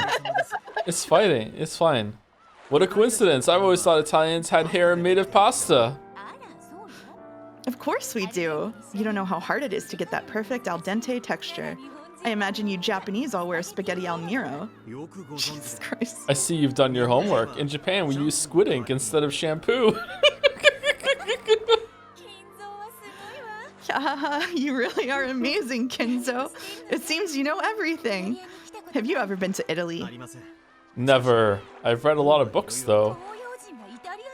An Asian man reading Italian books? Wow, what kind of books? Niccolo Machiavelli. Oh, fucking hell. And Dante Alighieri. So I know. So I know, of course, that you're the eternal lady. Oh, what a surprise. You must be quite the bookworm. Does this mean you come from some Japanese noble family? Who knows? You're completely different from those other savage-looking Japanese soldiers. I can tell. You must have come from a noble family. Are the Ushiromias some sort of Japanese aristocrats? Of course not. They just managed to strike it rich in the spinning industry in recent generations. I didn't study all that as part of some noble's hobby. I just did it because I wasn't allowed to do anything except read. The chinchilla spinning when I mentioned spinning. Yeah, the chinchillas are going ham. Play around with roses and get myself drunk. There had been no trace of malice in Beatrice's words. It had just been a curious question asked to a friend by from a faraway country. She's just asking questions, chat. However, Beatrice was from a noble family herself, so she could tell. She could see the faint, gloomy look on Kinzo's face. Forgive me, Kinzo. I didn't stop to consider why a high-class person like you would choose to take the position of a common soldier. I don't give a damn about my family line. When I die, the name Ushimiya will have no hold on me. Then, I'll finally be free. I really woke up the chinchillas with racism. You did. Okay. So you joined the army because you wanted to die? You mustn't do that. Your family would be so sad. Family? I have no family. I have a wife for the sake of public appearances and children. However, I've never wanted any of them. Everything is a fleeting daydream created by those selfish, greedy elders. So at least while I'm on this island, I can forget about all of that and find some peace. Peace? But haven't I spent each and every day complaining that I wasn't sent to the front and haven't managed to die yet? Do you want to read the Koru post or shall I? Go for it, go for it. Despite the era the story takes place in, it's a shockingly modern romance, isn't it? A middle-aged man and a teenage girl, both with extremist political views that they adopted to cope with depression, forming the kind of deep bond that can only come from mutual trauma dumping. You can find a pair like this in any Discord server. Oh my god. Holy shit.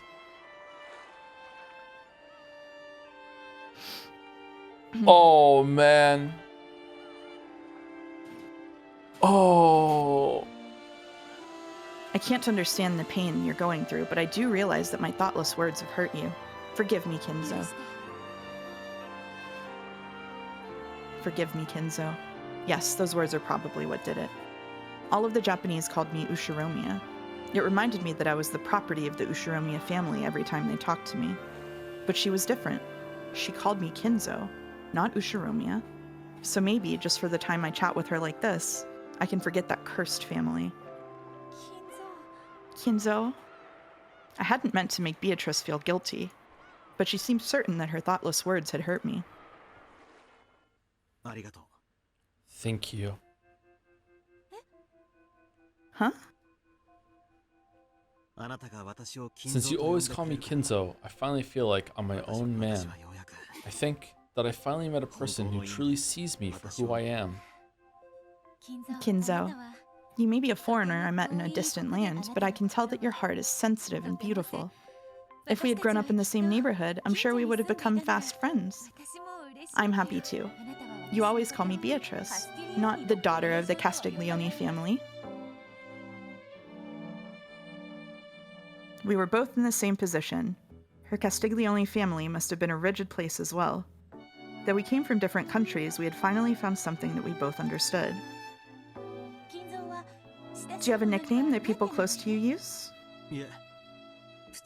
No, they usually just call me Kinzo. Well then, you should stop calling me Beatrice. All of my close friends used to call me Biche. I'd like you to call me that too. Very well. From this point onwards, allow me to call you Biche as a sign of our friendship. Ah, come on. Don't be all stiff like that. We're already friends, okay? A bright smile stretched across Beatrice's face. No matter how many decades pass, that smile will never fade from my memory. Uh-huh. So, by meeting Beatrice, you managed to regain your sense of self.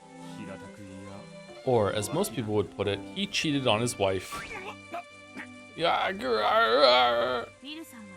If you plan to continue being rude, I suggest you get in the habit of covering your butt. After having his butt pinched once more, Will hopped around in pathetic agony. So in your eyes, grandfather, Rokkenjima was always special because you first met Beatrice here. Indeed. If I had never come to this island, I would have never met her. It truly is an island of miracles.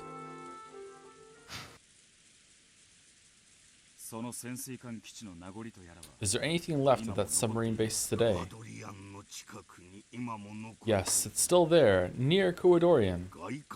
It's in the shadows of a cove that can't be seen from the outside. After all, fishermen never approach this supposedly ill-omened island. It's unlikely that anyone besides me still knows of its existence. Is the 2-kilometer-long underground passage between Kojima and the mansion a remnant of that base? That is correct. There was some nonsense about fortifying several locations across the island and connecting them with tunnels carved out of limestone caverns. I made use of that underground passage and built 2 mansions, one at each end of the island. Okay, that's fucking cool. 2 mansions, 2 families. The Ushiromiya family mansion and a mansion for the Kinzo released from the shackles of the family. Correct. It was something I needed. Another place for me to escape from the cursed name of Ushiromiya.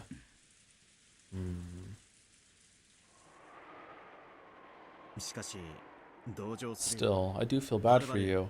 It must be awful to come all the way out here and be unable to fulfill your mission. I don't really know what Papa's plan was. He said we needed to run far away to hide it until the time came. And what is it? I don't know. It was something very important, and he planned to hide it for many years until the right moment. Oh, and he planned to hide himself along with it. I know because he apologized to me for sending us to live a long time on foreign soil. Okay, it can't be gold, because otherwise they would have said it already. So what is it instead? Is it like some sort of information, something that's worth a lot of gold, some sort of weapon, something like that? Is the submarine itself worth a lot? Didn't that second lieutenant of yours say that you had no cargo in particular, and that you were transporting your father instead? Lieutenant Angelo doesn't trust you or the others. Even I know a few things he's kept hidden from you. He might even know what Papa's goal was and what the cargo is. Whatever it is, that's a mission for the Italian military. It has nothing to do with us. After all, we're allies. We should be able to trust each other. I have no doubts that you're a good person, Kinzo. I even told Lieutenant Angelo that you're a man we can trust, but why is it that men always get so rigid and uptight when they're in a strange land? Normally they're all very bright and cheery people. Ever since we came here, there's been this strange feeling of tension. Lieutenant Angelo has ordered that his subordinates be armed at all times. It's almost as though we're in enemy territory. That was true. The Italians were clearly the very opposite of relaxed. The Japanese soldiers watching this began to suspect that the Italians didn't really trust them at all. That's normal for a soldier. This is precisely the time for them to straighten up their guard so they don't embarrass themselves in front of a friendly army. They have a person stand watch every time they sleep, and they're still keeping a lookout to make sure none of you approach the submarine, even though it's nothing more than an unusable scrap heap now. It almost feels as though they're clearly prejudiced against the Japanese, and that bothers me. Oh, do you want to be the most prejudiced? Yeah, I guess so. True, they had set up a constant sentry by the submarine and had refused to let any of the Japanese soldiers come near. This hadn't made the Japanese particularly happy. However, submarines are treated as classified in all countries. Maybe it was just natural for them to stop foreigners from approaching it without reason. They're probably uncomfortable with being made to live in a way they aren't used to. The boat that's supposed to take you back to the mainland is still being delayed by weather and problems up the command chain. Just how long will it take before they can send you there? We had been told that a boat was being sent for them directly from the mainland, but apparently thanks to the weather, problems up the command chain, and the recent air raids, they had no ships they could spare on a forgotten island like this. There may have been political issues as well. After all, the Italians' homeland had already surrendered to the Allies. I didn't know the details. The only thing I knew for sure was that they'd been stuck on Rokkenjima for 2 whole weeks, and no one had come to get them. Of course, we had some small boats on Rokkenjima. There was nothing physically stopping us from taking them to a nearby island. Still, Rokkenjima was technically a top-secret base, and contact with the outside world had been strictly forbidden. Well, there's nothing we can do about it, and it isn't all that bad, really. After all, if a boat did come for us, I'd probably never see you again, Kinzo. True. Are they gonna sing a song now? To me, springtime, boy. To me, those 2 weeks were the first I'd ever truly lived. The faint 20 years before all seemed to vanish in the sparkle of that pair of weeks. I realized that she'd have to leave this place eventually. And yet this single moment felt so rich and dazzling that I felt myself wishing it could last forever. Then I heard a voice calling for Beatrice in Italian. It's Lieutenant Angelo. Looks like he wants you for something. Probably to scold me. These days he keeps yapping on about how I shouldn't get too friendly with the Japanese soldiers. The second lieutenant approached, saluting Kinzo, and after glancing at Beatrice as though asking her to translate something, he began to speak in Italian. Judging by his tone, it sounded like something serious. Lieutenant Angelo has something very important to say, so he wants to talk with your commanding officer. He wants your help with something. I don't know what. Something important? Got it. I'll go find Lieutenant Yamamoto. Lieutenant Angelo had 2 of his subordinates with him and wore a stern expression on his face. They didn't have to say anything for us to realize that this had to be something very serious.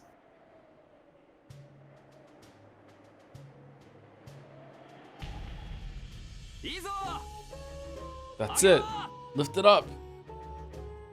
The winch creaked and the thick chains rang out with a dull clang. Very, very slowly, it was lifted up out of the submarine's cargo hold. Now I get it. So this is why those Italians didn't want us near their sub. The first lieutenant and the others looked up at what the winch was slowly lifting up, all of them wearing unpleasant, forced smiles.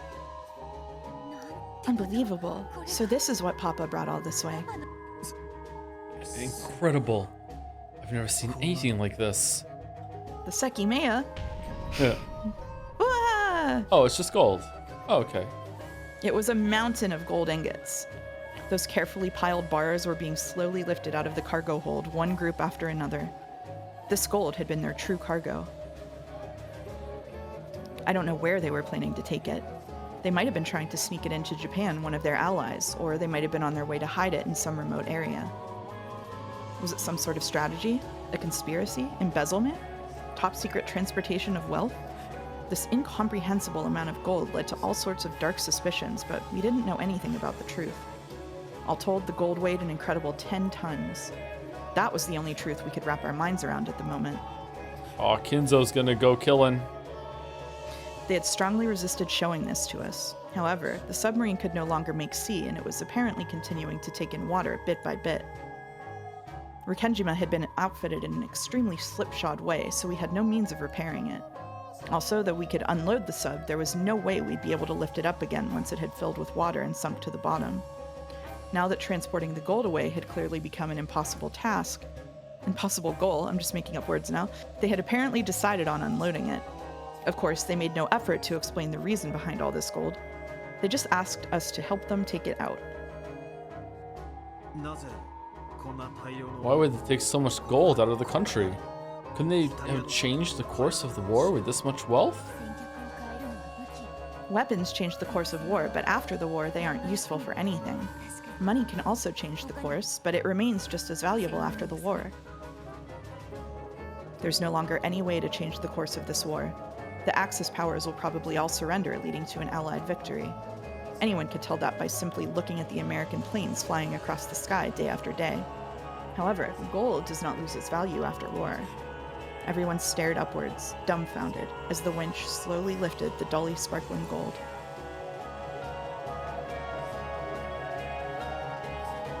Short chapter, alright. Short chapter, yep. One more.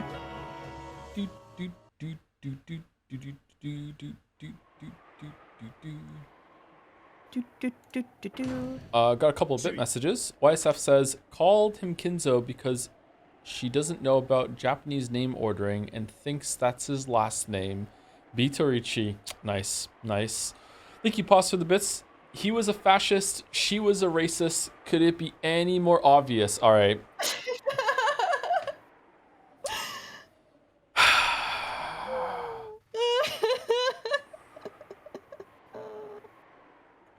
Thank you, Harry White, for the bits as well. We are living in a golden submarine. We're all, what is it? We all live in a yellow submarine. That's it. Very nice, very nice. Golden submarine. Ooh, sorry, big yawn. A little tired. Chat. How are we feeling about episode 7 so far? To be honest, like, I like the setup with like the game board and everything, but them going into excruciating, just laying it out, here's how Kinzo and Beatrice met, I kind of feel like I prefer not to know. You know what I mean? Like I prefer the mystery of being like, they just met somehow. But let's see where it goes. Castell is like this, huh? Let's see how it goes. Yeah. Oh, Burn. Like, there is a chance this isn't even true. It probably is, but yeah. It also, I don't know, I think maybe it's weird that after 6 episodes of being very hesitant to give you any concrete details, it's just giving you all this just for free. You know what I mean? Just like laid out, just one after another. Here's what happened, here's what happened, here's what happened, here's what happened. Yeah, I don't know. We'll see where it goes. Let's see what happens. Wasn't the point of the chapter and making Burn Game Master is to lay everything on the table? Yeah, it doesn't mean it's good though. Just because that's what they're doing doesn't mean, you know. Yeah, there's a narrative reason for it, but doesn't mean it was a well-chosen narrative reason. Once more, it is possible to understand what Umineko is trying to do and still think it's bad. I know that this is tough for Umi Fullers to wrap their heads around. No, it's impossible to understand. It's Silent Hill 2. Like, yeah, I don't understand Silent Hill 2 because if I did, I'd like it. All caps, but it's supposed to be bad.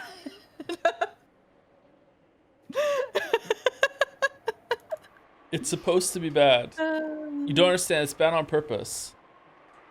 Okay. All right. Lock in. Right. Here we go. Lock in. Lieutenant I'll keep narration. Yamamoto. The Italians don't want us to tell the mainland about this gold. Too fucking late, so they don't want our country to snatch it away from them. What did he say? He's saying your group probably doesn't want it reported because you fear that Japan will steal it away from you. Lieutenant Angelo is actually more afraid of Italy itself finding out. To us, our homeland's current government is a mere puppet set up by the Allied forces. If they find out, the gold will be returned to them. However, that would be the same as handing the gold over to our enemies. They'd come all this way to make sure that the gold didn't fall into enemy hands. They needed to hide it from that puppet government until their homeland could be truly restored. Shuramiya, make a proposal to the Italians. Tell them that we wish to offer our assistance. What sort of assistance?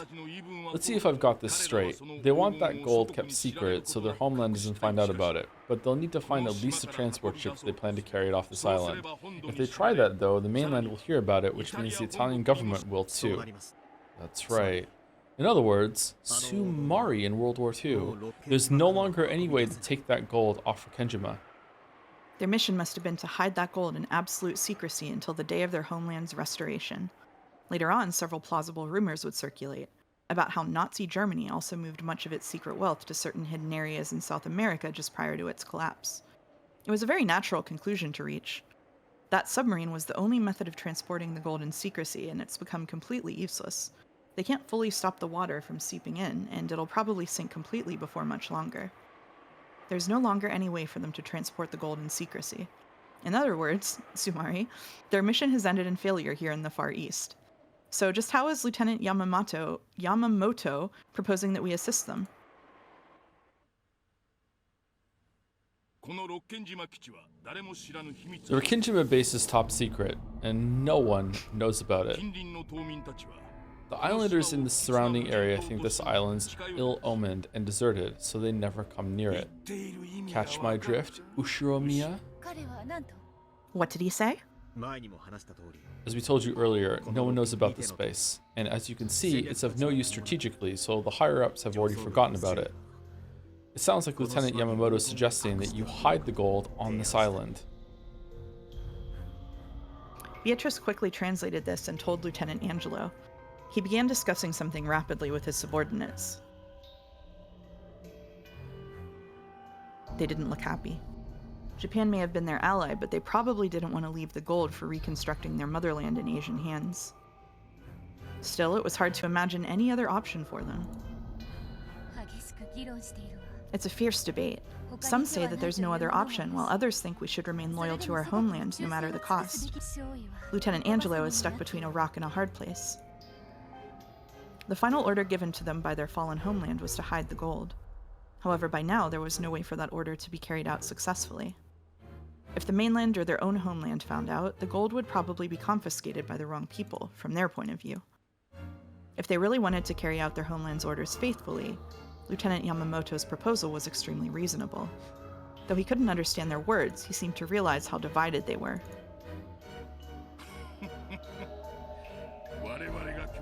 If we help out, we'll be able to hide the gold in total secrecy.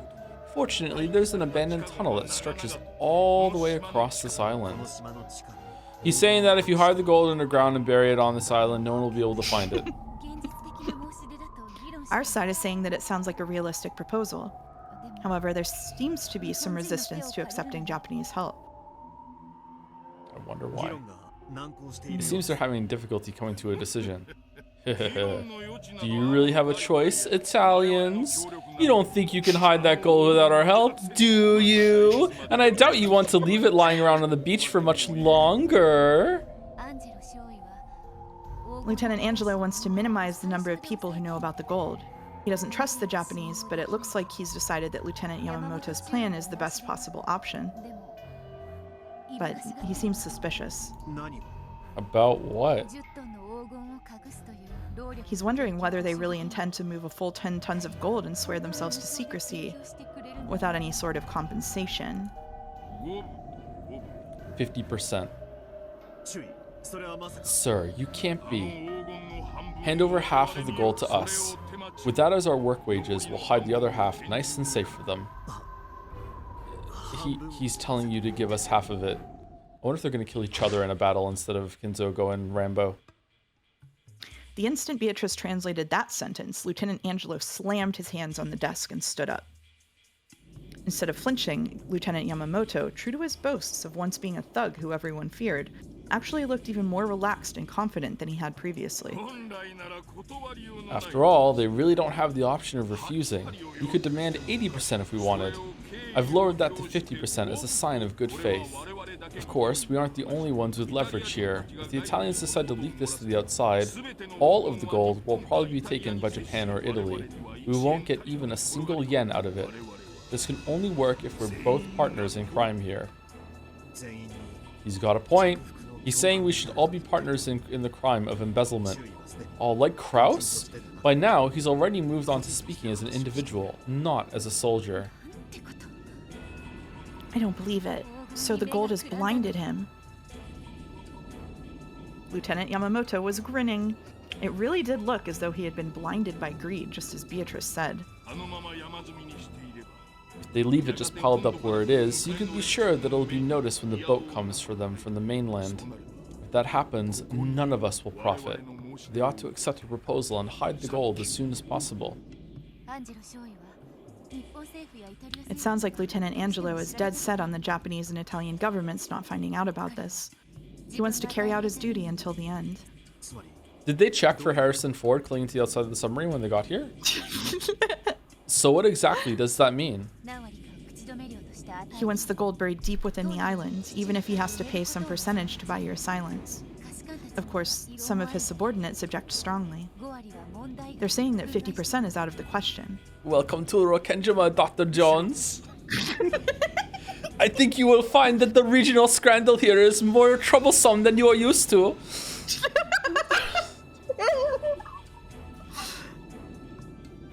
Ushiramiya, how are they doing?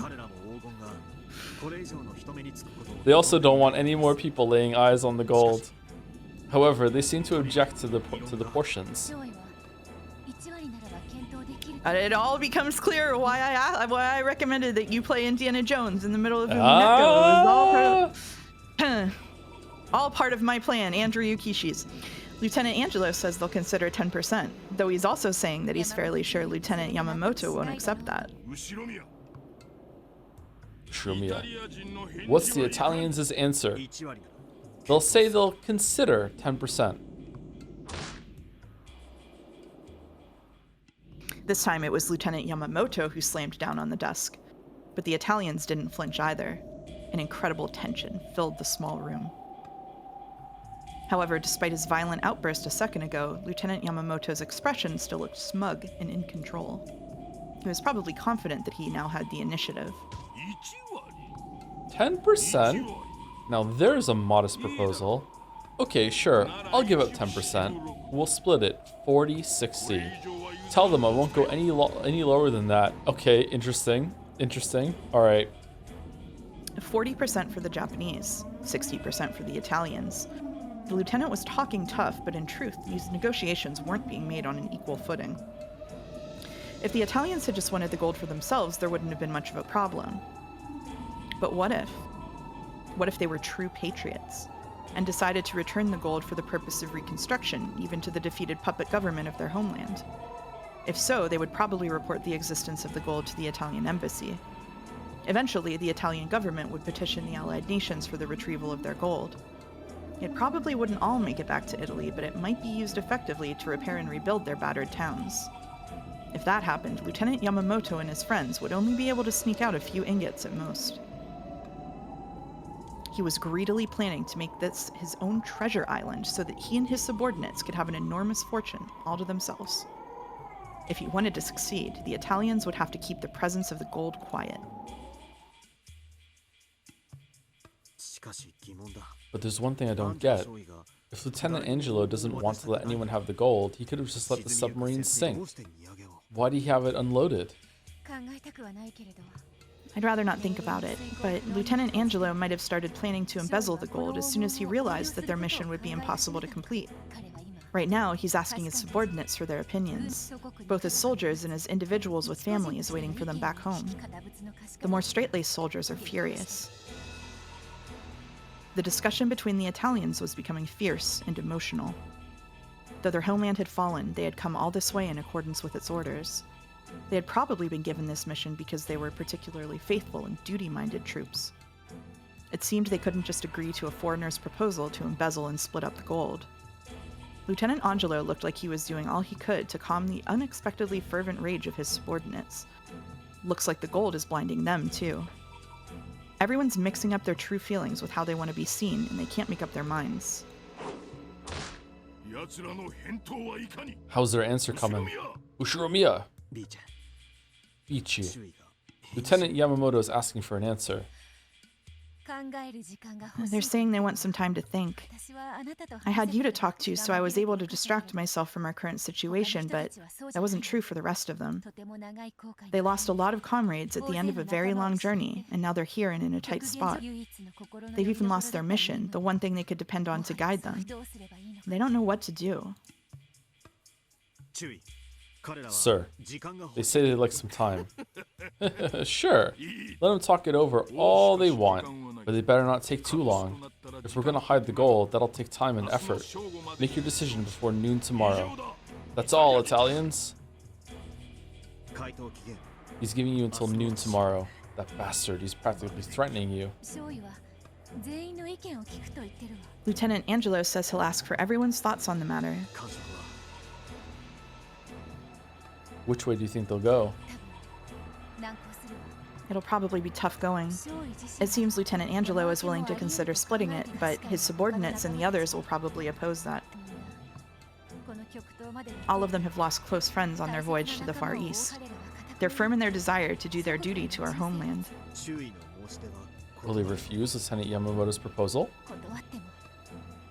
Even if they do, the gold will fall into someone else's hands. If nothing's going to be left anyway, Lieutenant Angelo suggests that they each sneak at least one ingot back with them, and some of the others seem to agree, but men always get carried away at times like this.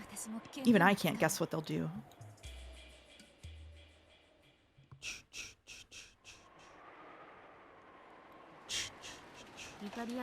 I imagine the Italians had some complicated feelings about all this. In their eyes, the Italy that surrendered was probably little better than an enemy country. Letting the gold go back there would make their entire voyage meaningless. However, embezzling and divvying up the gold would also make their whole voyage meaningless. The country they felt obligated to serve had already fallen. That alone destroyed the significance of their journey. Not a happy story for them. If it's bound to be meaningless anyway, wouldn't keeping hold of even just a few ingots be better than nothing? Sure, if you want to calculate straight up profit and loss, but men aren't like that. We're not? Okay. That's how you found out. Mm. The Italians were gathered in a cramped room, arguing fiercely. I don't like it. We must remain true to our soldier spirit until the end, for the sake of our fallen comrades. And how do you define remaining true? By hiding the gold on this island? By accepting the proposal of those Asians? We can't trust them, especially that Yamamoto person. We mustn't let our guards down. Unloading the gold and letting the Japanese see it was a huge mistake. We should have let it sink with a sub. Oh, wonderful idea. Let's just sink it right inside a Japanese base. It would have been pulled up eventually. That wouldn't hide anything. It doesn't matter. There's no way to get the gold off this island without anyone knowing. If we had just taken the honorable path and scuttled the sub, none of this would have happened. If we had known that the sub would be broken beyond repair. Why did the lieutenant commander contact the Japanese military and ask for help? How was he planning to carry out our mission if they found out about the gold? Our mission was a failure from the moment he asked them for help. All of us have families waiting for us back home, and we've more than done our part, I'd say, voyaging all the way to this island country in the Far East. You might call this fair and just payment for our services. Chatter, chatter. Chatter, chatter, chatter. Yeah, chatter. Hi, chatters. Hi, chatters. Lieutenant Angelo, if the Japanese prove to be less than amicable, we need to be prepared to take extreme measures. Here we go! And what do you mean by extreme measures, Corporal? Someone gulped. A stiff tension hung over the room. The Japanese here are pushovers. They're all cowards with no battle experience.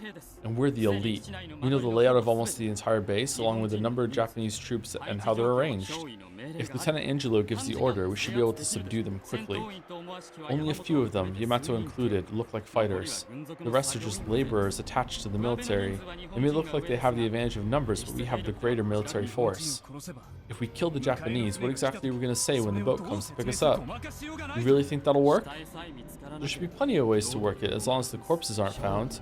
Lieutenant Angelo, it'll be easy to subdue this base. If we kill Yamamoto and a few strong fighters, laborers will probably just surrender easily. Let's have them carry the gold and bury it. Of course, we'll have to silence them afterwards. Are you suggesting we massacre all of them? Let's do it. If we kill them all, no one will know about the gold. And also, just for no reason, let's gouge their head and kill, and gouge their leg and kill, and gouge their chest and kill. Let's make an epitaph ritual out of it. At that moment, the supposedly locked door opened slightly and a metal object was thrown in.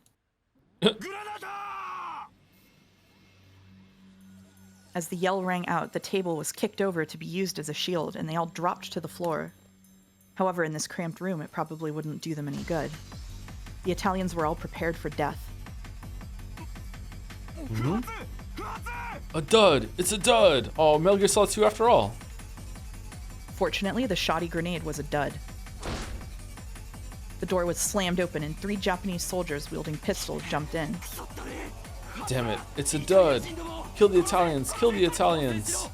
Return fire, fire at will. No, Will's not in this story. In this small room, no matter who shot where, it was bound to hit someone. The exchange of bullets instantly caused a rain of blood, with casualties on both sides. The 3 who had jumped in were covered with bullet holes and fell over, moaning and thrashing.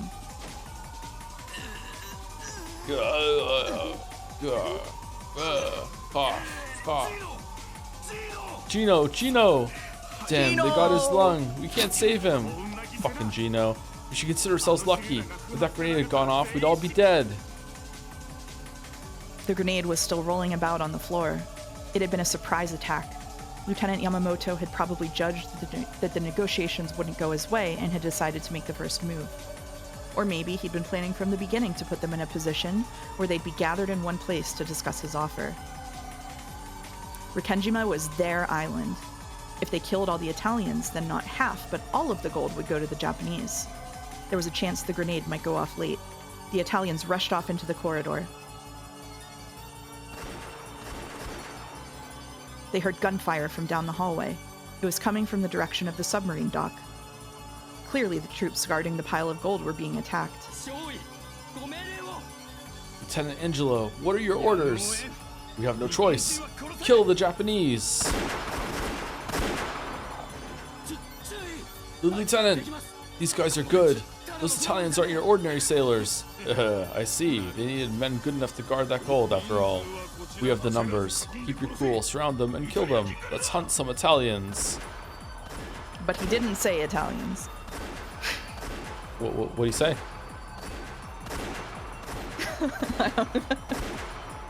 Define a slur. Oh shit! As soon as I heard the sound of repeated gunfire, I knew. I knew that something which had been smoldering since the time the gold was unloaded had finally burst. The eyes of our soldiers looking at that gold hadn't been normal. Yes, those eyes had been entranced by demons. The Italians had been pushed to the limits by the heavy burden they bore. Who wouldn't have snapped after being trapped in a distant land where you can't understand the language or the writing? Thinking I had to do something, I ran toward the sound of gunfire. Looking back on it, that was an extremely stupid thing to do.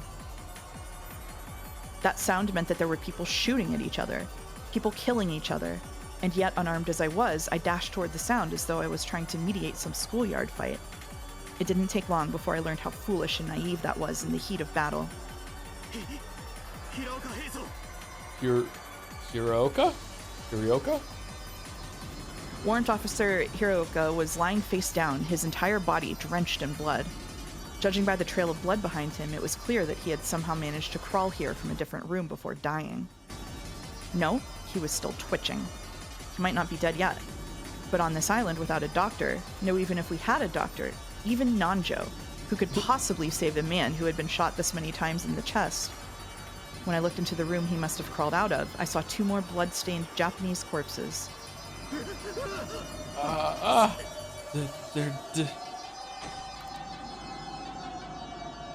I fell backwards pathetically on my butt, my mouth hanging open in shock. Come to think of it, that was the first time I had ever faced death in my life. The entire world was at war. Even though millions were dying, both east and west, this was the first time I'd met with a person's death directly. I failed the D20 on that. Ridiculous. Didn't I join the army hoping to die? Didn't I whine about not being sent to the front lines?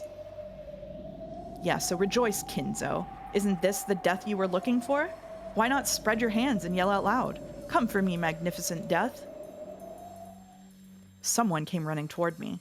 It was a colleague of mine, a Japanese man, Tajima-kun.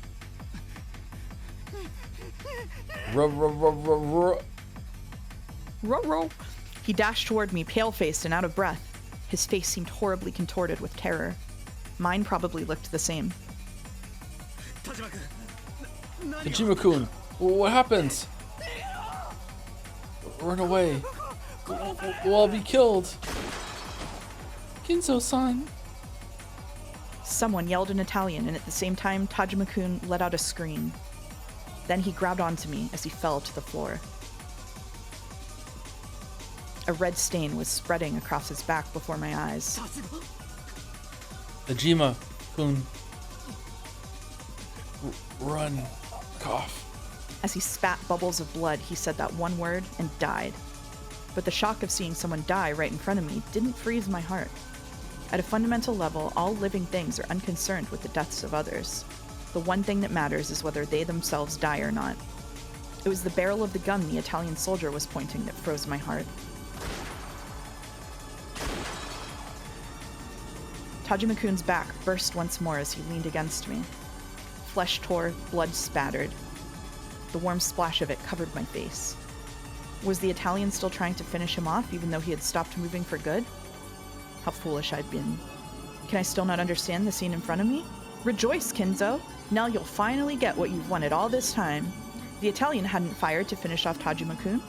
He had been aiming at the man Tajima-kun had fallen on, me, Ushiromiya Kinzo. Ooh.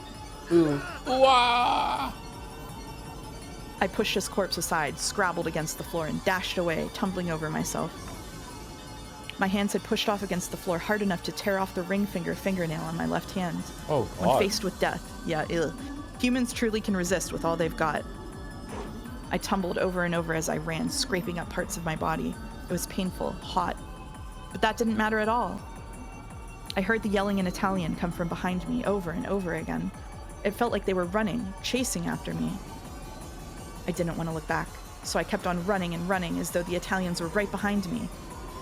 This is death. Didn't you want to die? No, I don't want to die. Why? Didn't I want to die so badly? But now I know. I know how wonderful it is to be alive. She taught me. Biche did. I can only be free when I talk with her. No. By talking with her, I finally came alive for the first time. I was born. I want to live. I want to live. I want to live. I want to live. I don't want to die. I want to live and see her right now. If I don't see her, I'll die. I'll be killed. Stay cool, Kinzo. She might be killed too. If you live and she dies, you might as well be dead. Before I knew it, my face was covered in tears, snot, and saliva. When I stumbled into something and fell, I was finally able to come to my senses a little. I'm still here. Sorry. I could still hear intermittent gunfire. The gunfight was still going on, and it had spread throughout the entire base. Biche, are you okay? I'll find her and take her to a safe place. The lieutenant will probably kill all the Italians to steal the gold. Biche probably won't be an exception. Biche. Biche! I had lived for the first time after meeting you. I was born. So if you die, I'll die again. I could feel every cell in my body being reborn, not as Ushiromiya Kinzo, but a completely different Kinzo. Of course, I was terrified that I might really be shot if I went back. But I didn't want to die anymore, to truly die. So I was able to overcome my fear. Biche!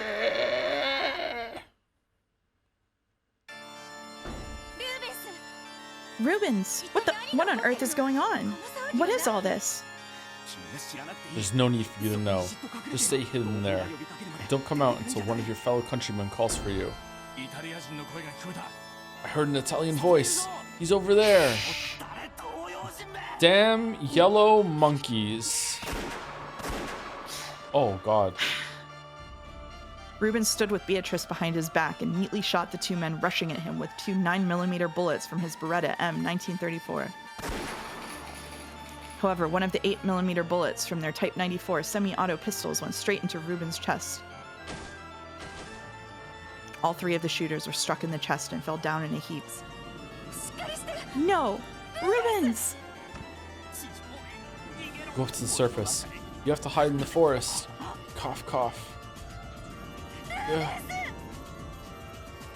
Rubens! My. Aren't we chatty? The next person to appear was the commanding officer of the Japanese soldiers, Yamamoto. The blast of 3 guns had just sounded. Adding on Beatrice's screams, it was hardly surprising that he had noticed the encounter. If it had to come to this anyway, we should have taken this woman as a hostage in the first place. Damn annoying, that's what they are.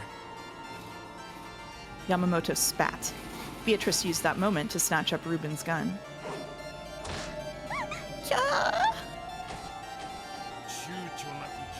Well, look at you, reaching to pick up a gun without missing a beat. Italian women sure are scary. Damn it, both of you screwed up. He spat this last part at the two dying men who lay moaning at his feet. However, what had happened to them wasn't particularly surprising. It wasn't the first time it had happened either.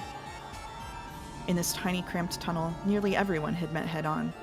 When both sides shot recklessly in such a situation, the result was 2 corpses. So whoever sensed another person and pulled the trigger quickest won. That was the only way to survive this battle without a bullet in your chest. Because of this, both Japanese and Italians had killed each other without hesitation, and they sometimes even pulled the trigger on oncoming allies. In the midst of all this were several Japanese men who had stumbled into the fight, wondering what was going on. It didn't matter whether the other person was holding a gun or not. Everyone had reflexively pulled the trigger at the sight of anyone other than themselves trying to stay alive. The entire base had been wrapped up in this slaughter. Golden slaughter. There was a fierce gun battle taking place on the submarine dock, and a massacre resembling a hunt was taking place inside the base.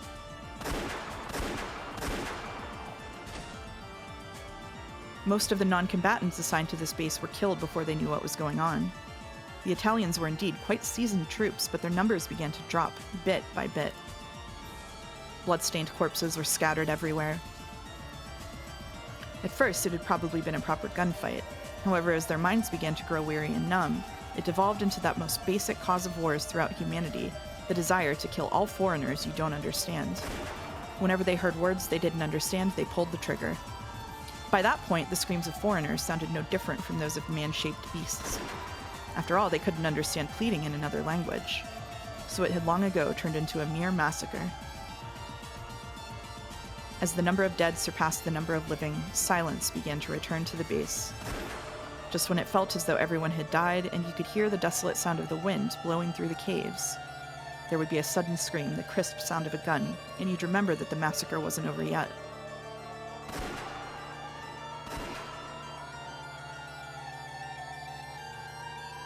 This happened over and over again, and eventually, true silence fell. It marked the pitiful end for those led astray by gold.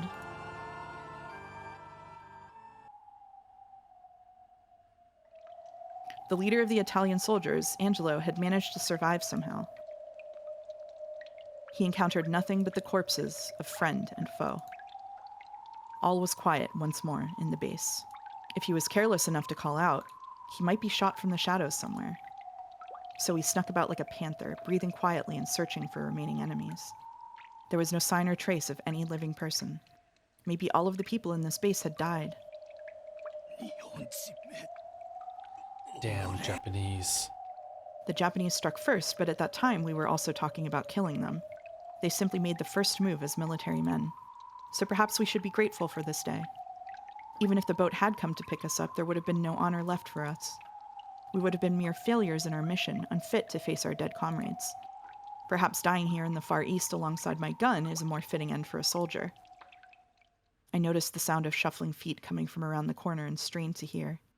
Is someone seriously wounded and dragging their feet? Noticing them before they notice me greatly helps my chances. At this stage, there's no point in taking prisoners. We must dispose of all the Japanese. I'll dash around the corner, quickly check to see who they are, and shoot if it's a Japanese person. Nothing more. I've been hiding my footsteps the whole time. They probably don't know I'm here.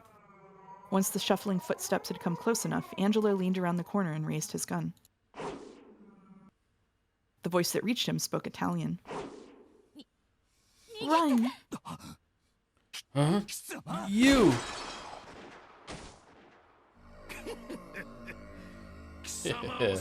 I've been looking for you, Lieutenant Angelo. That makes all of you. I've been counting Italian corpses, you see. Lieutenant Angelo! Are you okay? Blood poured from Angelo's chest. His gun fell to the floor, then his knees. and then the rest of his body crumpled and stopped moving. Yamamoto's accuracy with a gun wasn't particularly stellar. However, Angelo had waited until they were fairly close before jumping out, so Yamamoto had made the shot. He had managed to hit, even with a short-barreled handgun in one hand, and a woman as a hostage in the other. Really though, our Rokkenjima garrison was pathetic. Am I the only one who's not dead? Trash, all of them. Can't you fight without using a woman as a shield, you brute? Let go! Quiet. Noisy, these Italian girls. If you'd just be cooperative, I'd at least spare your life. It was such an obvious lie that even he wore a bitter smile. The Italians were spies working for the enemy, and they all died along with the garrison in a gunfight. Since this was the story Yamamoto wanted to tell, he couldn't afford to have any Italian survivors. By this point, he wouldn't be able to keep the entire pile of gold, but he should be able to grab as many as he could carry. Even that would be worth a huge amount of money. Beatrice suddenly swung her head, smashing Yamamoto's nose hard. Someone help! Someone! Yeah! You bitch. Yeah. She almost managed to escape. However, Yamamoto quickly grabbed her leg and tripped her. She fell onto her back, and Yamamoto mercilessly stomped his foot down on her stomach and pointed his gun at her. I don't make a hobby of taming tomboys. Die. What? Lieutenant Yamamoto, she had nothing to do with this. Let go of her. Kinzo had jumped out from the shadows. He was holding a gun he had stolen from one of the corpses. Ushiromiya? Ah, so you're alive. Let go, you're hurting her. It was you, wasn't it? You tipped the Italians off. What are you talking about? Yamamoto didn't know that the grenade had been a dud. He had been sure that the surprise attack would work, but it hadn't, so he'd assumed that Kinzo must have tipped them off. Thanks, narration. It's your fault. Surprise attack failed and we're stuck like this. You turncoat, you traitor to your country. I know you've been working with them through this woman. Can't you see that you caused all this because you were blinded by gold? Run, Kinzo! This man has shot people begging for their lives. He'll shoot you, too. Don't talk, Italian. If you open your mouth again, I won't hesitate to shoot. It hurts. Yamamoto ground his heel into Beatrice's gut. Stop it, stop it. She has nothing to do with this. Oh? Are you pointing a gun at a superior officer? Stop and think a bit, fool. If we agree to keep the same story, we can have that pile of gold all to ourselves, okay? I can only grab a few on my own, but if we work together, we'll be able to sneak off with even more. I don't mean this as your superior officer. Let's split it equally between us as men. The last time you offered to split gold 50-50, you tried to slit their throats. Ushiromiya, looks like you prefer lead to gold. Line goes hard.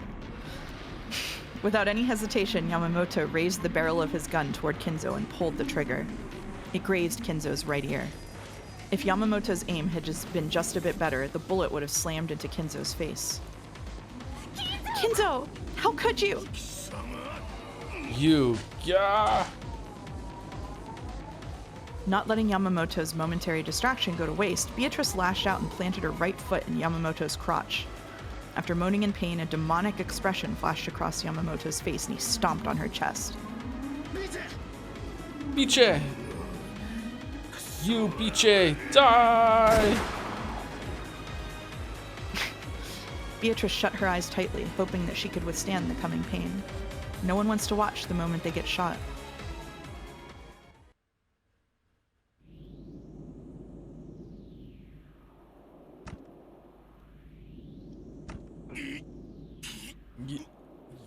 You. Drip, drip, drip. A blood splash poured out of Yamamoto's chest. Just as you took so many lives for your own personal reasons, I'll take your life for mine. Could Yamamoto hear Kinzo's words until the end? In his last moments, he seemed to grin. Then, slowly, he fell backwards with a spurt of blood.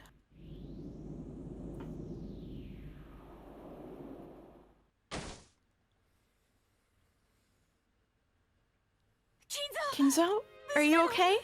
I was sure you'd been shot. Ugh. Beatrice tried to stand up, but then doubled over and started coughing. Ichi, are you hurt? My ribs are hurting. That brute really was stomping them hard. Will you be okay? I hope they aren't broken. Italian women don't break so easily, but thanks. I owe you my life. If you hadn't come, it would have all ended there. Ugh. I mean, the cars do, so, Whoa. Yamamoto had shown no mercy. Her ribs were probably cracked. We didn't have the option of waiting, possibly for several days, for the ship that was coming.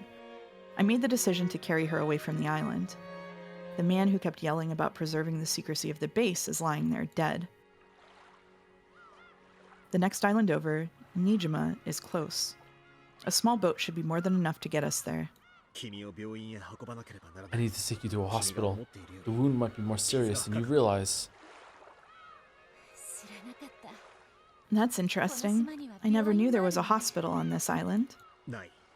There isn't. A boat should get us to the next island over. We'll get you to a hospital. As for me, unless I cleverly cover up what happened here on this island, I might end up getting court-martialed just for being here. I have a request. Please don't take me to a hospital. Why? If we go to a hospital and the embassy is contacted, I'll eventually be sent back to Italy. If that happens, I'll be interrogated about all kinds of things. I won't acknowledge the bastards who let Mama die. There's no homeland for me to return to now. This is the end for me. So there's nowhere I want to go anymore.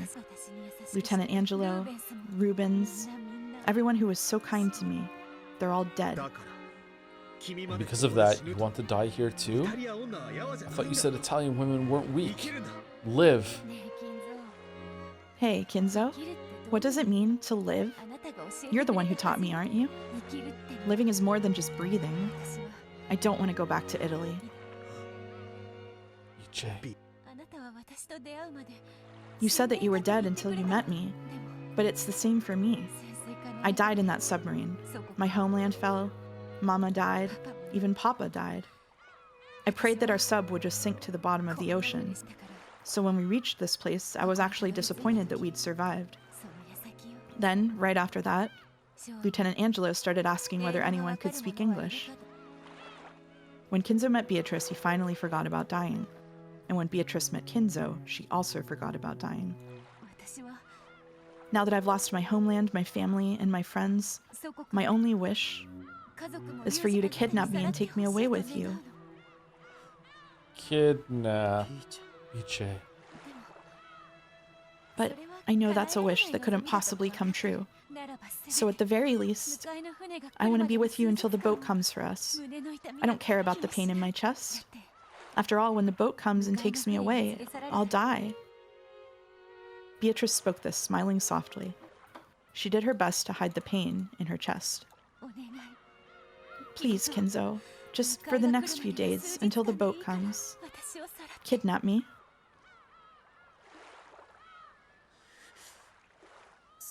That's a wish I can't grant.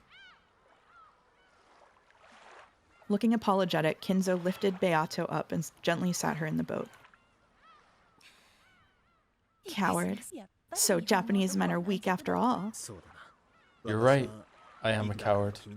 So I can only grant you half of your wish. With a clunk, he placed it, wrapped in a jacket, in the boat. What do you mean? The part about until the boat comes for you, that's the part I can't grant. Huh? What do you mean? Kidnapping you. That part, I will do. Kinzo? There has to be a doctor on Nijima. I'm wearing a Navy uniform. I should be able to pass myself off as a survivor of a boat carrying a VIP that was sunk by enemy ships. If the doctor happens to be of the greedy sort, all the better. After all, I have right here the golden magic to make people do what I say.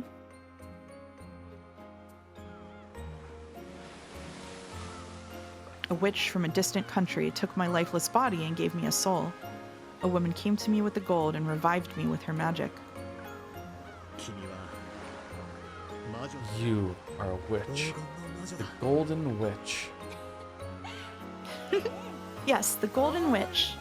Even though I use the same recipe as everyone else, only my alchemy can turn pasta into a smoking black heap.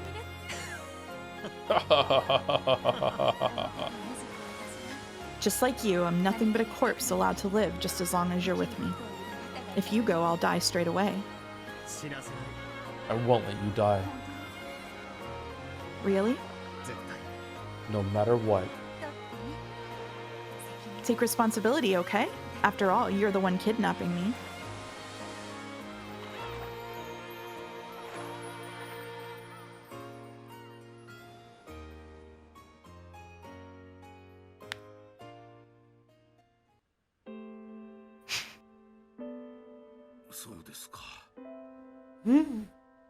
He's here. Is that the end of the chapter? Nope. Nope. I see. So Kinzo-san told you that much. Umi News is gonna go hard today, huh? Yeah. Then wait, it was you? You're the Nijima doctor who grandfather took Beatrice to see? Walrus is gonna turn and be like, Nanjo, so you never told me that you were a fascist? Well, what's that all about? Why so shocked? It should have left to the mind ever since the words Nijima doctor. All of a sudden, a soldier of the Navy appeared along with a foreign woman. Of course, I was astounded. And then he actually told me to treat her wounds confidentially, since the presence was a military secret. Was that the first time you met grandfather? Yes, that was when we first met. So you're the greedy doctor who followed orders for the sake of gold. That's a bit harsh. He suddenly brought in a foreign woman patient, explained to me that this was a military secret, promised that he'd pay the medical fees later, and handed me a gold ingot as collateral. And thus began my long storied history of doing shit for this family for gold. Oh, Nanjo, I didn't want to get involved with any funny business. But, you know, 40 years later, I, for a long time, just pretended that he was still alive. For fun. I was reluctant to say the least. Is this your goat, chat? Is this your goat? This is your goat right here? You can't see my cursor. I see your point. But in the end, you did conceal Beatrice, didn't you? I may not be as skilled as Kinzo, but I do have some familiarity with English. I managed to overhear part of their conversation, and that was enough to convince me that they were not troublesome people. Of course, if I were to say that the ingot didn't tempt me, that would be a lie. I was much younger then, you see. What happened to her next? I treated her for some time before a messenger from the Ushiromiya family came and said she would be moved to Odawara. They took her away. So grandfather didn't come to get her himself? Regardless of how Kinzo explained away the incident on Rokkenjima, he probably wouldn't be able to move about freely for some time afterwards. Precisely. Kinzo-san had said that deceiving the military was the greatest challenge of his life. So Beatrice went to Odawara, and then what? I've heard that she hid on one of their unused villas. After all, Kinzo already had a family at that time. It must have been tricky to manage. So leading a double life was business as usual for Kinzo, even before Kuwadorian. Whoosh. What are you doing? Is your butt itching? And later on, Beatrice and grandfather continued their happy relationship in the villa from then on? I have heard that there was a modest, peaceful life. Several years later, they had a child. So, Kuwadorian's Beatrice was born. That birth didn't go well. It was truly a sad tale. You don't mean she died? Don't be surprised. Kinzo believed his daughter was Beatrice reborn. You can't neglect the heart. It's possible to reason it out. You're right. My apologies. I don't know how many years Kinzo-san spent with her in Odawara. However, judging by the Kinzo-san we grew to know afterwards, one can tell how deeply he loved her, even if they only had a few years together. I see. And then he made Kuwadorian for his daughter.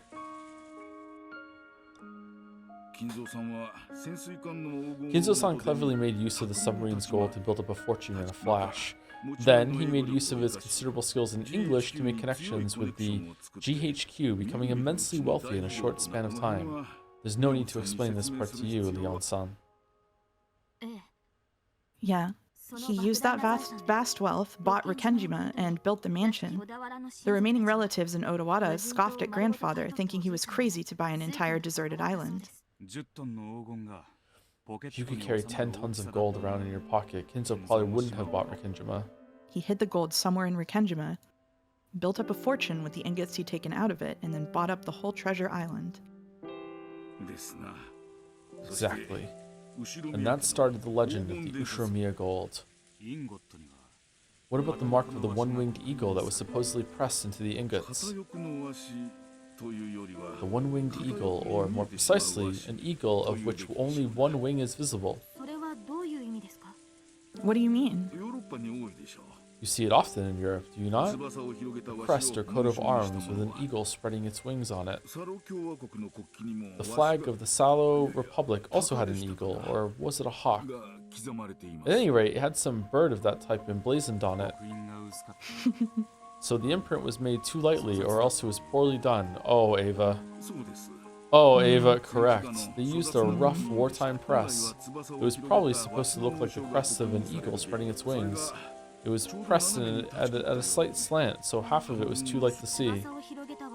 Can I pause us to unbite my tongue on the thing I've been biting my tongue the most about? I know what you're gonna say. For months, Jelly has been like, oh, Oko's design of Mouse's character as Beatrice is so cute. It looks so good. You know what I like the most about it? The ear cuff. The one-winged eagle ear cuff is so cool. What a clever use of a design. For months, Jelly has been celebrating my character being drawn with a fascist fucking symbol on her.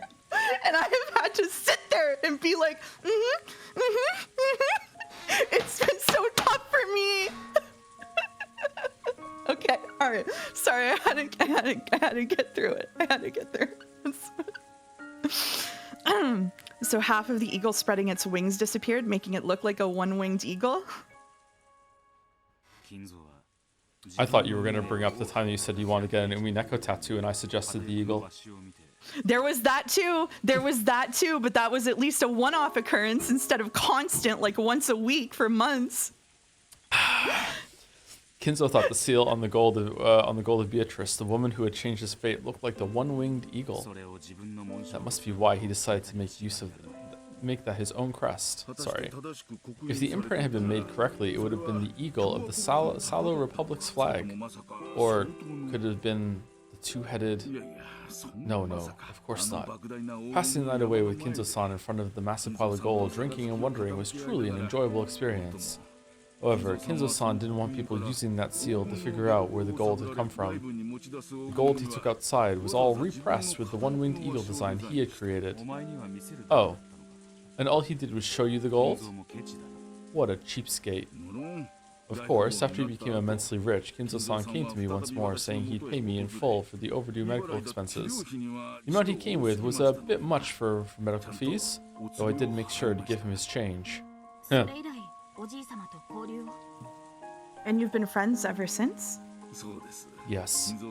Kinzo-san was extremely grateful to me for keeping his secret and concealing Beatrice.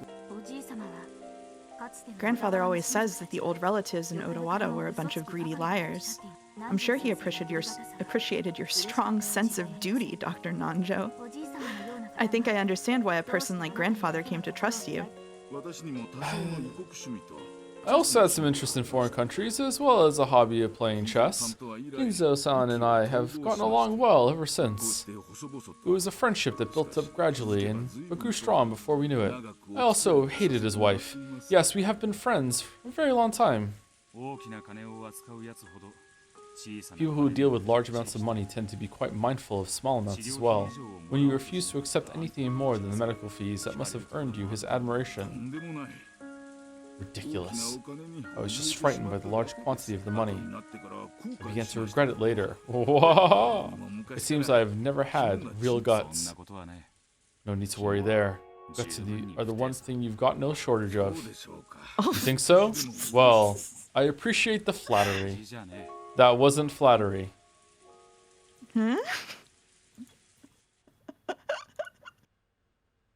Poor Nanjo. Fucking savage from Will there. For at least 1 whole year after Kinzo's death, Nanjo had taken part in hiding the secret of that death. Of course, Natsuhi must have given him some hush money. Still, there could be no doubt that he'd had enough guts to withstand pressure from Kinzo's children for a long time without slipping up once. Now that's something that take real guts. The sense of duty must be part of your personality. Perhaps that is my only redeeming quality. I think grandfather was blessed with a good friend. And that is the end of the chapter.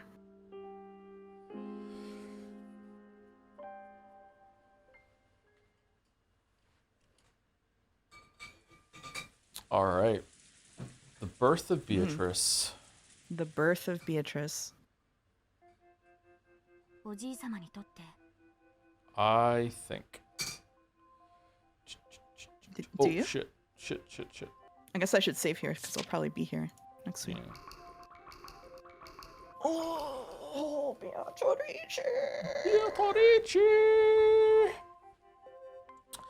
Thank you, Parting for the Bits. Reads Answers Arc. Mad that there are answers inside. So true. So true. Thank you, YSF, for the bits. Countering the above bit message because you just explained it to chat. What'd I do? What'd I explain? I can't remember what I explained. More in the bit messages. Thank you, Monk Tonight, for the bits as well. Oh, can we know what the Brain Blast was from last week's Tosif Extended Universe Sekimea Barrels Edition stream? We said at the beginning, it was that, it's that because Nanjo, I don't know if they're reliable scenes, but if they are, and Nanjo examined the corpses of Shannon and Cannon, now that we know that they're the same person, that means he must be in league with Shannon and Cannon to some extent to go along with and verify the fake deaths. Because even though the person or the personality, whatever you want to call it, died, the body didn't. And a doctor would be able to tell that. So Nanjo must be involved to some extent. Or he's faking it. He can't be a fake doctor. He must be involved to some extent.